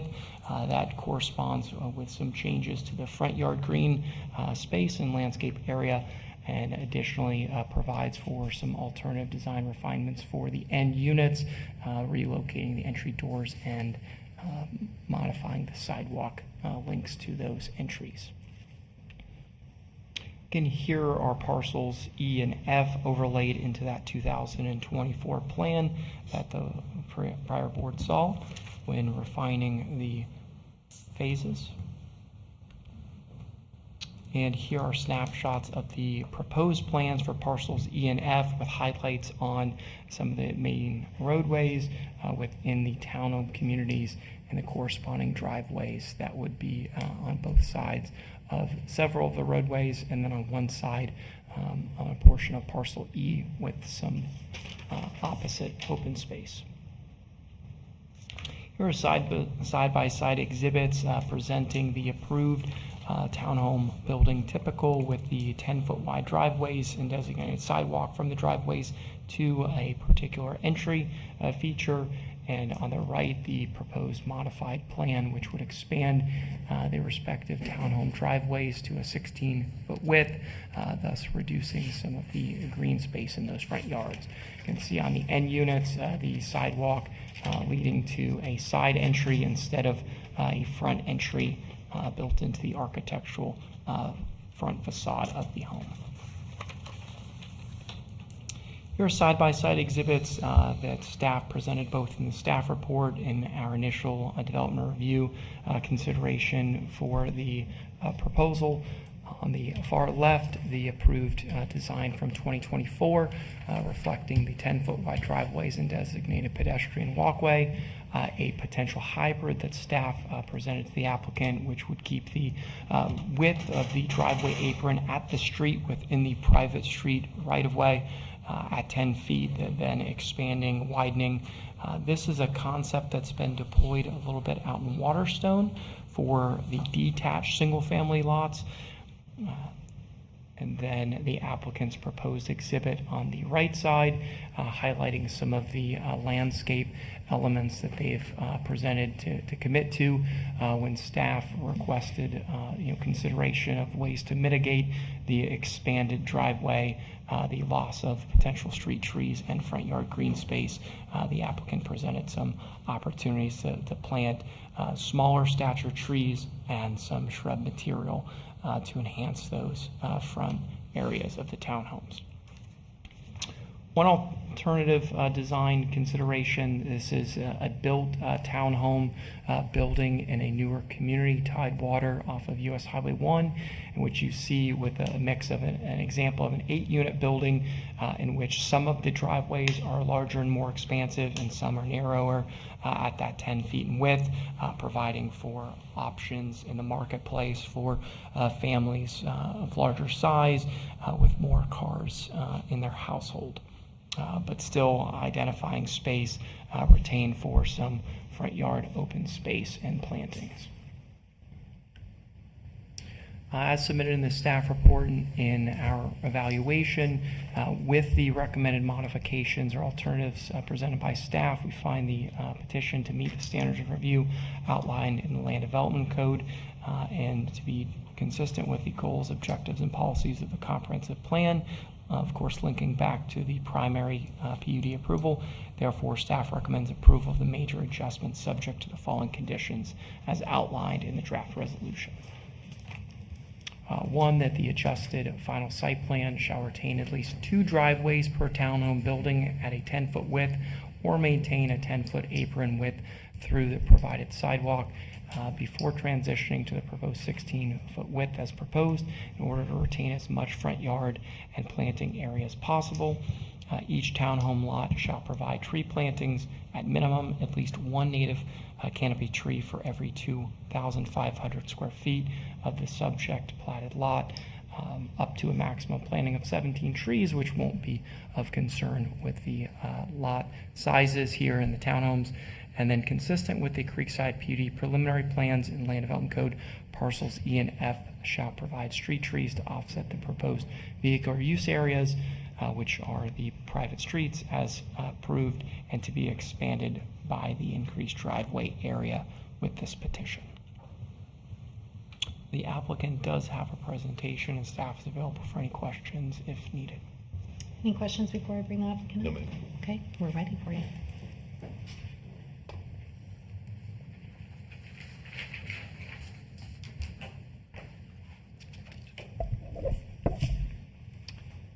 And Madam Chair, let me make sure that we have that ready to roll. Here we are. My apologies for the delay. Thanks, Corey. Good evening, Chair and members of the Commission. Mike Dula representing D.R. Horton here, and I appreciate all your time here, and I'll try and keep this brief. I don't have 6 expert witnesses, just me today, so we'll try to keep this moving along. Corey already went through most of the project history here. Again, the big driver here for us is just making sure that these future residents have enough space to park their cars and also utilize their garage for storage if they can. Again, these are 20-foot wide platted townhomes. They're going to all be fee simple, There really is no on-street parking here or accessory parking for these, so our goal here is just to provide as much parking as possible for all of these residents. You can see here, Corey went over this already, this was the originally approved townhome plan. It was code minimum landscaping with single car driveways, which were 10-foot wide. The building articulation as well is more or less uniform. It's a flat facade along the entire building facade. And then what we proposed here, this is our lot typical landscape plan with the increased driveways.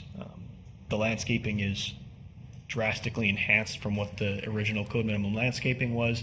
Although we do lose that 6 foot of width of planting space in the front yard, the number of trees, shrubs, and lower level plantings is significantly more than what was initially proposed. You can also see that there's now additional articulation on those end units. We've actually been able to provide a 2-car garage there to provide additional parking as well, as that's our primary goal. Also, those 2 side units now have side entries, and our objective here was if we're removing green space from the front entry, if we're able to move those entries on the side and add additional landscaping, as you can see there on the side entries, it lends more of a landscape natural feel to at least a couple of those entries on those lots. And in the rear, I know we spoke with Commissioner Clasby, and one of his concerns was trees in the location. We did add a tree for every lot in the backyard. We have a variety of options there, as you can see, but we do have a large amount of additional plantings. This is, again, the list of extensive additional plantings. We coordinated the site plan through Development Review Committee and the Environmental Resources Department. And they've stated that it's consistent with the Land Development Code. I did want to briefly touch on a couple items outside this, just because I know that the commission has been interested in this project as a whole regarding the amenities and some of the other upgrades the residents of the existing community are looking for. I will show here that the filter marsh has been fully constructed and is being planted as we speak, and the amenity CO has just been granted, and that'll be open in about a month. Regarding the staff report and conditions of approval,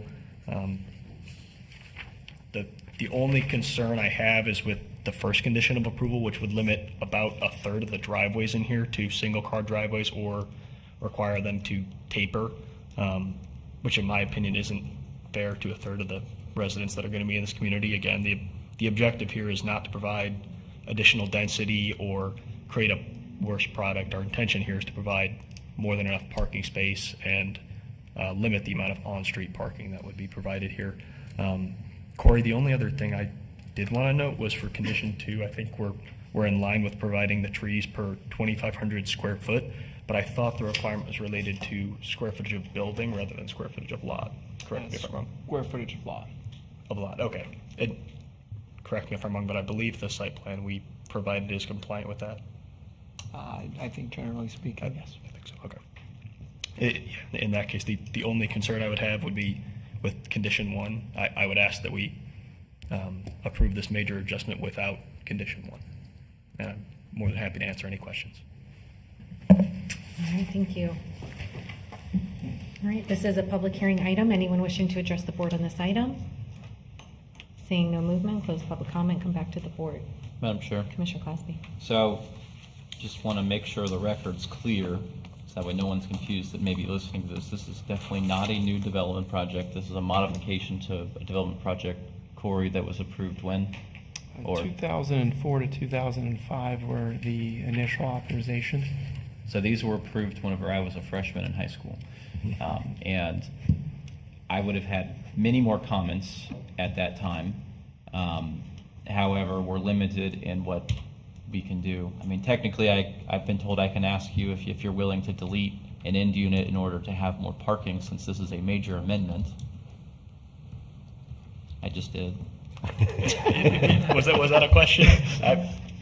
I mean, again, at this point, I'll say we're working with the hand we're dealt as well. Again, this is a 20-year-old PUD, and we're trying to make it the offering as best as we can for the people that are going to be living these homes now. And I'll say there are 5 buildings already in Parcel E that are vertical, and people are trying to purchase and move into homes. So And I sat down with you in my office, and, you know, the number one thing that concerns me with townhomes in general and compact housing as they're the whole block and they're just very close together is parking. Right. So I actually appreciate you looking to make the parking situation better. I do have a concern that your street trees are not there. Did I have that conversation with planning with you, Corey, and Irene? Commissioner Cosby, I know street trees were highlighted. You know, they're a standard of most PUDs in a sense that the Land Development Code provides criteria to offset your vehicular use area. So we look to have a ratio and capture of the private street, you know, an equation as to how many street trees should be provided. Oftentimes, those are between the curb and the sidewalk. Sometimes on the other side of the sidewalk, you're trying to provide for cohesive shade, enhancement of walkability, and overall aesthetic of the community. Yeah, definitely having the street trees and street trees, again, correct me if I'm wrong, street trees are different than the landscaping requirement of the lot. Yes, the goal is to meet the minimum criteria on a per lot basis, but then also to ensure that the vehicular use area is offset by trees as needed, and that would be in the common area street tract or common area open space. Is it possible for them to maintain street trees given the super compactness of this? Commissioner, I think that it would limit the type of tree. You know, integrated, its broadness of the canopy. For instance, if we were talking about street trees between the driveways here, there's a good chance that you'd end up with cabbage palms or some type of native palm. I guess there are some royal palms now considered native. Those don't offer much shade. They don't. But then outside of the framework of the building, you could have more oak trees, hollies, different things that could have a broader spread of canopy, provide shade, but not cause clear vision issues. But And just to kind of spell it out for me, because I'm sure you already said it, but they've moved the street trees elsewhere, is that correct? To the rear yard? So the trees in the rear yard are actually primarily meant to meet the one tree per 2,500 square foot of lot that Corey mentioned. But yes, the street trees have been moved primarily outside of directly fronting the building. This is just a lot typical of the lots themselves. The street tree requirement will still be met, but in areas that are rather between the larger buildings or on sides of the right-of-way where there is not building frontage. So we still fully intend to meet the street tree requirement, just not between the lots or between the driveways themselves. And the material of the driveway is what? So originally we were approved for, I believe, concrete. Our intention here is to install paver driveways all throughout parcel E. I definitely think that would look much nicer in that. And that's what we've installed on the 5 to date. Okay.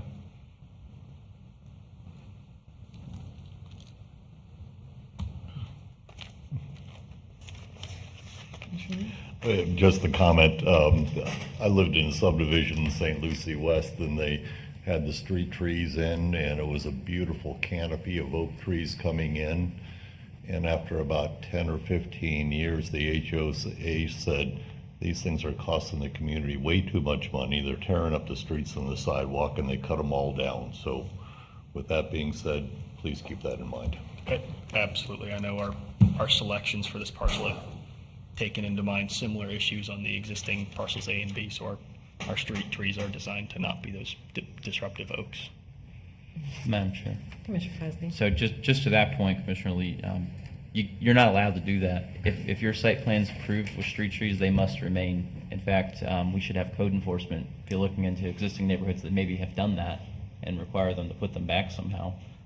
But yeah, that would be right. Is that right, Corey? That is correct, Commissioner. It sounded like that was in the city of Port St. Lucie limits. I know there's been some discussion up at Portofino Shores in Lakewood Park area with some of that debate, but we definitely monitor that, and sometimes where it's impacting infrastructure, we explore alternatives to permit removal and relocation. And sorry to make this take longer, but do we require bonds for those sorts of incidences? Commissioner Clasby, not necessarily in the sense that we don't require a landscape bond unless they're seeking certain approvals prior to installation while installation is occurring later.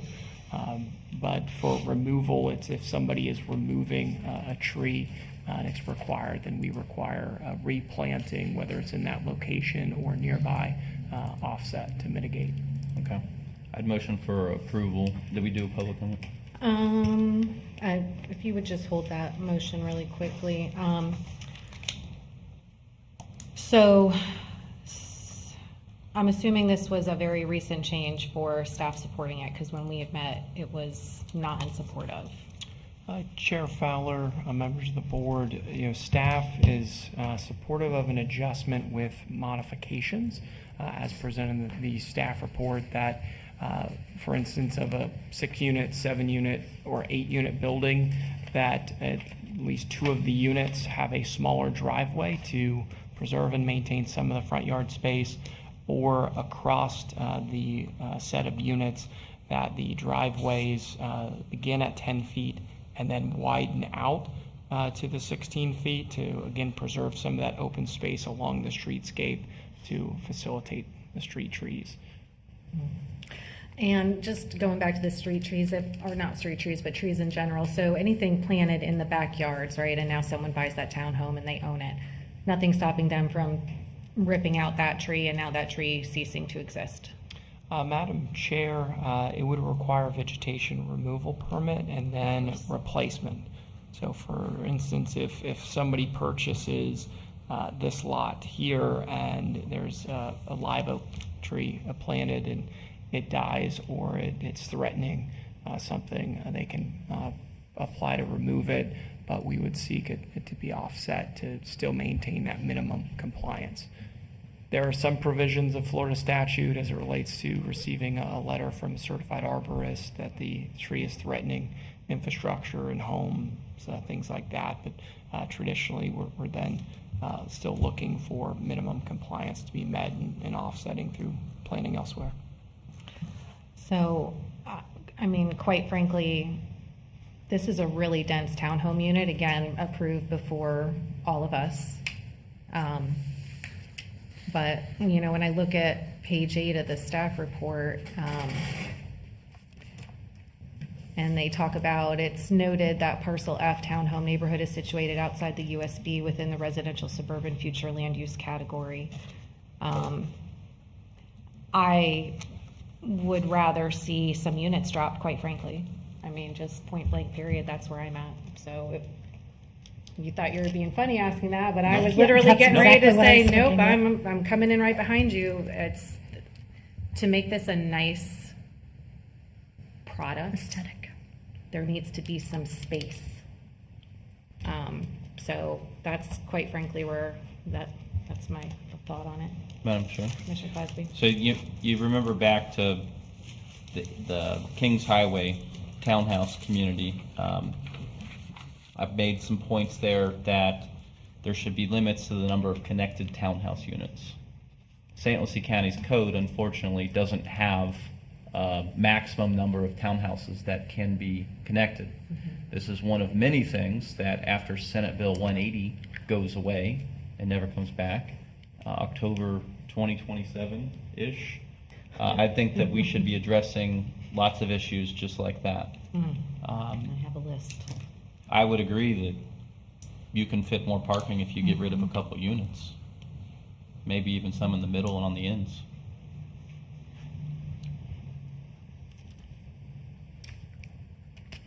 Madam Chair, Mary? Yes. if that's something we can recommend, I mean, just looking at that, if you took one unit out alone, I think that would give the extra space that's needed. So I'll ask the applicant, would you like to postpone before a motion is made, and I can't undo a motion that's on the floor? Because it sounds like there's 3 that would be for telling you need to reduce some units. What I will say is, again, to reiterate, our intention here is to make this community better from what it was originally approved as. With that being said, I wouldn't be able to make that decision tonight, but I can almost certainly say that if the board's opinion would be that they would rather see single-car driveways with the existing design, meaning no major modification compared to a reduction in units, our leadership would steer towards building under the currently approved plan, which would mean keeping the existing units, and Corey has to hold up, but would be keeping the existing product, existing single-car driveways, and building what was originally approved, which, again, I think the space and density issue is a separate discussion from the driveway concern. I mean, I would ask, is there an opposition or a concern with the driveway expansion, with the additional garage space added, with the additional landscaping? I mean, I'd be happy to address concerns with that, but I would say I would rather continue or not send this for a motion if the board's intent would be to reduce units from what was previously approved. So I mean, what I'm hearing is that it's too much concrete, too little green space. And we've seen some examples of some less than stellar townhome projects that have been approved, and we want to ensure that we're not doing that. You have a pre-approval. We can't stop you from building what you're approved for. I get that that's turned into a problem because the market has changed and now buyers don't want necessarily what you're approved for. But I think a better plan, a better product, a better selling point is a little more space, less concrete all the way around, whether it's pavers, whatever it is. There needs to be a little more space in here, or build as is would be again, where I'm at.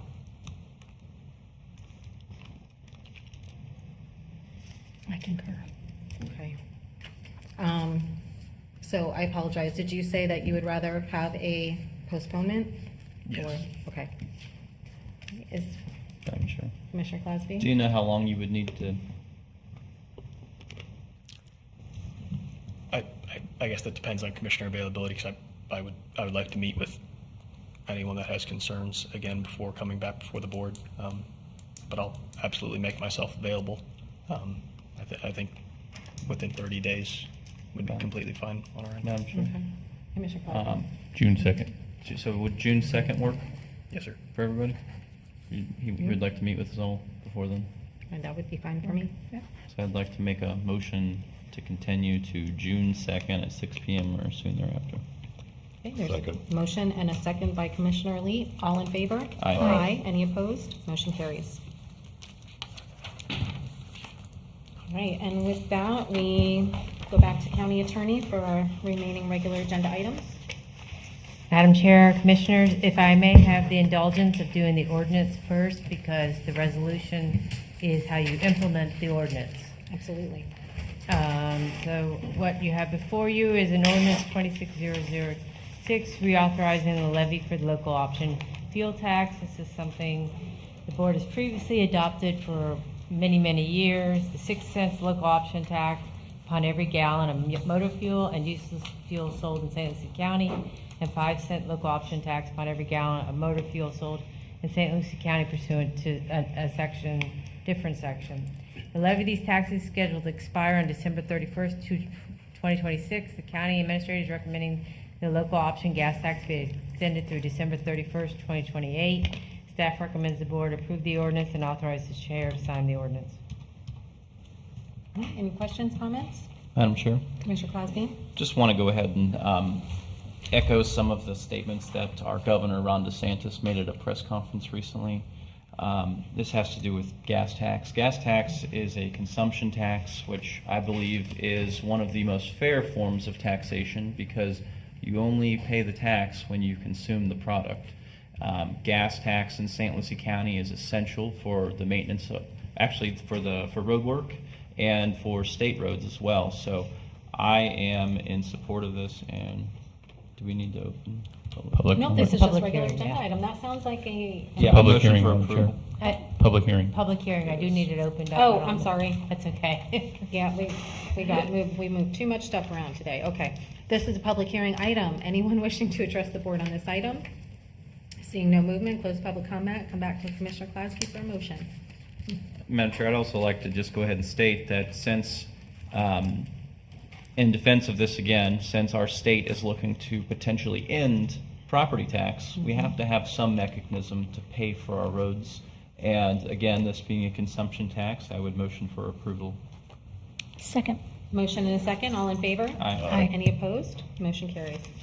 No, I completely agree, and then, in addition to the fact that we have electric vehicles that are not paying into it at all, and legislation and both federal and state has turned a blind eye as to how to deal with it, so yeah, 100%. Absolutely. Ms. Barbieri. This resolution 26017 is, as I said, that to establish the formula for the distribution, because this gas tax goes to our municipalities also. And by this, we are recommending that we use the default statutory formula for it, and a copy of the resolution is attached, and we are recommending the board approve the resolution and authorize you to sign it. Thank you. This is a public hearing item. Anyone wishing to address the board? Seeing no movement, close the public comment, come back to the board. Madam Chair, Commissioner Cosby? just to go ahead and say some more words here. You know, gas tax, if we were to lower it as board, there's no guarantee that the gas station is going to lower their gas prices that same amount. Most likely, the gas station would keep their price the same because the residents would not know the difference, and they'd be profiting that additional 5 cents. So, is it 5 cents? 5 cents for diesel, I think, or fuel, gas, and 6 cents for diesel, or something to that regard. Okay, so I motion for approval. Okay. Motion, is there a second? Second. Motion and a second, all in favor? Aye. Any opposed? Motion carries. All right, Ben, Madam do you Chair. want to? May I please have my Yes. opioid litigation? Oh, my goodness, we are a I hot can give you mess. it, but we have 6 more Okay. defendants that we can join the lawsuit on. Okay, well, yeah, hold on. Ben, do you want to just email the PDS FYI? Okay, there you go. Beautiful, done. Ms. Barbieri, back to you. This is opioid litigation, or, as you know, we've been participating in class actions, and they are recommending our outside attorney that we do 6 more remnant defendants. I've listed them in the agenda item, and I need you to approve it so that I may sign off. Okay, this is not a public hearing item. This is a regular agenda item. Anyone with any comments? If not, is there a motion? Move approval. Second. We have a motion and a second. All in favor? Aye. Any opposed? Motion carries. All right, I believe there's going to be one update from Ben, so just check your emails for that administrative update. And commissioner comments. Commissioner Townsend. I have several I was going to make, but I'm going to leave out some of them. I want to first begin with recognizing Tom Carino, our new chief deputy. I don't know that he's ever been officially introduced, so welcome aboard. Hopefully you're happy and we're not running you off anytime soon. Thank you. Great to be here. And then I have a couple things I'd like to address concerning the informal meeting. I wasn't here. I got the video, and I know that there were comments made by a couple commissioners, so I'm going to reference the comments. The first comment is that that there's been comments made that I didn't attend the press conference. Well, I didn't attend the press conference because I was told 24 hours prior, and I had 9 meetings set up with residents, and to me, residents come first. And I did hear you reference, Commissioner Lee, that you spoke to him after the meeting, so I know that you had a one-on-one with him. But knowing that it was a press conference, it's going to be on the news, and I knew that I'd have a conversation with him, I didn't feel that I really needed to be there. The residents came first. And so the next day on Saturday, Blaze called me, and we had a nice conversation on the telephone. Again, I did listen to the minute, or to the meeting, and I do concur with pretty much everything Mr. Landry said.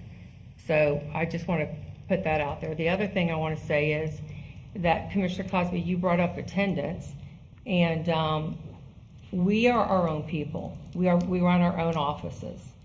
And there's going to be times that we are going to miss irregardless. Jamie was out when she had a baby. Are we as women not allowed to have maternity leave? I actually attended.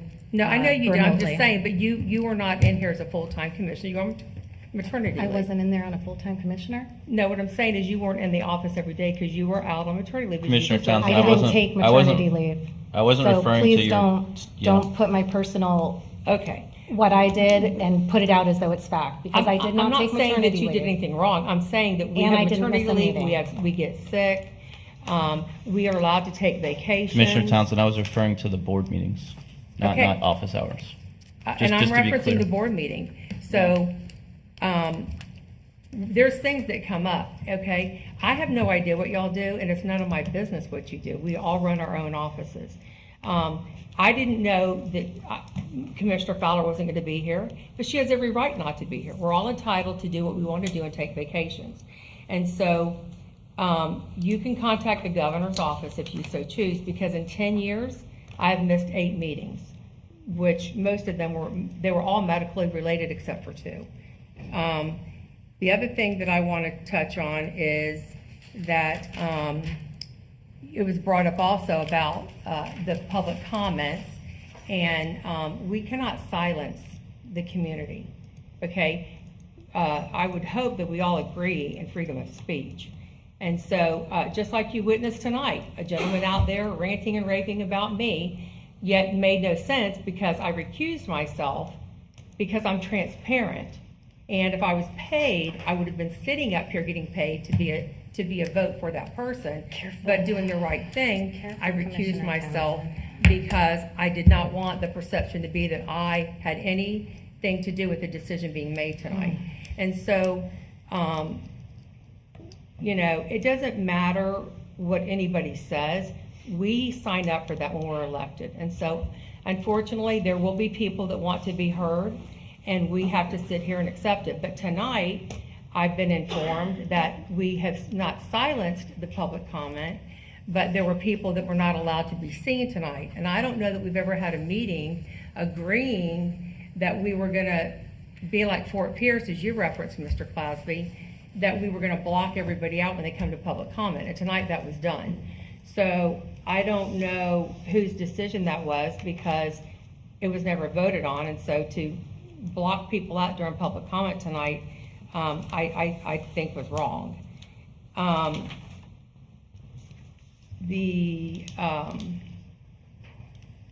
gonna leave it at that, but, we are here to do the people's work.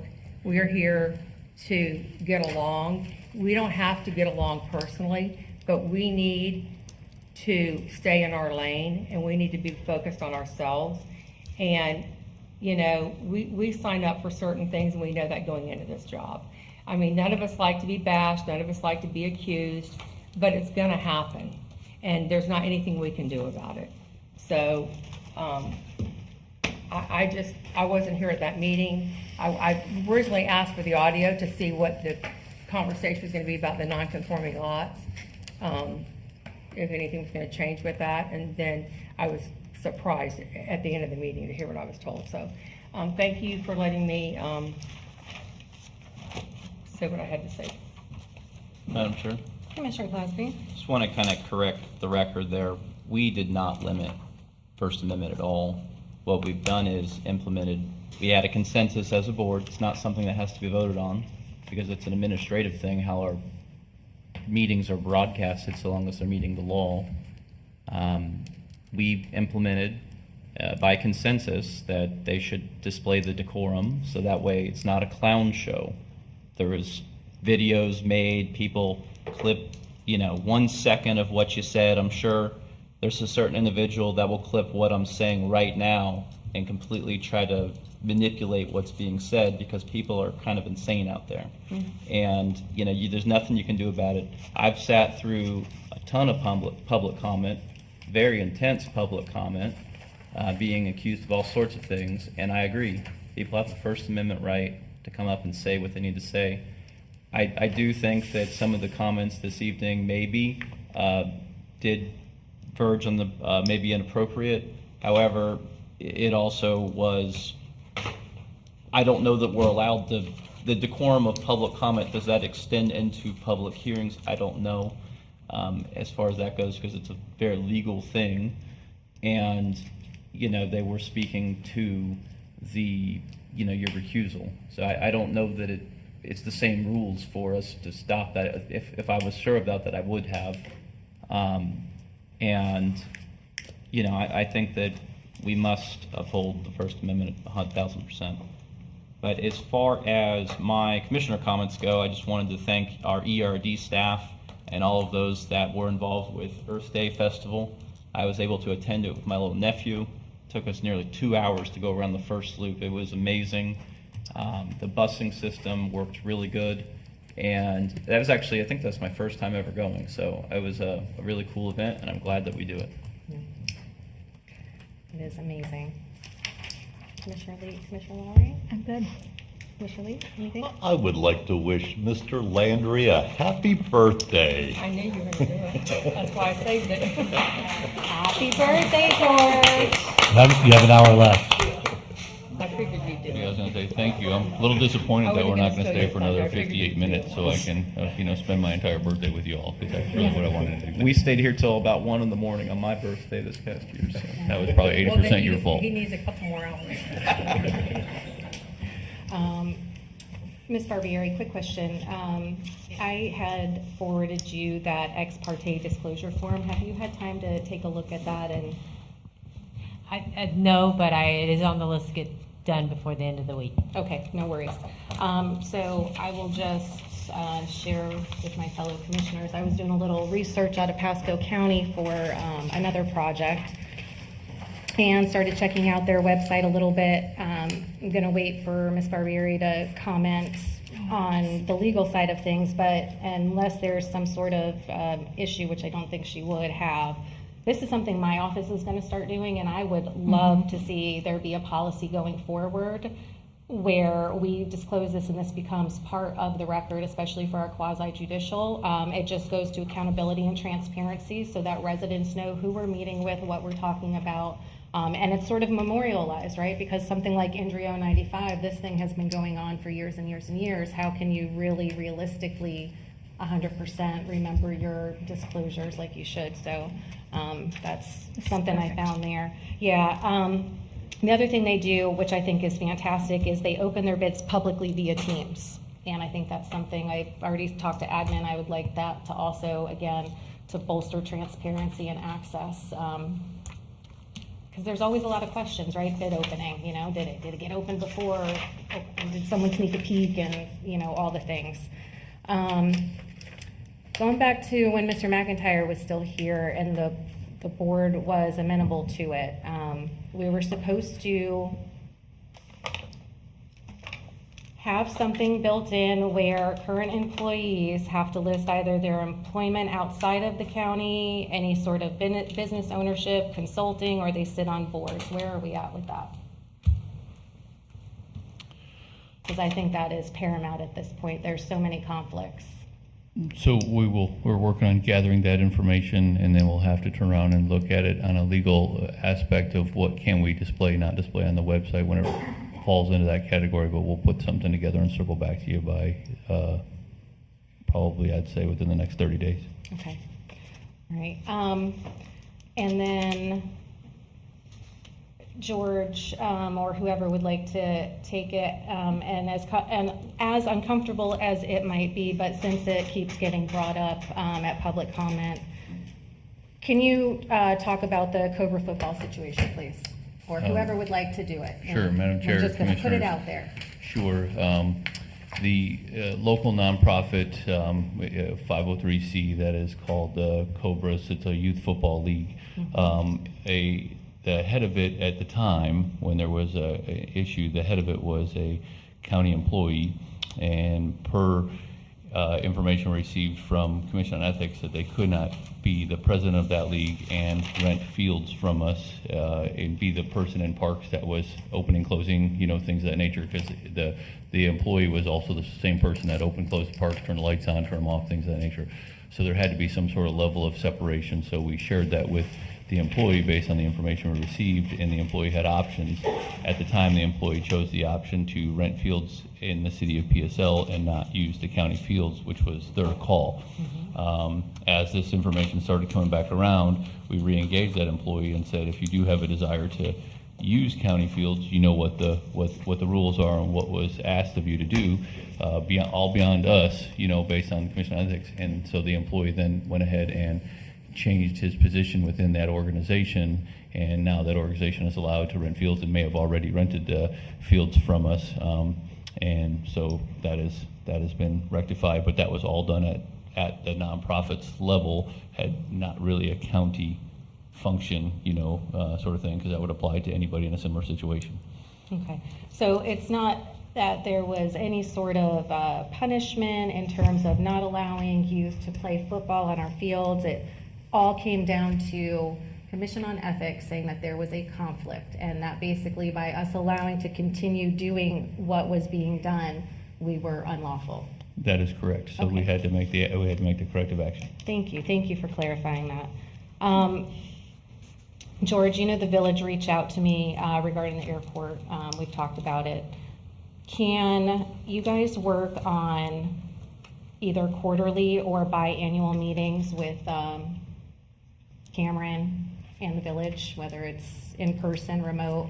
That's something that we need to work on to just get the communication back to where it was. So if you guys can start working on that, they would, and I would really appreciate it. If the will is the board to do, I would just ask that it be twice a year, not quarterly or monthly, because usually every time we go, we're just getting yelled at for something that's beyond our control. So we will continue to go, but we're happy to engage it. Okay, perfect. And then just so you know, in the meantime, over the next 30 days, my office is testing, if you will, the online form to see like functionality, access, and things like that. And then I'll certainly share my findings. And as of the last update that we received from Cameron, there was, I think, 5 complaints. One of them he was actually able to action on and talk to the airline because it was valid. The other 4 were nothing that we could take action on. But so far to date, that's the only 5 that we've received for the 2 years that the complaint process has been advertised and functioning out that way, and no on any phone calls. But he'll keep providing the updates. Okay. Well, and then just to update you, only because I had just asked Cameron, I guess we're up to 48 for the year to date, with 8 coming out of the village and 40 coming out elsewhere. So just I just asked in the last 30 days what we've seen in the last 30 days. Okay. Yep, I had happy birthday, George, on there. Also happy birthday to my father-in-law. You guys share the same birthday. Hopefully his was as fun as mine. I have no doubt. I mean, you had the best day in the world. Commissioner Townsend, you wanted to talk about recusing yourself. And my only comment is going to say you didn't recuse yourself for any of the other decisions that led up to this, nor did you recuse yourself from the Chuck Seafood vote where the Angeloses personally benefited. So I'm not sure that was... Cynthia was not on that Chuck's. Cynthia's the person that I was friends with. Cynthia Angelos. She was not she is the ex-wife of somebody there. Okay? And excuse me, Catherine, was this conversation, she came to me I and have asked not me to recuse acknowledged you. myself. With that, we have upcoming meetings. Mr. Landry? So, Madam Chair, Commissioners, upcoming meetings, the Board of County Commissioners will hold a regular meeting on Tuesday, May 5th, 2026 at 6 p.m. here in these Commission chambers, and the Board of County Commissioners will hold an informal meeting on Tuesday, May 12th, 2026 at 9 a.m. here in these Commission chambers at 2300 Virginia Avenue. And Eric will close us out with announcements. Thank you, Mr. Landry. The Tiny Tots program returns. The St. Lucie County's Parks and Rec staff hosts a 4-week basketball and soccer program that's underway now. Staff is offering a new Tiny Tots soccer and basketball program every Tuesday and Thursday from 10 a.m. to 11 a.m. at Longwood Stadium through Thursday, May 14th. This is designed for ages 3 to 6, and parents are required to stay on site as students develop essential skills, improve coordination, and socialize in fun and engaging drills focused around soccer and basketball. The cost is $5 per student. For more information, please call the park staff Monday through Friday between 8 a.m. and 4 p.m. at 772-462-2110. And in recognition of National Kids to Parks Day, St. Lucie County's Parks and Recreation staff is scheduled to host a free event at Museum Point Park located at 414 Seaway Drive on Southwest Island at the foot of the Causeway Bridge on Saturday, May 16th from 11 a.m. to 2 p.m. This free family-friendly event encourages children and families to get outside and enjoy our local parks, which will feature rec and roll activities such as interactive games, sports, a bounce house, and hands-on recreation activities. And then go to our website for more information at stlucieco.gov. All right, thank you. Meeting adjourned.